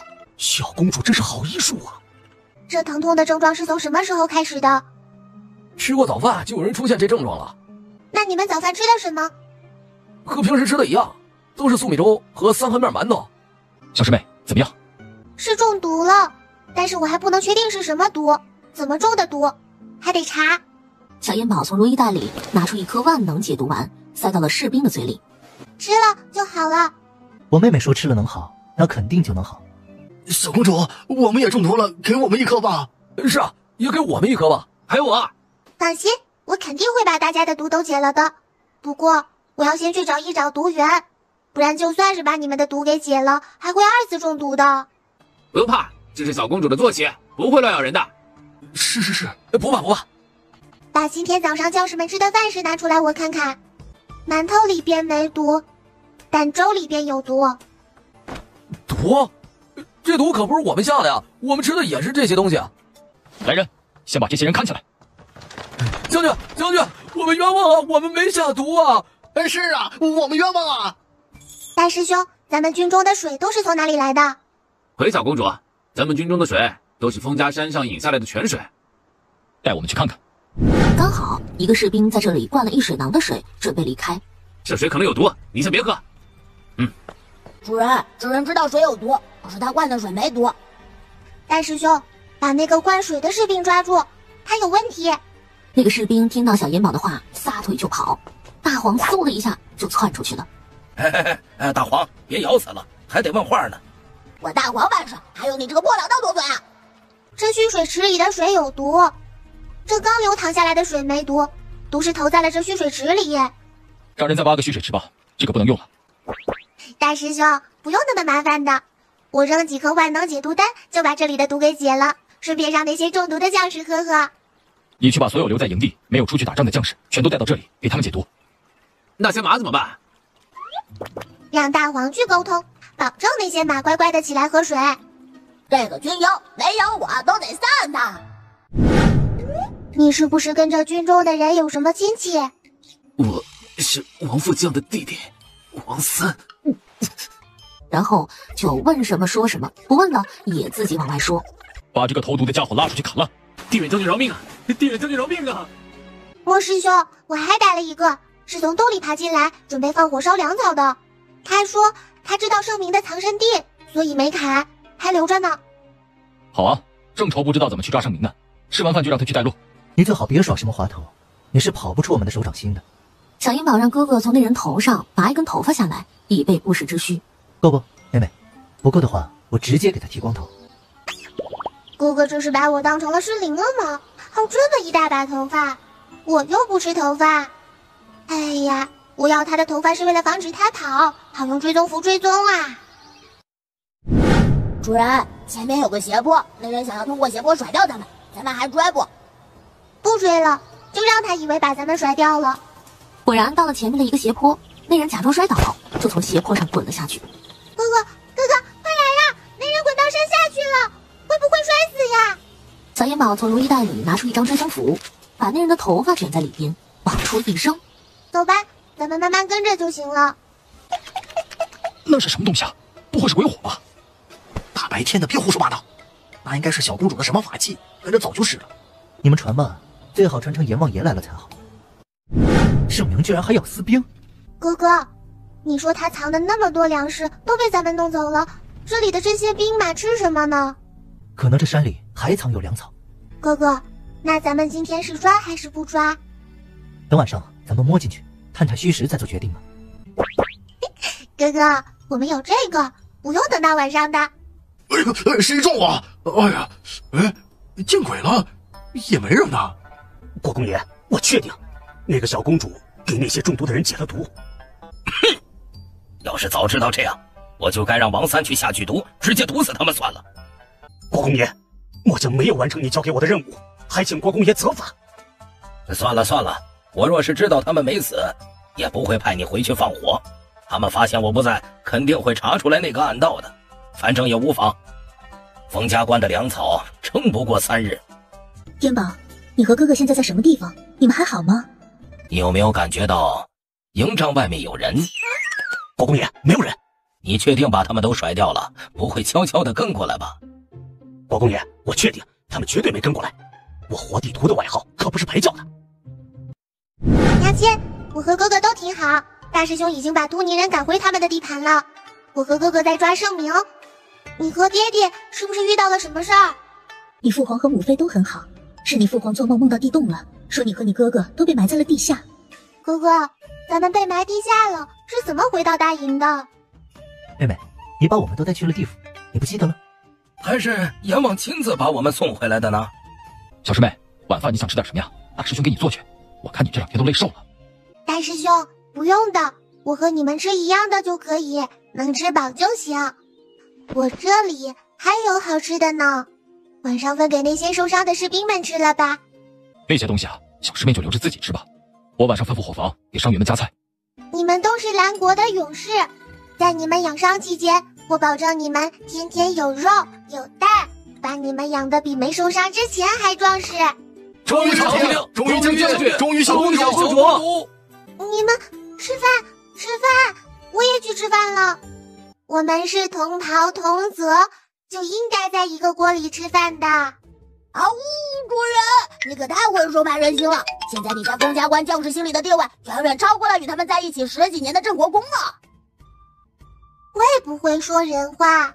我那是收买人心，我是发自肺腑之言。我是真心疼那些受伤的将士们，他们可是在保卫我们叶家的江山，我做什么都是应该的。唉，为了这个糊涂爹的皇位，我也是煞费苦心了。但愿这糊涂爹以后能清醒点，不然我就把这糊涂爹撵下去，让哥哥坐那把椅子。妹妹，你把那么多好吃的都给伤兵了，这2个鸡蛋你一定得自己吃。哥哥，你还会下蛋？妹妹说我会，我就会。不会是哥哥听到了我的心里话了吧？想要坐爹爹那把椅子，下鸡蛋会了我呢。哥哥，你好鸡贼！爹爹要是知道的话，非得又要打你板子不可。妹妹，快吃，哥哥明天再给你下啊，不是，再给你拿。四皇子，你再说一句，明天军营里就得传出来，四皇子会下蛋，那以后军营里的蛋就都交给四皇子下吧。你就是把这2万兵都排列站着不睡觉，又能怎么样？妹妹，咱们得把这些巡逻兵先收了，不然他们一会儿发现营帐突然消失，会喊的。还是哥哥想得周到，我就知道带哥哥一起来是有用的。这只是个常识，好不好？要是连这都不知道，还配做你的哥哥吗？小烟宝从最后一支巡逻队伍开始，一张防护服扔出去，再用意念一收。妹妹，你还是把那个中军帐也用防护服罩上吧，等到圣明一会儿醒，出来发现不对劲再跑了。哥哥，还有没有了？没有，我可要去收营帐了。没有了，收吧，我给妹妹放上。这偌大的私兵营，最后就剩下一座中军帐孤零零的立在那儿了。叶泽眼瞧了瞧中军帐的窗子，谁？国地图？谁在说话？说，圣明去哪儿了？这是谁？你到底是谁呀？我们是阎王派来抓圣明的，你若不说他去哪儿了，就只有把你抓去顶了。我说，哎呀，鬼差大人，可千万别抓了我去顶！国公爷说，今天总感觉怪怪的，怕出什么事儿，他去粮仓那里去听着了。那你在中军帐干什么？国公爷让我在这里等他回来，我等着就睡着了。你带我们去找圣明，找到圣明我们就放了你，不然我们还得把你抓去顶。是，粮仓重地，闲人不得靠近。我是火地图，我是来找国公爷的，有急事。站那等着，我去叫国公爷。营地出了什么事儿？你还找到这里来了？小烟宝就扔出一张金丝缠符，把圣明给捆上了。他没事，我们找你有事。谁在说话？火地图，你在搞什么鬼？国公爷，他们是鬼差来抓国公爷的，我要是不领他们来，他们就要把我抓去了。国公爷，你可别怪我。呸！少跟老子在这里装神弄鬼！老子是镇国公，战场上杀敌无数，就是阎王来了也不敢把老子怎么样。别说他娘的鬼差，给老子滚出来！这地下就冒出来一黑一白2道影子。这2位咋还来了呢？我今天可没拘他们来，难道现在都这么自觉了吗？我不管你们是真鬼差还是假鬼差，赶紧给我松开！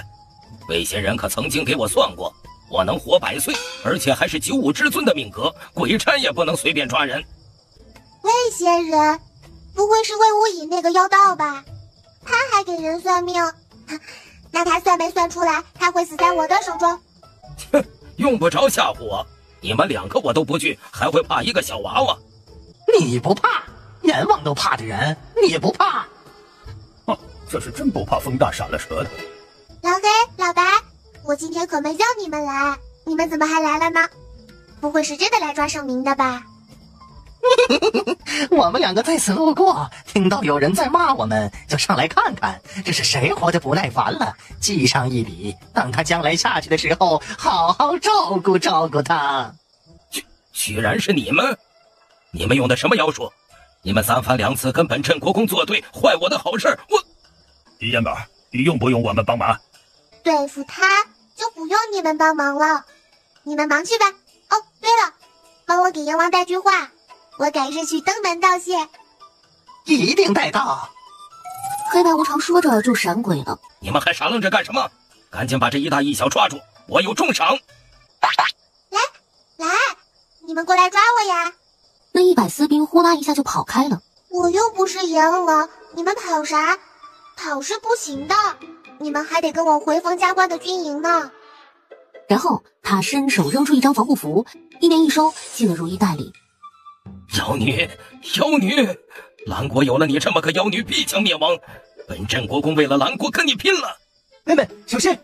小烟宝这小手指一戳，圣明就无法前进半步了。兰国有了你才差点灭亡，你为兰国，你是为了你的一己私欲。哎呦喂，还95之孙的命格，我看你是掏大粪的命格。小烟宝扔了张防护符，把圣名和活地图罩在了里面，就跟哥哥收粮食去了。哥哥，这里的粮食能有多少？够这些士兵吃几天的？这山洞里的粮食足够那2万士兵吃半年了。哥哥，咱们回去吧。可是我不想让大耗子进我的如意袋，怎么办？妹妹，耗子可是会偷粮食的，为什么要装耗子进你的如意袋？万一他再把你的如意袋咬破怎么办？我说的是圣明那个耗子。那妹妹自己先回去，我押着大耗子他们回去。主人，你快回来吧！你送回来的那些士兵造反了。你们是兰国的儿郎，理应为朝廷效力，保家卫国，抵御外敌，而不是帮着逆贼造反，生灵涂炭，让百姓苦不堪言。我们是郑国公的兵，只忠于郑国公，郑国公才不会造反。他是镇守边关的英雄。我承认，他曾经是一位好将领，可是自从他开始蓄谋造反的那一天开始，他就配不起英雄这个称呼。我们不信，是你们栽赃陷害郑国公。小烟宝当即从如意袋里把圣名放了出来。不信你就听听他们自己是怎么说的。小师妹、四皇子，你们回来了。放了郑国公，放了郑国公！别吵了，我既然有本事把你们从睡梦中弄到这里来，就有本事把你们在睡梦中杀了。不杀你们，是因为觉得你们也是被骗了。你们听完他们说的话，要是还执意跟着圣明，我就放你们走。说吧，你是什么时候起了谋反之心？又是怎么跟突尼人合谋，逼迫皇上的？由于被贴了真女符，秃噜把所有的事情都说了。一定是被你们给逼迫了，郑国公才不得不这么说。郑国公让王三往水里下毒，若不是我们回来的晚了一些，封家关所有的将士就都被毒倒了，这也是被逼迫的吗？是啊，我们可都是与郑国公一起出生入死过的人，他能对我们下此毒手，对你们又能好到哪去？若不是小公主给我们解了毒，我们其中的很多人可能就被他给毒死了。我要亲自问问郑国公，让他亲口告诉我。你过来问。郑国公，你为什么要造反？当今皇后可是你的女儿，你是国丈，郑国公也可以说是一人之下万人之上了，还不满足吗？你懂个屁！老子可是有95之尊的命格，凭什么要一人之下？本来这个皇位就应该由我们盛家来做，没有我在这边关守着，突尼人早就把兰国吞并了，他叶家还当个屁的皇上！兄弟们，我们跟错人了，我们来投军是为了保护我们的家人，不是把他们推进战乱。我们还有一事不明，我们是怎么在睡梦中被移到这里的？这么多人，还连营帐一起。咱们兰国的小公主，我的小师妹，本事可大着呢。别说把你们移到这里来，就是把你们移到地府去，那都是一眨眼的事。主人，要不你把石龙放出来，在头顶上盘旋2圈，再让他们死心塌地一点。等威风的时候，你想起石龙了，知道自己没人家石龙威风了。多谢小仙童救命之恩。洋洋姐姐，我可不是仙童，我是云台观的烟宝。主人坏了，这女子要杀你！我救了她，她干嘛还要杀我？莫非她是想自杀？自愿让狼吃了她，怪我救她了？不是，这女子跟云台观有仇。与云台观有仇？那不会是哪个师娘吧？你是云州县那个云台观的？是的。别看你今天救了我，可是我还是不能放过你。谁让你是云台观的？那这美女姐姐，你得告诉我，你与云台观有什么仇吧？不共戴天之仇。蓝衣女子说完，扬鞭就向着小烟宝抽了过来。大黄一个飞身就把蓝衣女子的鞭子给雕中了。看在你刚才救我一命的份上，今天就放过你。不过，要是再见面，我绝不手下留情。女人，谁给你的自信，还你手下留情？我主人要是发话，我不一口咬死你，算你命大！师傅，你说你到处留情干嘛？弄得我都跟着受连累。主人，这里就是活地图说的地方啊。你确定你认识草狼草？我不认识，但是你还不认识吗？你不是上知天文下知地理的吗？你在跟着我？没有，我是来找药材的。大王，咱们去别处找。不许走。行，我不走，那你走。我也不走。我说过了，再见面我不会再手下留情。你啥时候手下留情了？大王一招就把你的鞭子夺下来了，盲目自信真的好吗？好，你不用手下留情。给。姐，这小奶娃还有个大老虎帮忙。谁让你们云台观的人净做伤天害理的事？我可不是滥杀无辜。主人，让我来吧，这个女人有点不知好赖，让我揍她一顿。不用，你别再把人给伤了，到时候我可不好交代。那一女子毫不留情地把鞭子抽向小银宝，小银宝小手一推，那鞭子就停在半空中不动了。你们云台观的人，不论大小，果然都使用妖术。这些年也不知道有多少人惨死在你们手中。等等，把话说清楚了再打。你不是我师父的闺女。你师父是谁？我师父是云台观的林疯子。嘿，那个妖道挖人心，夺人魂，坏事做尽，他也配有闺女？他应该断子绝孙，下18层地狱。你确定你说的人是叫林疯子，而不是叫魏无影啊？就是叫林疯子。我娘说了，他就是死了也不会记错这个名字。是那个林疯子在挖我爹心的时候，亲口说的他叫林疯子。那他说他叫林疯子，就是真的林疯子了吗？说不定他做坏事的时候报别人的名字呢。那我说我是大地之母，那我就是大地之母了吗？大黄，你说我说的对不对？啊呜，主人，你说什么都对。你们云台观做了那么多丧尽天良的事，你们当然不肯承认。可是我娘是见过林疯子的，我娘说林疯子的模样就是化成灰她都认得。那你说说，你娘所说的林疯子长什么样？我娘说林疯子左边脸上有一颗黑毛痣。漂亮姐姐，如果我说挖你爹心的那个人不是我师父，是有人以我师父的名义去做坏事，你信吗？呸！不信你个鬼！你以为我娘后来没有去打听吗？云台观的观主就是林疯子。漂亮姐姐，你能领我去见见你的娘亲吗？我要证明给她看，她当年看到的人是魏无影，而不是我师父林疯子。你休想伤害我娘，杀人灭口！小银宝扔出一张金丝缠符，把蓝衣女子捆住了。妖女，你放开我！我是不会带你去见我娘的。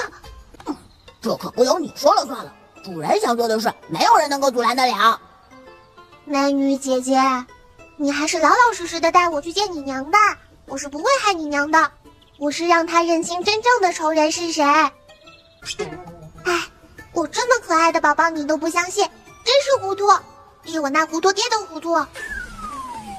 说吧，美女姐姐，你家住在哪儿？蓝衣女子心里的话自己往外蹦。这就是你的家吗，美女姐姐？万一是你回来了吗？姨姨，你快出来！你看我姨姐姐怎么了？小妖女，我娘病得都起不来床了，你是想急死我娘？娘，我没事，我这就进来了。床上的人正欲从床上往地上爬，整个人马上就摔下来了。娘！小银宝看此情景，赶紧用灵力拖住床上的人。万一，你怎么了？可是伤到哪里了？不要为了娘再去涉险了。娘这身子，娘清楚，撑不了几天了。娘，我一定会找人治好你的病。我今天在野狼山采到了草狼草，郎中说只要有草狼草就能治好娘的病。谁让你去那地方的？你不要命了吗？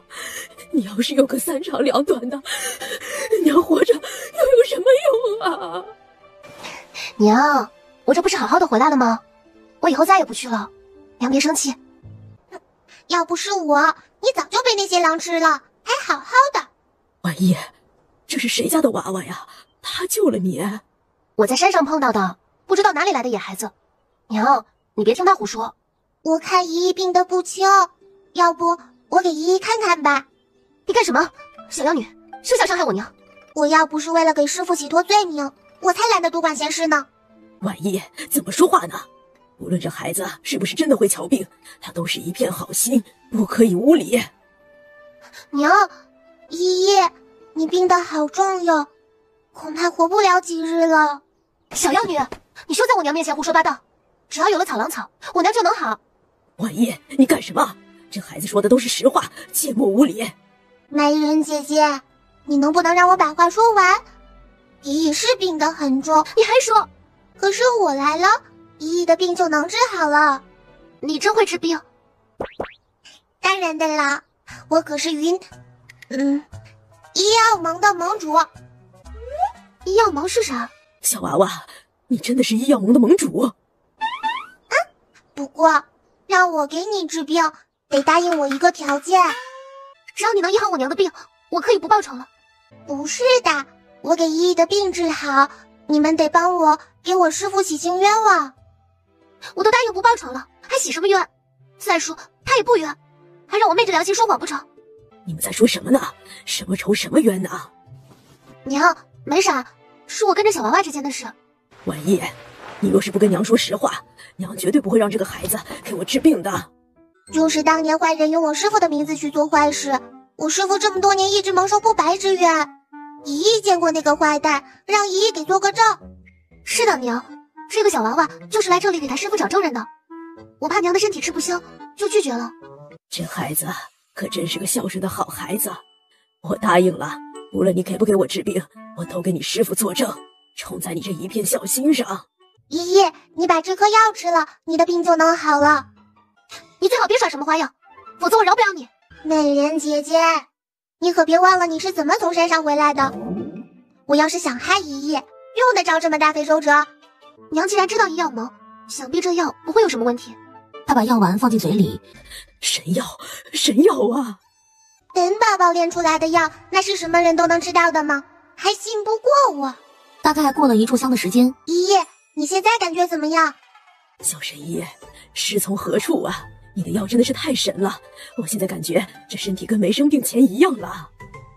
娘，你慢点。我师父是云台观的凌风子。你再说一遍。我师父是云台观的凌风子。你早就知道了是不是？娘，你听我说。依依，你可是答应过我要给我师父洗脱冤屈的。我要是早就知道你师父是凌风子，我就是死也不用你给我医病。他根本就不是冤枉，我是亲眼所见。就算是亲眼所见，你咋就知道那人说的是他自己的名字，而不是冒用我师父的名字呢？我后来打听过，云台观的观主就是凌风子。等着，我让你看看谁是真的，谁是假的。小烟宝说着，扔出一张驱鬼符。小妖女，你还是要杀人灭口？你说谁是妖女呢？烟宝他是好孩子。阎王，今天你咋把老牛老马给一起带来了？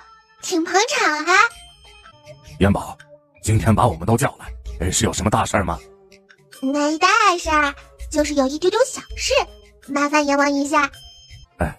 只要是烟宝的事儿，我都愿意效劳。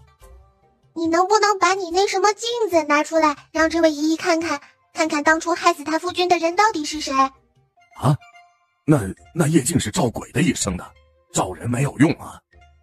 那姨姨的夫君已经死了，不就是鬼吗？你把他叫上来照一照不就得了？那这位夫人，把你夫君的姓名、生前哪里人士、死的日子都报上一报。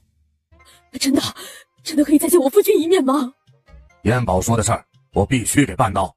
中年妇人赶紧报了他夫君的姓名，阎王打开生死簿一看，就愣住了。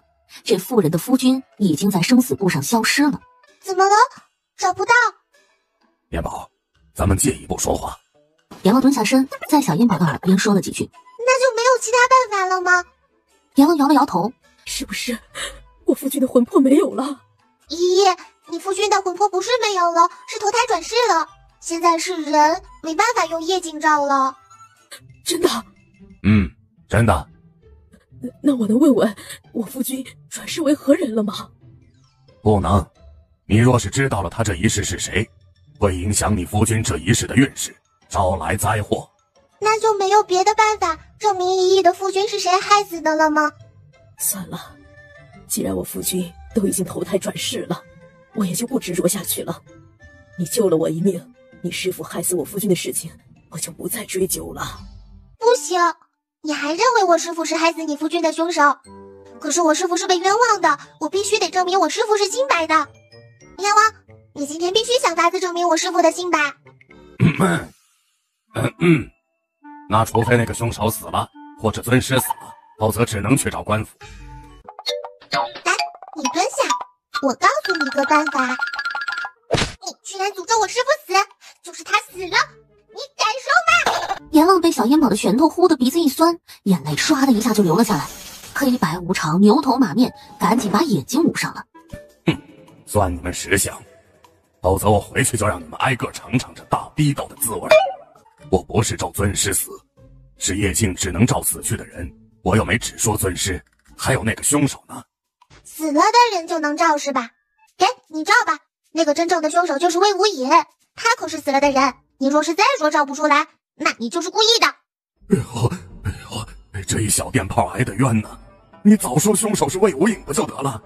这位夫人，你看好了，就是这个凌风子害死了我的夫君。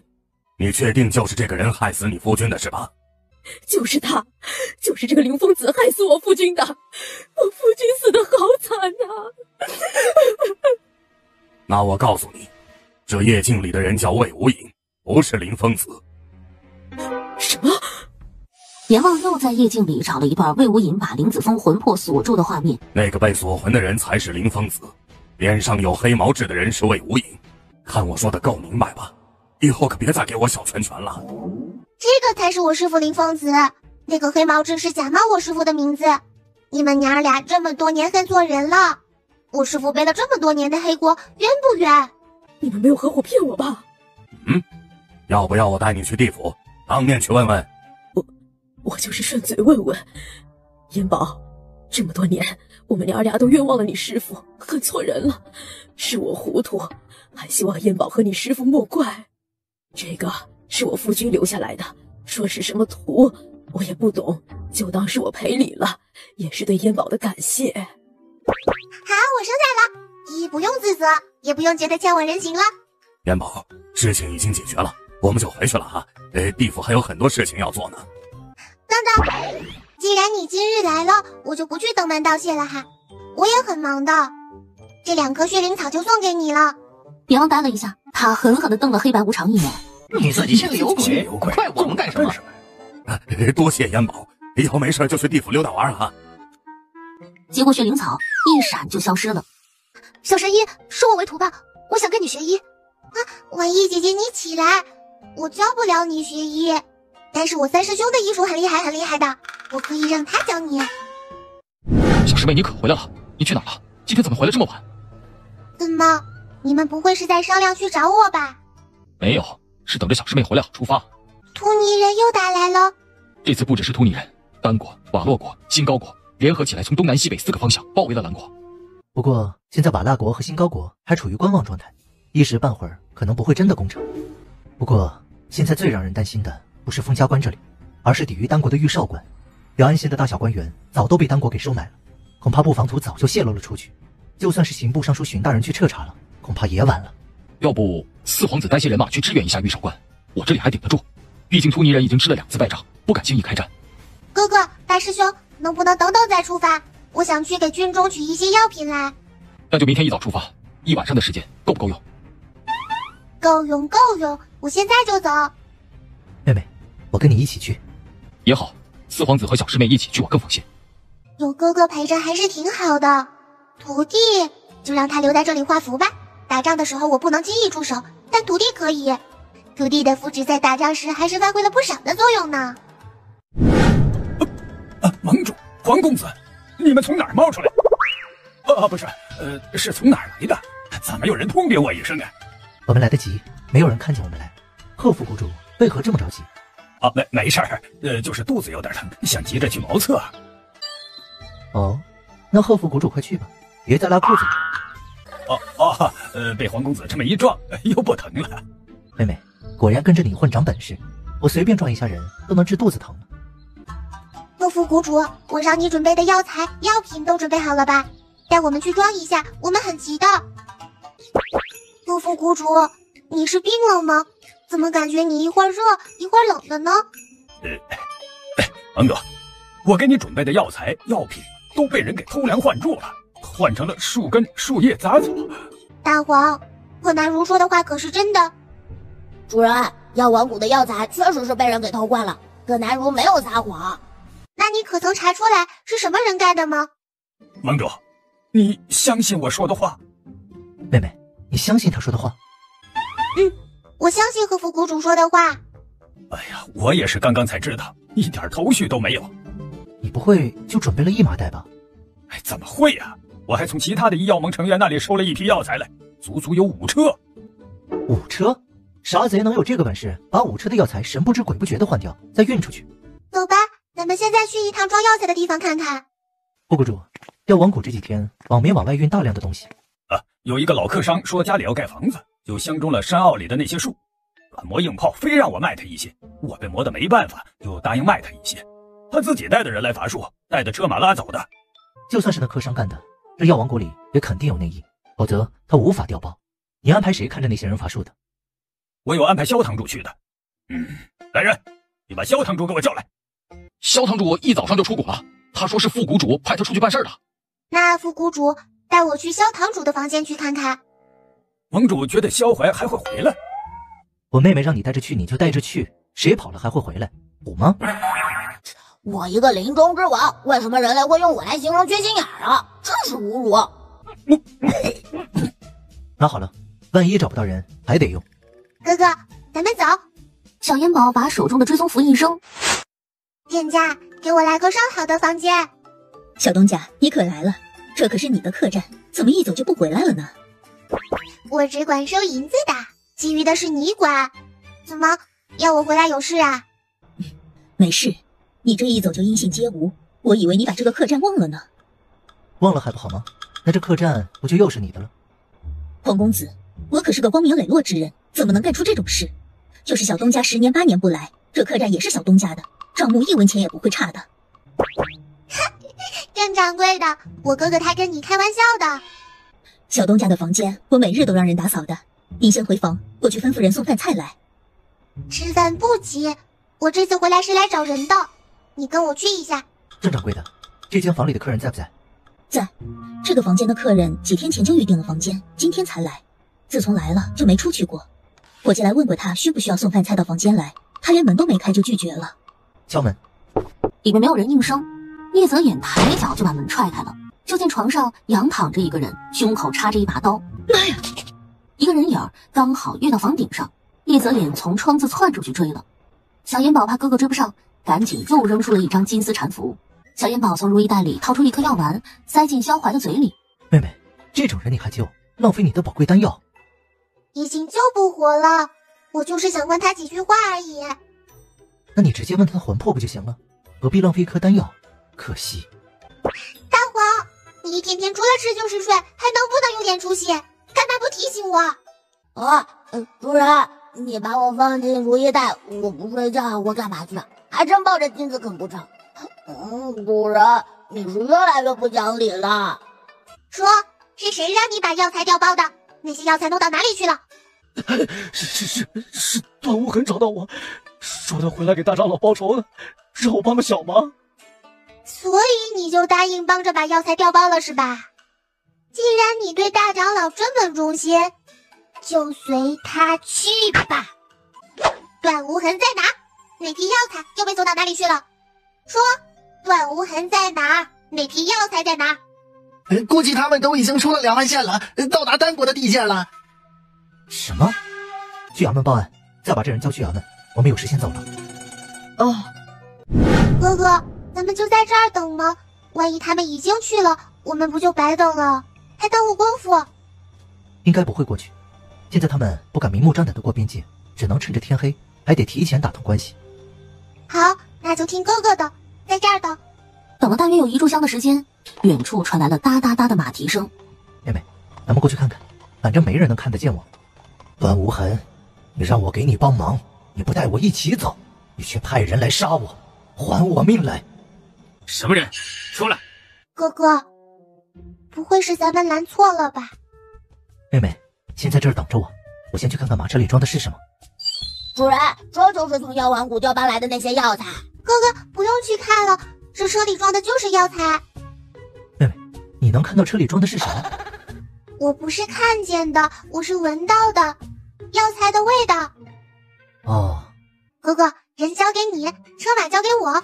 都眼看着马车嗖的一下消失一辆，人头骨咕噜掉地上一颗。谁？哪儿来的妖魔鬼怪？给我出来！那些押送药材的人一个接着一个被叶泽言砍掉了脑袋。出来！出来！叶泽言他一剑砍下了斗笠男拿着刀的手臂。你到底是人是鬼？出来！否则就算你杀了我，我也不服。哼，我又不是收服你，你服不服关我屁事。不过我问你几句话，你要是肯说实话，我或许能饶你一命。你是想找端午痕？端午痕没与我们一起回来，他还有一件大事要办。什么大事？斗笠男强忍着剧痛摇了摇头。那你是什么人？为什么要偷药王谷的药材？我就是一个商人。叶泽言举剑又砍掉了斗笠男的另一只手臂。主人，他就是柯南如说的那个药商，他可不是普通的药商，他是丹国安插在蓝国的奸细天煞。哥哥，这个人先不能杀，他就是天煞。师傅，你是不是不想要我这个徒弟了？怎么回药王谷都不带着我了？你可别冤枉我！为了教你这个老徒弟，那么好的女徒弟我都没收，推给了我三师兄。主人呀，你学坏了，说谎都不带脸红的。你是不想收吗？你是不认识字教不了好不好？什么？小师妹给我收了一个女徒弟？这不是乱弹琴吗？报！将军，营门外来了一位女子，说是来找小公主的。既然是来找小师妹的，就让她进来吧。婉玉姐姐，你是不是想我了？怎么这么早就过来了？我听说又要打仗了，我怕过几日再来就找不到烟宝妹妹了，那我就没时候能跟师傅学艺了。唉，真伤心。婉玉姐姐不是想我了，是想三师兄了。烟宝妹妹，你可别乱说话，我都不认识你三师兄的。三师兄，你过来。小师妹叫你过去呢。婉玉姐姐，你害羞是几个意思啊？不是你要学艺的吗？见师傅还什么羞啊？三师兄，你看我给你收的这个徒弟怎么样？可是个漂亮姐姐呢，可比我那个徒弟好看多了。我这是遭嫌弃了。小师妹，这个徒弟还是你收吧，我教不了。不行。为什么？不行。为什么不行？婉玉姐姐这么好看，还入不得三师兄的眼吗？哎呀，小师妹啊，咋还越说越离谱啊？还入眼？你是给我找徒弟，还是给我找媳妇儿啊？你抽什么风？好好的虎不当，去鸭子叫。主人，你这哪是给你三师兄找的徒弟？你这分明是在给你三师兄找媳妇儿。烟宝妹妹，你三师兄若是不肯收我为徒，那我就还得拜你为师。反正我既然来了，就不会回去的。不行。你谁啊？烟宝妹妹都没说不行，你算干嘛的？我师傅这么小，收我一个徒弟就够了，再收你一个徒弟，他会累得不长个的。咱哪都有你，一边去，别捣乱。三师兄，你先别着急拒绝。你若是不想收婉玉姐姐为徒，那就先不收。不过，让婉玉姐姐先跟着你，给你打下手总行吧？婉玉姐姐很厉害的，认识很多草药的。好，那我现在以云台观医药盟盟主的身份命令你，不许拒绝。江士多他看了一眼钟满意，扭头就走了。婉玉姐姐，去追我三师兄去。哦，师傅，你等等我，我洗衣、做饭、扫洒、缝补，我都会的。放心吧，烟宝妹妹，我不用师傅照顾我会照顾好师傅的。保证师傅困了，我给他铺床；师傅渴了，我给他拿水；师傅饿了，我给他端饭。唉，管他是蓄谋已久还是临时起意，反正徒弟变媳妇儿，媳妇儿变徒弟的无所谓。这咋都跟没吃饭似的？我们本来就没吃饭，一天只能晚上喝一碗稀粥。哎，哪来的小孩子跑到城楼上来了？快下去，下去！这里是你能来的地方吗？孟总兵在哪？你是朝廷派来送粮草的吗？来送粮草了，来送粮草了！快砸呀，砸死这帮兔崽子，我们好去吃饭。来粮草了，来粮草了！大人，送粮草的来了。粮草真的到了？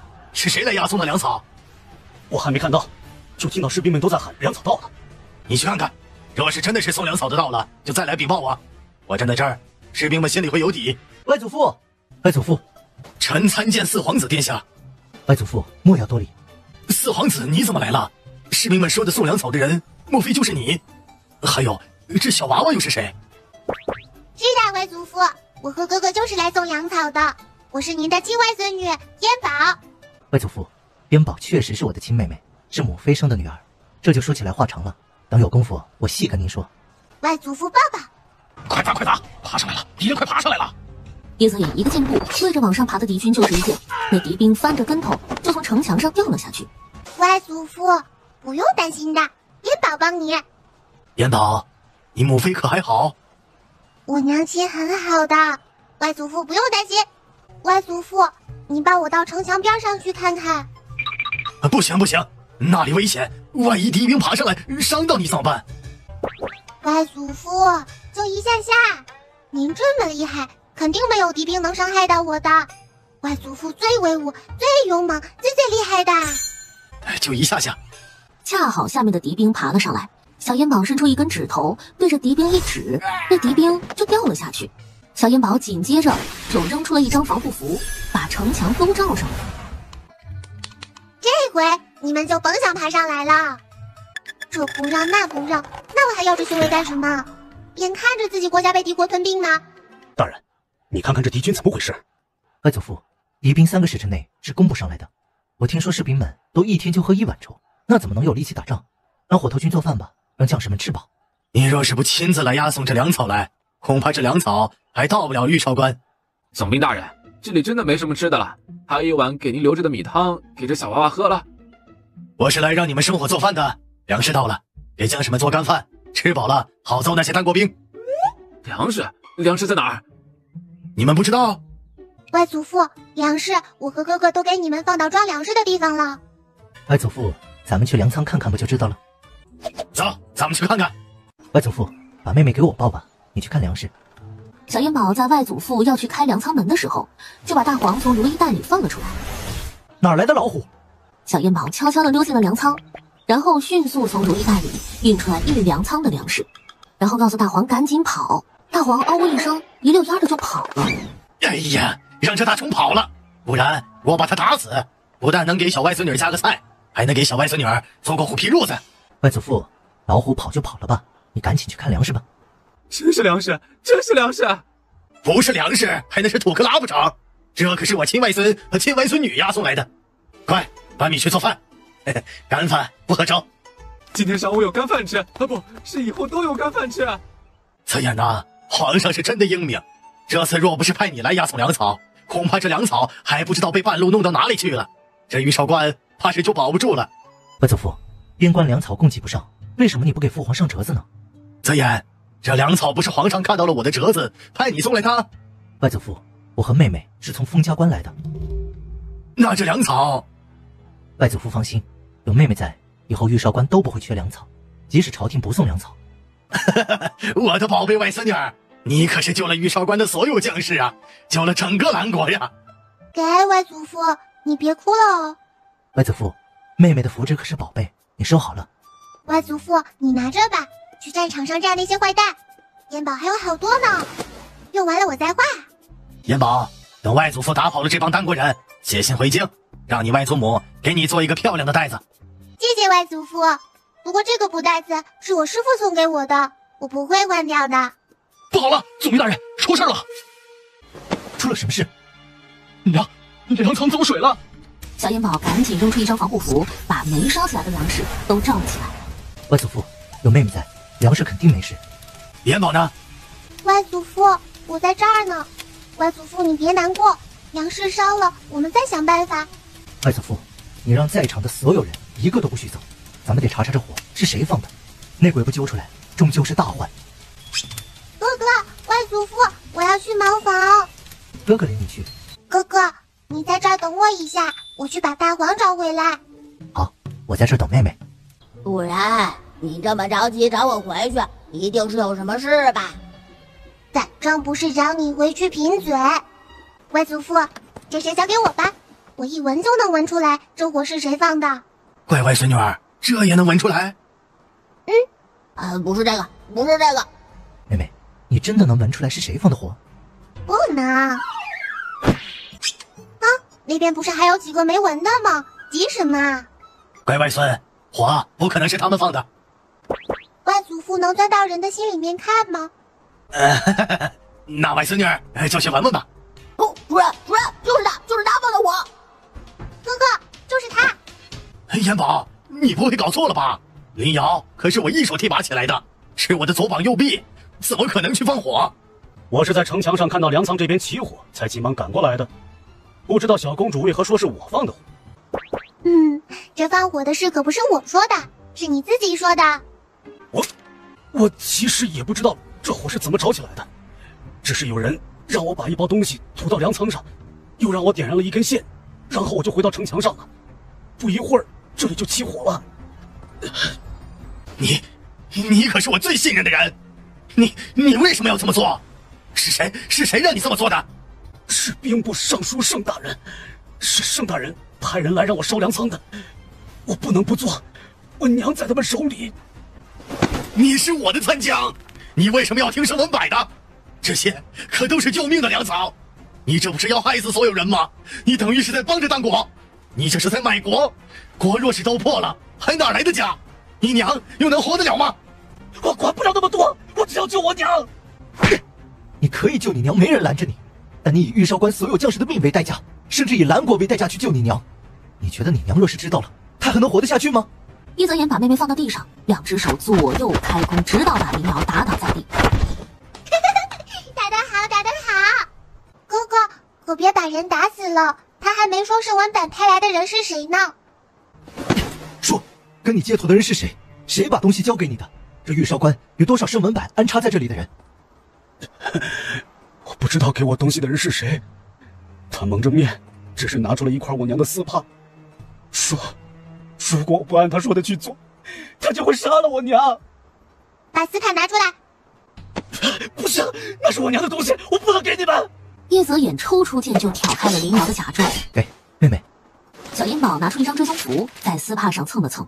哥哥，把这卖国贼交给外祖父看着吧，我们去抓那个接头的人。小银宝把追踪符扔出去，就在半空中幻化成一道蓝色的火苗。这火怎么自己会飞啊？还是蓝色的？你知道蓝火是什么火吗？我见过的，在乱葬岗那是鬼火。谁在胡说八道？军法处置！与林瑶接头的人，不会是匹马吧？主人，你以为所有的动物都和我一样是灵兽吗？还接头呢？也就大黄我有这本事，这还得有主人灵力的滋养。我说我的灵力怎么消耗的那么快呢？原来都是被你偷去了。妹妹，我觉得要么是那人藏在这马棚里，要么就是那人是个马夫。哥哥说的有道理，像大黄一样能说会道的灵兽应该是不多。岂止是不多呀，我是蝎子粑粑独一份儿。不对，我才不是蝎子粑粑的，应该说是城隍庙的旗杆独一无二。蓝火已经飞进了马棚，叶泽眼抱着妹妹也跟了进去。站住！马夫不但没有停下来，反倒是把马丢下，身体一跃就从马棚里跑了出去。我看你能跑得过我的金丝缠符不？段无痕，你是盛文柏派来的？我可不是谁派来的，我就是为了躲避你们的追捕，在这军营中混口饭吃。混口饭吃？你确定要用这样的借口？大人，快来看，粮食都还在。让我看看。可是手伸出去，又被一种无形的力量弹了回来。这是怎么回事？苍天保佑啊！苍天保佑啊！是苍天在护佑御少官。哎，这不是喂马的马夫吗？泽言、燕宝，这个就是他叫段无痕，是江湖上有名的神偷，也是逃犯，曾经在总督衙门被劫走的逃犯。还是有几袋粮食被烧了，好可惜啊！然后小手一挥，解了防护符。外祖父，你让人把粮食搬到别的地方吧。这些粮食被老天爷保护起来了，没人能搬得了。外祖父，现在已经能搬了，你让人搬吧。为什么小外孙女儿说能搬就能搬了呢？难道这粮食是小外孙女儿保护起来的？哎呀呀呀，这可是了不得的针线本领！这是上天赐给了我一个神仙小外孙女儿啊！你藏在我军营里有何居心？我就是为了混口饭吃，军营好藏身。外祖父，这回你问吧，保证他不再撒谎。说，你为什么来军营？是谁派你来的？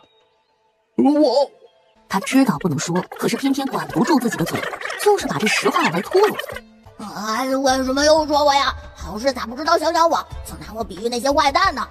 人类自己做坏事也就算了，干嘛非得吃上我们老虎？我们老虎可没你们人类那些歪歪让。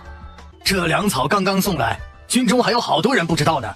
盛文柏总不会有千里眼看到，然后让你来烧粮仓吧？盛大人只是派我来盯着，随时搞破坏，帮着丹国人攻城。他倒是没有具体说怎么搞破坏，还说什么？快说！还说，若是能得手，就让我找机会杀了你。想杀老夫的人多了去了，你一个贼算老几？你们把我娘弄到哪里去了？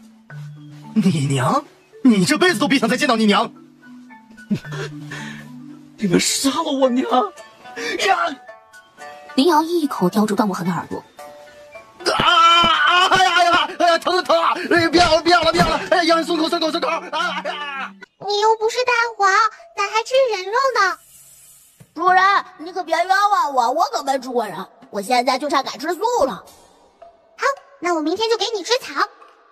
主人，我那是比喻呀！你听不出来我是在埋怨火势差吗？总兵大人，我知道我该死，我犯了不可饶恕的罪，千刀万剐我无怨言。但我求求四皇子和小公主，救救我娘！你咋有脸说出这种话？我知道圣文版安插在军中的人都是谁。你在跟我谈条件？小人不敢。即使四皇子和小公主不救我娘，我也会说的。那你说吧，总兵大人，我交代，我知道金瓯在哪里。不用你交代了，我知道金瓯在哪儿。金瓯在突尼国二王子手里，我都交代了。那我也求你们一件事情。你要是求我给你来个痛快，行，我现在就成全你。不是，我求你把我埋在潇湘馆老板娘的旁边。还是个情种。叶泽言举剑就要砍，哥哥，等一下！萧炎宝背过身去，把突尼国二王子巴肯从如意袋里放了出来。这人是从哪儿冒出来的？哎呀，外祖父，你就当他是从地下冒出来的哈。他是从哪儿冒出来的？巴肯，段无痕说我们蓝国的国宝金瓯杯在你那儿，交出来吧。他说的，他胡说八道。我知道蓝国有个镇国之宝金瓯杯，可是我不曾见过。那金瓯杯是盛大人派我亲自送给巴肯的，他说谎。你给我送去的只是一个装金瓯杯的盒子，里面装的是一封信。哥哥，这个段无痕好像没啥用了呢。到了营帐外，叶泽眼就砍下了段无痕的脑袋。他死的不甘心啊，魂魄在营帐内外上蹿下跳的。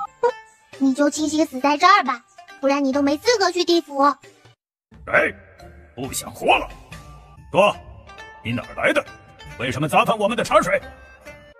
二位官差，这可真是不能怪我，要怪你们怪那燕宝去，是他把我扔下来的。哎，你再说一遍。燕宝，蓝国的小公主，是他把我扔下来砸你们的，你们去找他算账。黑无常一哭丧棒抽在段无痕的魂魄上。我说的都是实话，为什么人不信，鬼也不信？为什么？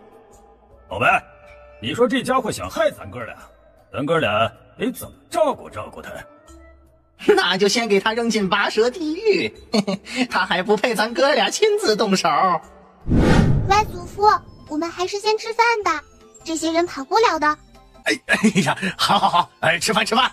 孟乐山刚要吩咐士兵去把饭菜端到中军帐来。不用的，我们去跟士兵一起吃就好。外祖父，就依妹妹说的，和将士们一起吃吧。我们在封家关的时候，也同将士们一同用饭的。不可以吃饱，大家这么久都没吃饱过，一下子吃太饱会撑坏的。我保证，以后御少关的将士再不会挨饿，不会缺粮食。不是蓝国所有守边关的将士都不会再缺粮食，只要有我燕宝在。小公主千岁！镇国公他怎么在这儿？外祖父，这名勾结突尼国谋反，现在是反贼，已经被我和妹妹抓起来了，等着边关战事平息，押回京交与父皇处置。谋反？御少关的将士们，或许你们当中还有圣文版安插进来的人没被查出来，那就算你们捡了一条命。圣明谋反已被抓，你们觉得盛世一族还能蹦跶几天？所以你们应该知道何去何从。再有敢帮着生文百或者敌国的人，查出来不但杀无赦，还一并诛灭九族。斩！26个尸体人头落地。总兵大人，你是没死，不过不是我饶了你，是给你一个更体面的死法。外孙女儿，这突尼国的二王子和圣明，你把他们藏到哪儿了？你咋一转身他们就冒出来了？外祖父，他们都被我藏在了这里。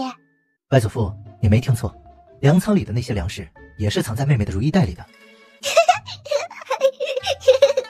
他就当着孟乐山的面把突尼国二王子和圣明从如意袋里放出来，送回去，放出来。你还是杀了我算了。这就受不了了。本宝宝那么多折磨人的本事还一样没用呢。等我哪天高兴，都在你身上试一遍。那就从明天开始，每天让你见识一下本宝宝的本事。元宝，哎呀，别玩了，外祖父信了。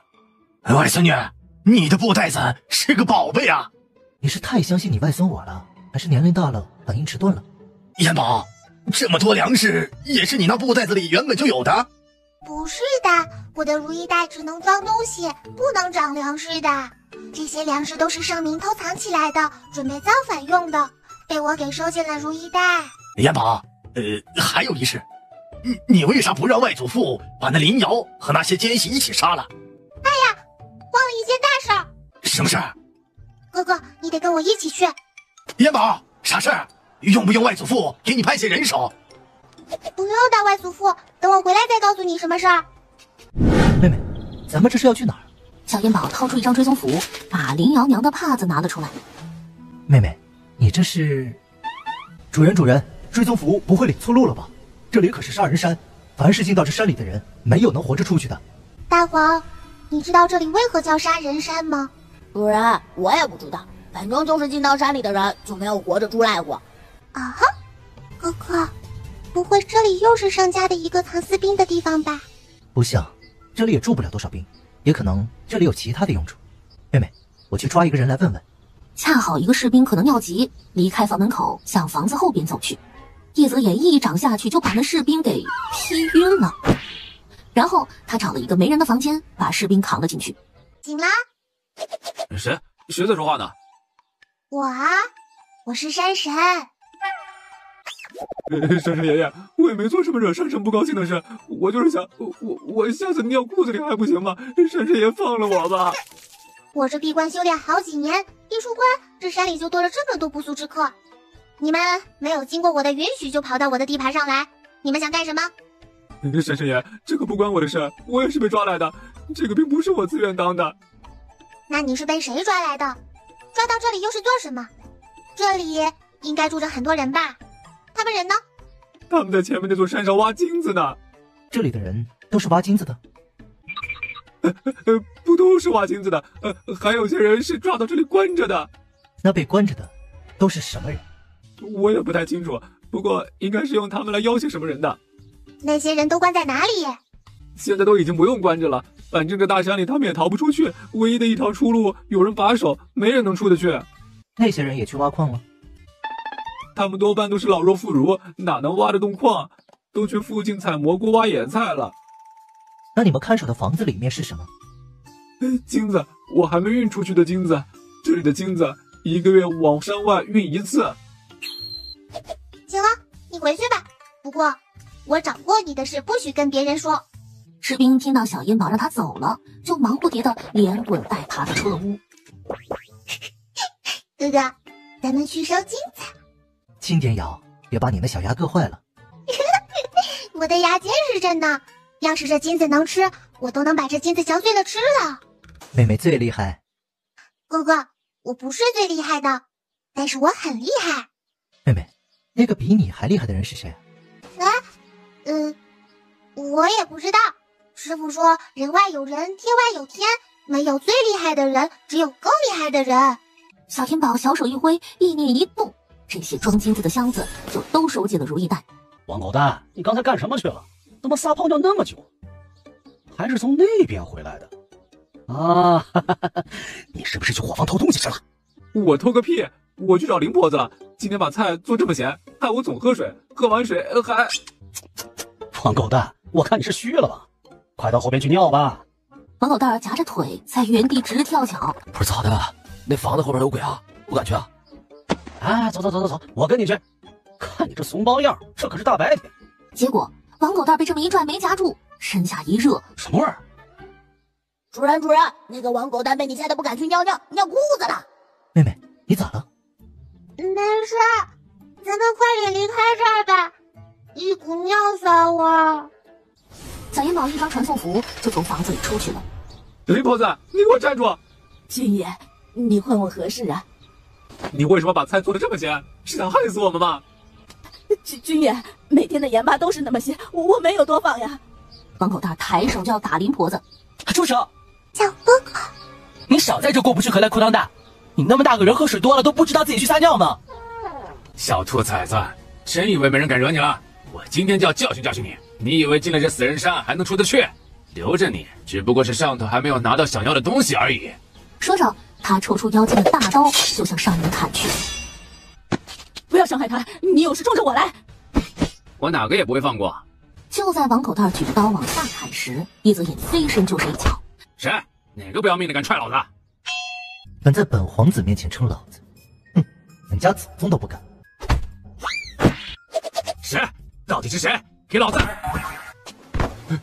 山神爷，是你吗？哼，还算你识相。山神爷饶命啊！不知晓得又怎么得罪山神爷了。我没去房子后面尿尿，我尿裤子里了。你看，山神爷显灵了！山神爷显灵了！你们没怪我，没怪我，怪的是我哥哥。你们可别惹我上，我活到这么大可不容易呢。苏公子，你怎么也被抓到这里来了？原来山神爷认识这小兔崽子，怪不得要帮他。你们都起来，有话慢慢说。谁让你起来了？纪云哥哥，哥哥问你，你还没回答呢。你为什么被抓到这里来？元宝妹妹，是你吗？纪云哥哥好厉害呀，这都能猜出来是我。元宝妹妹，黄公子，真的是你们？不是我在做梦吧？疼不疼？不疼。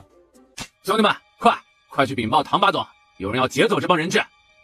元宝妹妹，他们去叫人了，要不你和黄公子快走吧。纪云哥哥不用怕，我会保护你们的。你们若是不想被关起来，就乖乖滚回去，不然怎么样？你是不是还想掉几颗牙？哼，现在就把你们剁了喂狼，也没人管。想着，王狗蛋就恶狠狠地举刀向着叶泽隐砍了过去。叶泽隐勾了勾嘴角，抬起脚就踹在了他的后背上。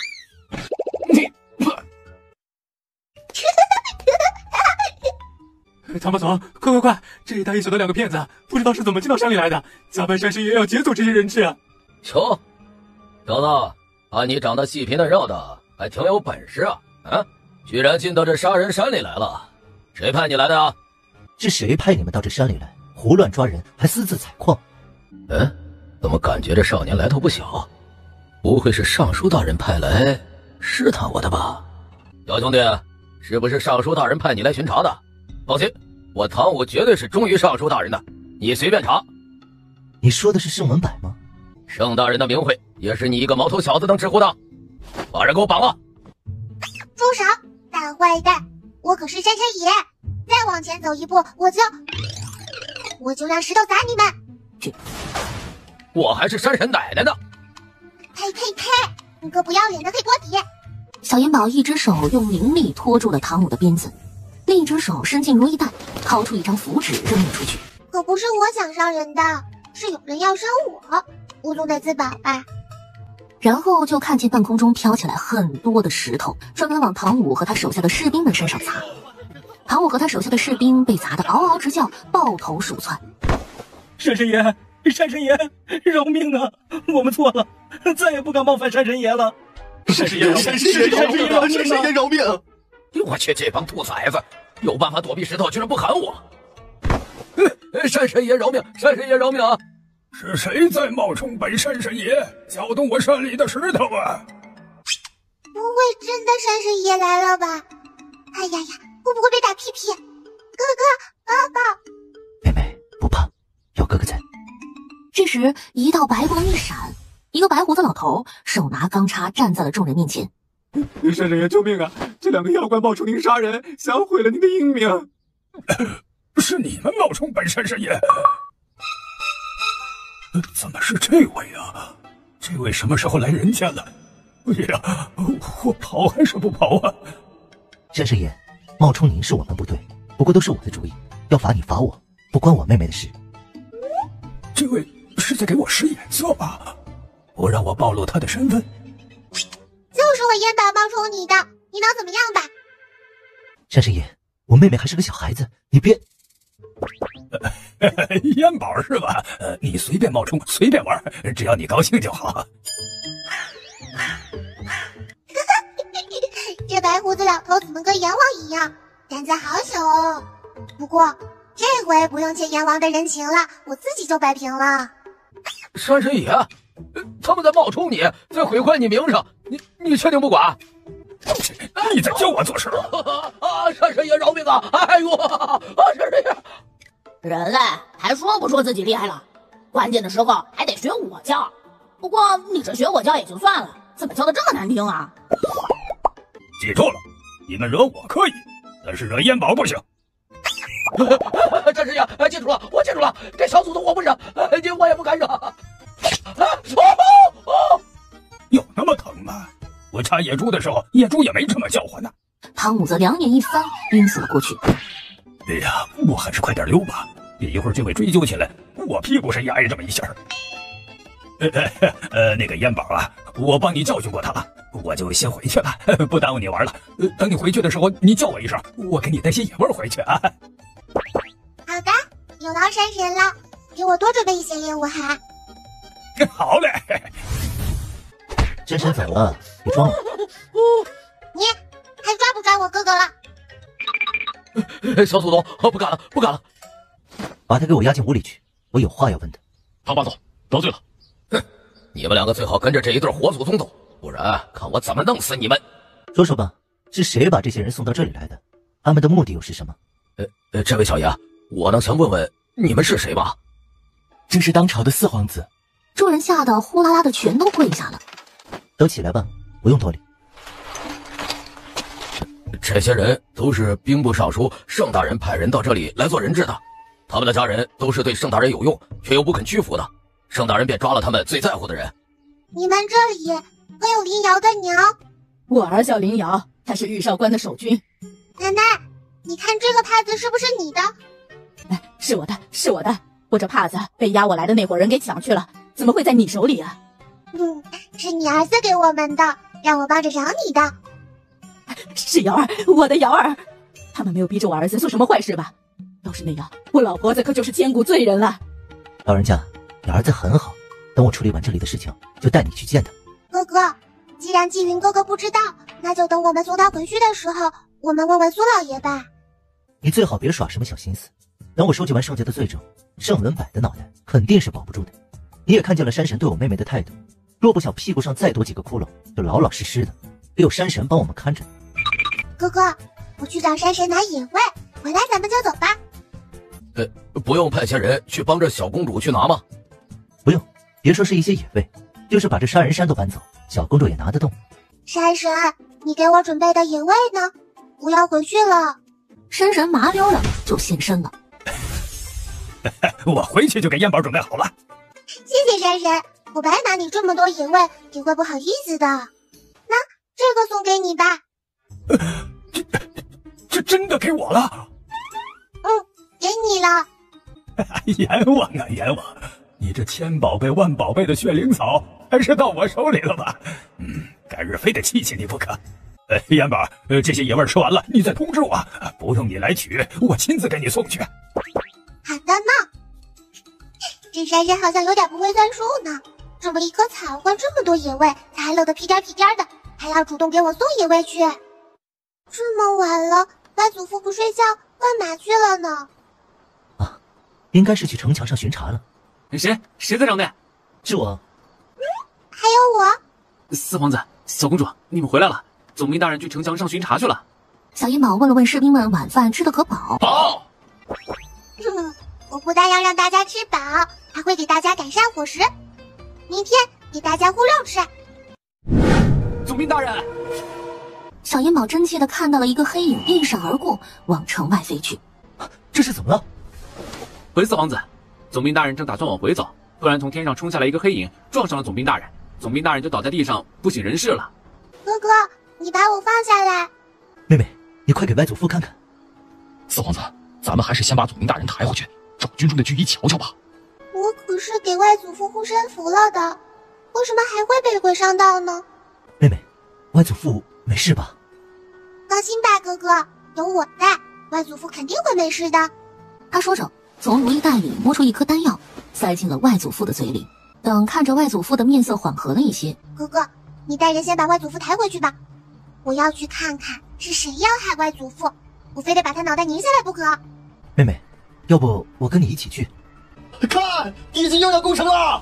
小烟宝迅速往外祖父身上贴了一张防护符。哥哥，让人把外祖父送回去吧，我给他贴了防护符，没人能伤害到外祖父的。妹妹，要不你把外祖父放进……好，你们都去守城，我外祖父交给我和妹妹就行了。妹妹，你看出来是什么东西伤害的外祖父吗？喂，黑影，黑影又来了，前后带一片黑影。来呀来呀来呀！本宝宝好久都没有痛痛快快的打一场了呢。小烟宝从如意袋里掏出一把符纸，对着半空中的黑影就扔了出去，给你们好好补一补哦。可就在那一大片黑影刚要飞到他们头顶上时，快看快看，金光金光！天雷滚滚，对着那黑影就劈了下去。老天保佑啊！老天保佑啊！小公主果然是福星啊！只要小公主在，老天爷就会出手帮忙。小公主大福星！小烟宝他扔出了一张追踪符去跟着黑影，等黑影都不见了，小烟宝才扔出一张传送符追了出去。四皇子，小公主不见了。小公主去抓那个放黑影的人了，不用担心。而小烟宝来到敌营，一眼就看到追踪符在一个大帐外面跳动。叶县长，你不是说你有十足的把握能攻开玉少关的城门吗？可现在，元帅，我伤那玉少关总兵的时候是没遇到任何反抗的，这次攻城时突然遇到了天雷，我觉得应该是凑巧了。小烟宝站在大帐门口撇了撇嘴，他就扔出了一张引雷符，就听到大帐顶上咔嚓一声，帐篷顶上就掉下来一个大火球。还好那个元帅反应快，一盆水就泼在了叶楚人的脑袋上。不会是云台观的那个小妖女来了吧？他顾不得头上的疼痛，抬腿就往营帐外跑。叶县长，你在找人吗？没找人，我是出来看看这天降异象是不是有妖魔出现。你自己就是那个妖魔。那叶县长可看出什么了吗？应该是太久没下雨了，天气过于干燥，热气碰撞出火花，聚集在一起形成了火球，恰巧落在大帐内。哎呦喂，真是撒谎都不带眨巴眼睛的。好，那我就偏把你的谎话给揭穿。小烟宝扔出一张引雷符，天空中一道闪电划过，直接劈向了叶楚人。哎呀妈呀！谁？你出来！元帅，你怎么了？这里有人，这雷这火都不是巧合，是有人在暗中捣鬼。元帅，这雷为啥追着叶县长劈？可又不想把人劈死似的。最后叶楚人实在是跑不动了，就从怀里掏出一把黑扇子，无数条黑影从扇子里跳了出来。叶县长，你没事吧？没事，刚才我在渡雷劫，我就说今天怎么无缘无故出现这么多雷。哎呀妈呀，这不要脸的东西怎么这么能胡说八扯？还渡劫，你也配？看来还得让你尝尝嘴被封的滋味。你是真不长记性啊！小烟宝对着叶楚人就扔出了一张控体符，叶楚人对着自己的脸左右开弓。叶县长，你这是在干什么？这么明显的事你看不出来吗？你倒是拉着我。真是那个妖女，那个妖女来了，可我为什么看不见她在什么地方？小烟宝在如意袋里摸了半天，没有缝衣针，只有银针塞到了叶楚人的手里，然后叶楚人就对着自己的嘴就缝了上去。叶县长，你们几个别看着了，快来摁住他！叶县长中邪了！就在这时，控体符轰的一声就散了。叶县长，你现在清醒了吗？叶楚人指了指自己的嘴。叶县长，忍着点呐！将军用这个。你他娘的，刚才怎么不拿出来？小妖女，你给我出来！有本事你跟我明着打，这次我绝不怕你。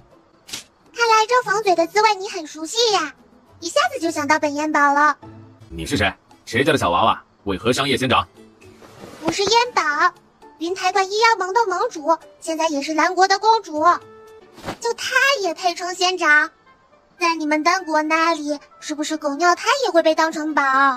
好你个小娃娃，敢侮辱我丹国，我倒要看看你有什么本事！说着，他捡起地上的刀就要去砍小烟宝。将军，杀鸡焉用牛刀，我来看看这小娃有什么能耐。鲶鱼嘴手中的七节鞭一甩，就抽向了小烟宝。小烟宝小手指头一指，那七节鞭就停在小烟宝的头上不动了。这小娃娃会妖术啊！小烟宝就对着鲶鱼嘴扔出了一张控体符。你自己跟自己玩去吧。鲶鱼嘴的身体僵了一下，然后手中的鞭子就改变了方向，抽向了自己。不好，德布鲁也中邪了，快拦住他！好啊好啊！叶县长，这小娃用的什么妖术？你快把他抓起来啊！要不是你逞能，我早就出手了。叶县长，你可有把握抓住这小娃娃？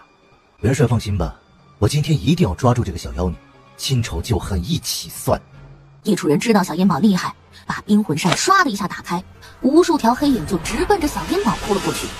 师父，师兄，你们看到了吗？我给你们报仇了，小妖女被我彻底给灭了。叶县长，你确定那小娃娃被黑影吃了？肯定。就听砰的一声，黑影被尽数击散了。然后黑影又再次向小烟宝冲过去，只是这次黑影冲向了小烟宝手里的镯子。不好！赶紧摇动冰魂扇，念动咒语，想把那些黑影收回来。可是不论他怎么摇晃，那些黑影一点反应都没有。快把那小娃娃手里的镯子抢过来！他身边好几个手下就冲过去，小烟宝扔出一张符纸，那几个人还没等到小烟宝身边，就被炸飞了出去。叶县长，快想办法呀！很快，所有的黑影都被小烟宝的玄阴镯吸了进去。拿来吧你！回来！地底下突然冒出来一黑一白两个影子。什么人？这……老黑、老白、阎王，还有牛头马面，你们怎么都来了？我没叫你们过来吧？元宝，你怎么也在这儿啊？我们是……你们不会是来和我抢扇子的吧？元宝，我们是感应到了冰魂扇的灵气，才被带着赶到这里来的。这可不关我的事，我可没去你们地府偷东西哈，这是我打胜仗得来的。叶楚人想到这里，他就打算开溜了。白无常的勾魂锁哗啦一下就套在了他的脖子上。你还想跑？我们可找你很久了。差官爷爷，你们搞错了吧？我可不知道什么扇子，那扇子在那小妖女那儿。说谁是妖女的？你们到底是来帮着小妖女的，还是来找扇子的？你们总不能软的欺硬的怕吧？如果地府的阎王连一个小奶娃都不敢惹，那也太丢人了吧？不是太丢鬼了吧？冰魂扇是你偷的？阎王举起手里的护就往他身上打了过去，叶楚人的魂魄嗖的一下就从身体里飞了出去。喂，你咋把阎王惹得生了这么大的气？阎王又举起护给了叶楚人的魂魄一下，叶楚人直接就魂飞魄散了。玉少关的城门突然打开了，叶泽野一马当先带着兵马杀了出来，当即与守在城墙外等待命令的单国兵打在了一起。元宝，这里的事儿我们不便插手，所以我就带着他们先回去了。好，你们快回去吧。一起上，今天必须把这小娃娃抓住。小烟宝一看这么多人欺负他，他刚想来个天女散花炸翻这帮单国人，就感觉身体一软，倒了下去。快，乱刀砍死他！就在黑矮胖子的刀马上就要砍到小烟宝的时候，小烟宝的身体忽然就不见了。妹妹！原来你们是来找那个小娃娃的，哈哈哈！